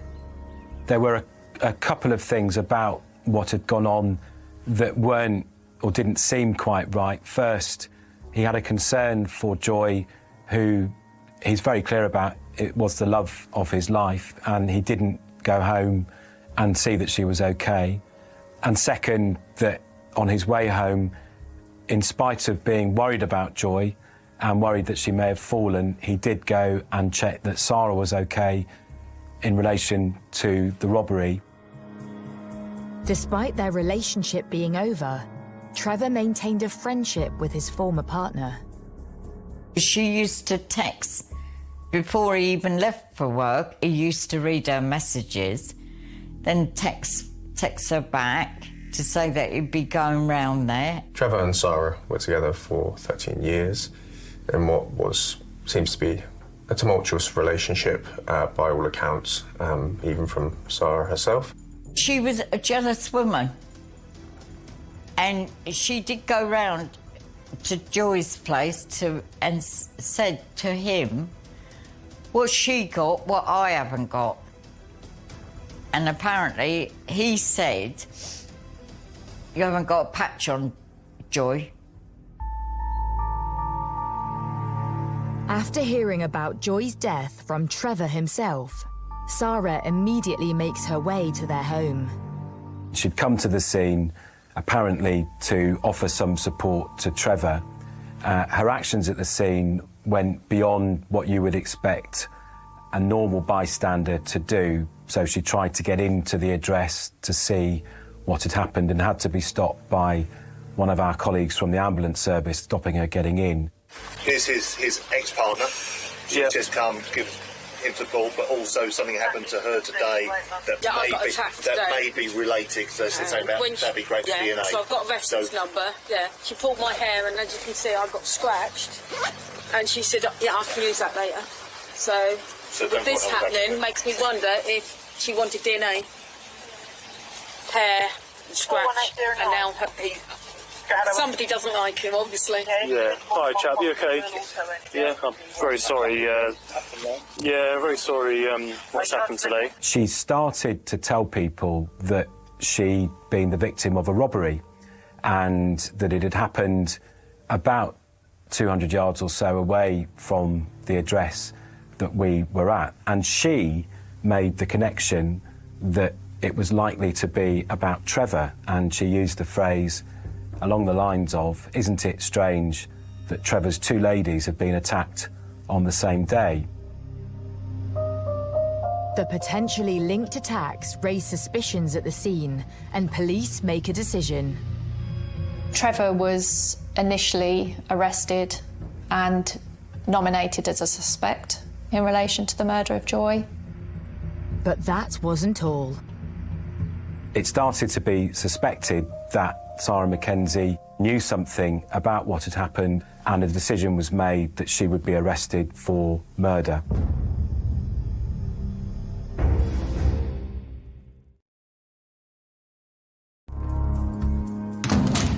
Detectives in Surrey have two suspects in custody for the murder of 59-year-old Joy Bolton. We knew that somebody was arrested. First of all, I said a woman. I said straight away, Sarah.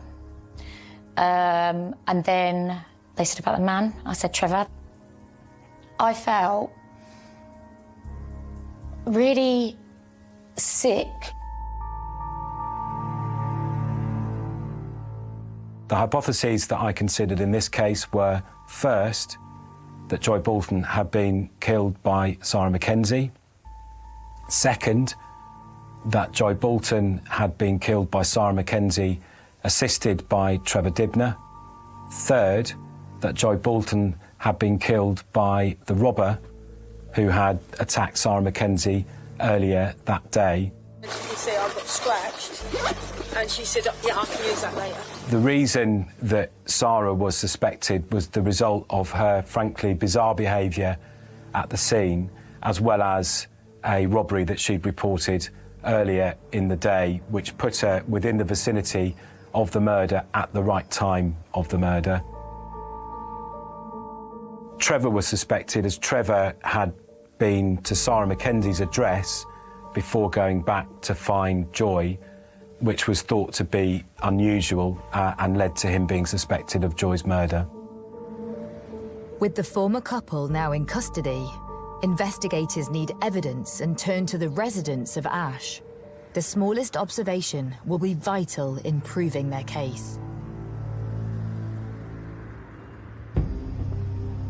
A neighbour of Joy's had seen a figure who he initially described as being male, but later wasn't sure if it was a male or a female, who was dressed in dark clothing with a mask and carrying a white carrier bag, approaching Joy's door and hammering on the door for some time until the door was opened.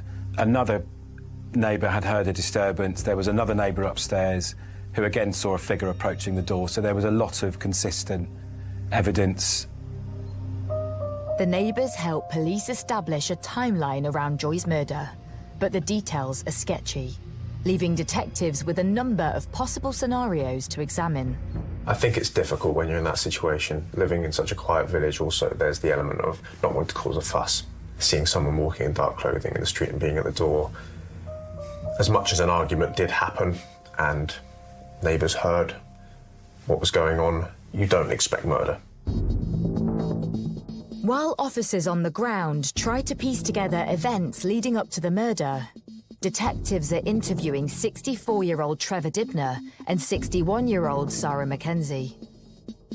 After Trevor had been arrested, he was interviewed and gave a full account of what had happened.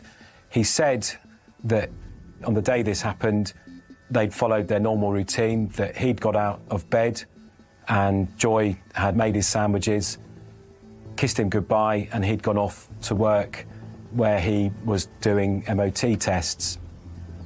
He said during the course of the day he would normally phone Joy.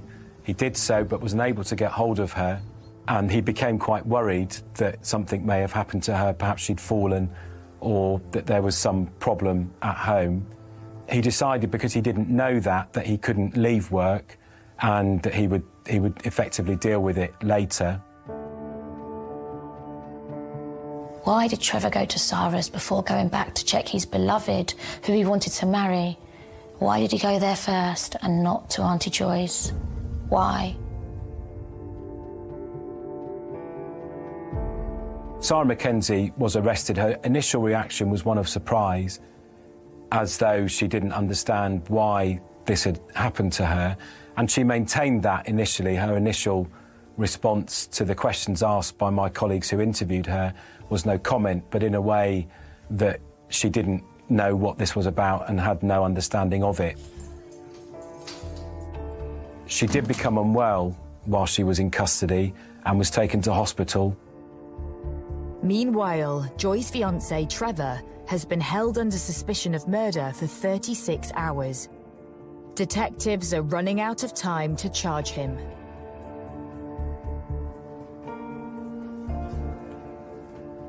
My name's Trevor and I was Joy's fiancé. Trying to prove your innocence is very hard. Very hard. But yeah, she was just so nice, so genuine. Yeah, she's Joy by name and Joy by nature. The 7 months that Joy and I had together was just out of this world. Out of this world. The day of his fiancée's death is etched in Trevor's memory. I left her in the morning and she was fine, and I came home to find her in the evening. You know, it was just gut-wrenching, really. I just knew straight away looking at her, I knew she was dead. I touched her, she was freezing cold, but I don't want to tell you what else I saw because it was gory, you know, and that wasn't by just falling over. But I had to hold it together because I obviously getting arrested, etc. But that was another daunting thing for me. I'd be, you know, all of a sudden they've stood there and said, Trevor, we're going to arrest you on suspicion of murder. And I'm thinking, but I haven't done anything. Police release Trevor after questioning, but he still has to be ruled out of any involvement. Blood staining was found on his clothing. It was all looked at in terms of blood pattern analysis and compared to the account that he'd given, that he'd entered the address, found Joy and knelt down next to her, and it was all consistent with his account. There was nothing on his clothing that would have been consistent with him having been present at the time of the offence. We were able to take Trevor's account, and there were a number of things that he told us that we were able to check. The movements of his car on ANPR were consistent with his account. His workplace confirmed that he'd spent the day at work to the extent that there was CCTV there which showed he was at work all day. It was very clear that Trevor Dibnah was not responsible. Investigators turned their full attention on 61-year-old grandmother, Sarah Mackenzie. Few people know her better than Trevor. Sarah's, she's stubborn, and also Sarah's got a, let's say, a controlling streak in her. She likes to be in charge, you know, but that's what she is. That's what she is. Despite the couple separating, Trevor and Sarah would regularly keep in touch. When she texts to tell him she's been robbed, he's concerned. Sarah's shown me where she'd had her hair pulled because she's got short hair anyway, and she spoke about it again, and I said, well, okay, but look, I've got to go. Maybe, yeah, perhaps I should have come home earlier in the day, but I don't. What do I say? What do I say to somebody about I need to go home and find, you know, because I can't get hold of somebody? The way I see it, I just had to wait till I got home from work. While I was on my way home, she was texting me to see if was everything okay, is there something wrong? But I didn't answer her back because obviously I had to deal with calling the ambulance and the police because I'd found Joy on the floor. And I quite obviously knew she was dead. Then I texted her back and said, no, it's not. No, it's not okay. And as I say, when the ambulance turned up, she turned up in her car behind it and come over and stood there and held my arm as if she was coming to comfort me. On body cam footage, police body cam, him and Sarah holding arms, linked arms, stood near a lamppost outside my Auntie Joy's property. As Trevor tries to come to terms with Joy's murder and being a suspect, Sarah Mackenzie is released from hospital and taken back to the police station for further questioning. She claims she has no recollection of the day of Joy's murder, but evidence from the local neighbourhood puts her clearly in the frame. We conducted a number of CCTV inquiries and found a camera on Churchview Road. This captured an image of somebody walking down Churchview Road wearing black clothing. The officer who viewed the CCTV recognised that figure as being Sarah Mackenzie. And what happened was that in the morning of the day, Sarah Mackenzie went to work as usual, was dropped off at 9:30 in the morning by her work colleague, and proceeded very quickly to change into a full disguise, black clothing, mask, gloves, etc., arm herself with a heavy implement, and walk to Joy Bolton's address. Along this stretch of pavement, Sarah was walking along towards Joy's house before the murder was committed, dressed in all black, very eerie costume, walking with a lot of purpose towards Joy's house. Almost 15 minutes later, she heads back the same direction, same pavement, same path, after committing the murder, dressed in the same outfit, all black, head to toe, again with purpose as she walked away from the scene of the crime. She was caught on the CCTV around here. Evidence from the forensic team at the flat helps piece together what happened inside. The property Churchview Ash was a ground floor maisonette. Front door opened into a small hallway with a bathroom in front of you. The female was found lay face down with her feet in the threshold of the hallway to the living room and her head pointing into the living room. The head injuries were horrific. The victim had an injury to her forehead, which potentially was the first injury to bleed and that may have caused the blood within the hallway. The majority of her injury was to the back of her head, and that was likely to have been caused when she was face down in the living room. The post-mortem concluded that the victim would have been rapidly incapacitated, so it's likely that she would have been on the floor when the majority of the blows were inflicted. Detectives are left in little doubt that Sarah was responsible for the attack on Joy Bolton, and her house is searched. Given that during her account of the robbery, she stated that she'd returned home and taken a bath, I asked that a scientist attend that address with a CSI to conduct a luminol search. Luminol can detect blood that has been diluted up to 10,000 times. It's an incredible search tool for us where offenders have tried to clean up after they've committed an offence. These images are taken within the bathroom at Sarah Mackenzie's address. This picture shows what can be seen with the naked eye. As you can see, there is no visible blood staining at all. And this image shows those areas with the luminol visible. So that is what a reaction, a positive reaction with luminol looks like. The areas that are marked here are the areas that were swabbed and showed that Joy Bolton's DNA was represented within them. That evidence for us was key. Within that blood, which was swabbed by a CSI, was Sarah Mackenzie's DNA, as you would expect, as it's her bathroom, but also there were very small amounts of Joy Bolton's DNA as well. And although we couldn't categorically say that it was blood, luminol would indicate that it was. I was confident that we had a good and strong circumstantial case with which to charge Sarah Mackenzie, but we were missing something. Fingernail swabs and cuttings were taken from Joy, and while Sarah was still in custody, I made a fast-track submission of those swabs and cuttings to the lab.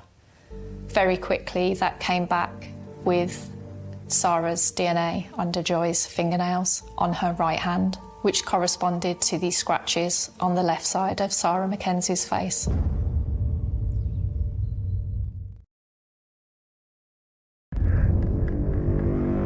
In Surrey, analysis of DNA found under murder victim Joy Bolton's fingernails has come back as Sarah Mackenzie's. Whilst Joy was vulnerable, she did put up a fight, and one of her last actions was to prove crucial in proving this case. The DNA analysis reveals the sample to be a 1 in a billion match, proving that Mackenzie was at the scene when Joy died. If, you know, Joy had to stand up to anybody, she would. She did give her last fought, you know. She was very weak, could barely stand up unaided, as I say, but she fought back and slapped, scratched, whatever she did to Sarah's head, and thank goodness she did. But Sarah says she can explain her DNA being on Joy. She reminds investigators that she too is the victim of an assault. Sarah implied that the offender had stolen her DNA and planted it under Joy's fingernails after inflicting catastrophic injury. They would have had to have the presence of mind to have thought to have planted the DNA under the fingernail of Joy's right hand, which was in keeping with the scratches on the left side of Sarah Mackenzie's face.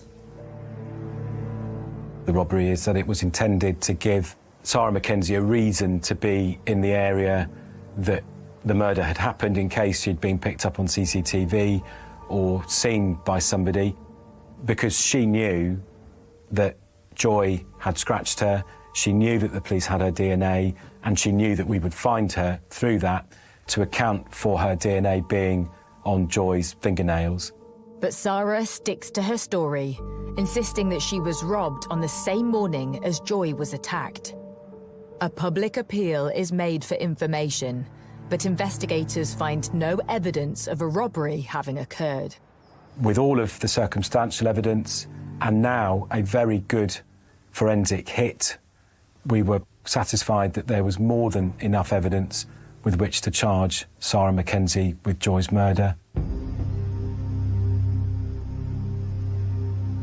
On the 17th of May 2023, Sarah Mackenzie is formally charged with the murder of Joy Bolton and perverting the course of justice. Police and prosecutors need to prepare for trial and identify a motive.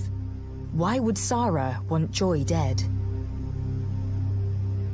A delve into the months leading up to the murder throws up some clues after Trevor left Sarah for Joy.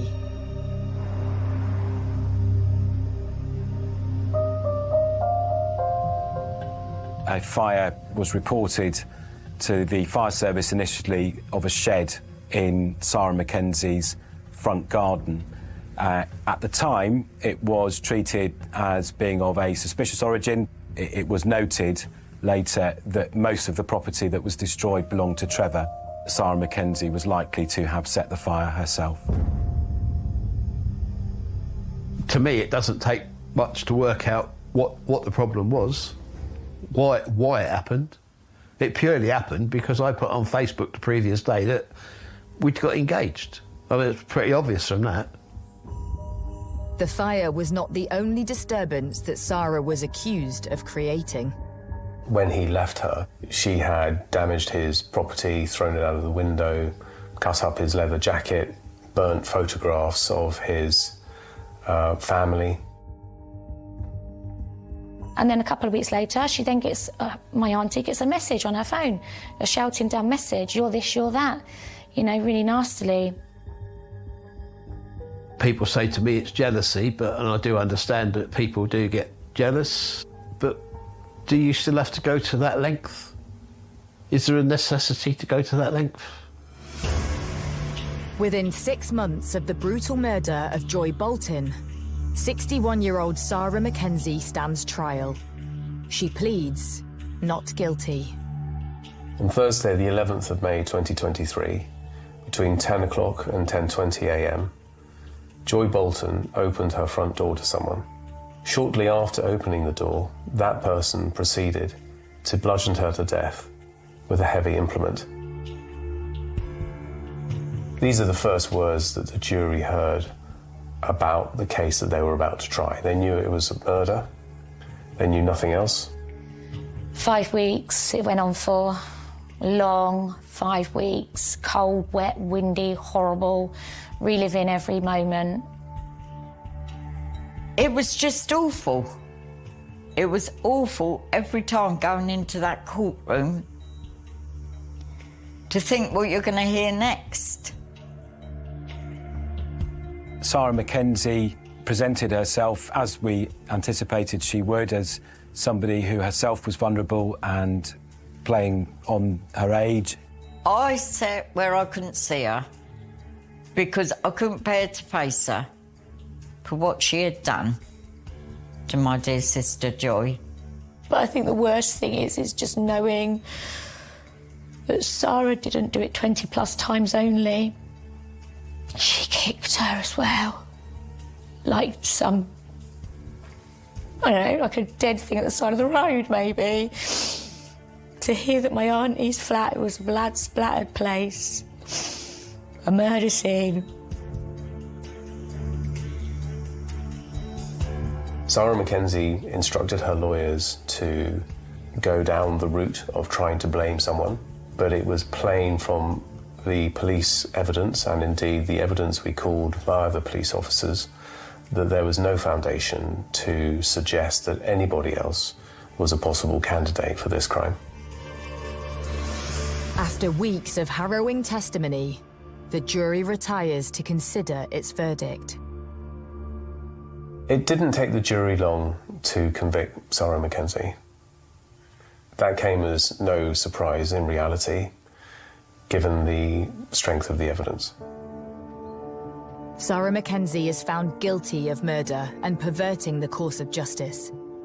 She's sentenced to life imprisonment with a minimum term of 26 years. She just stood there and grinned.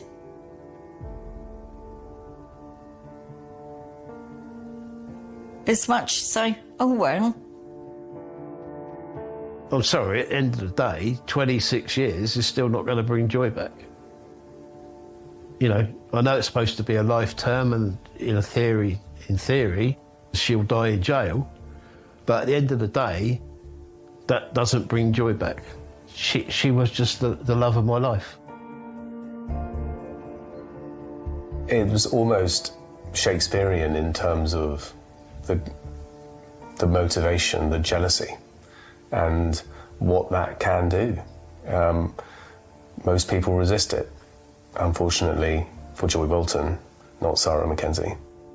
In this particular case, which was a brutal, unprovoked and sustained attack on a vulnerable woman who had done nothing more than start a relationship with somebody, I felt enormous pride at the work that with the team that I work with.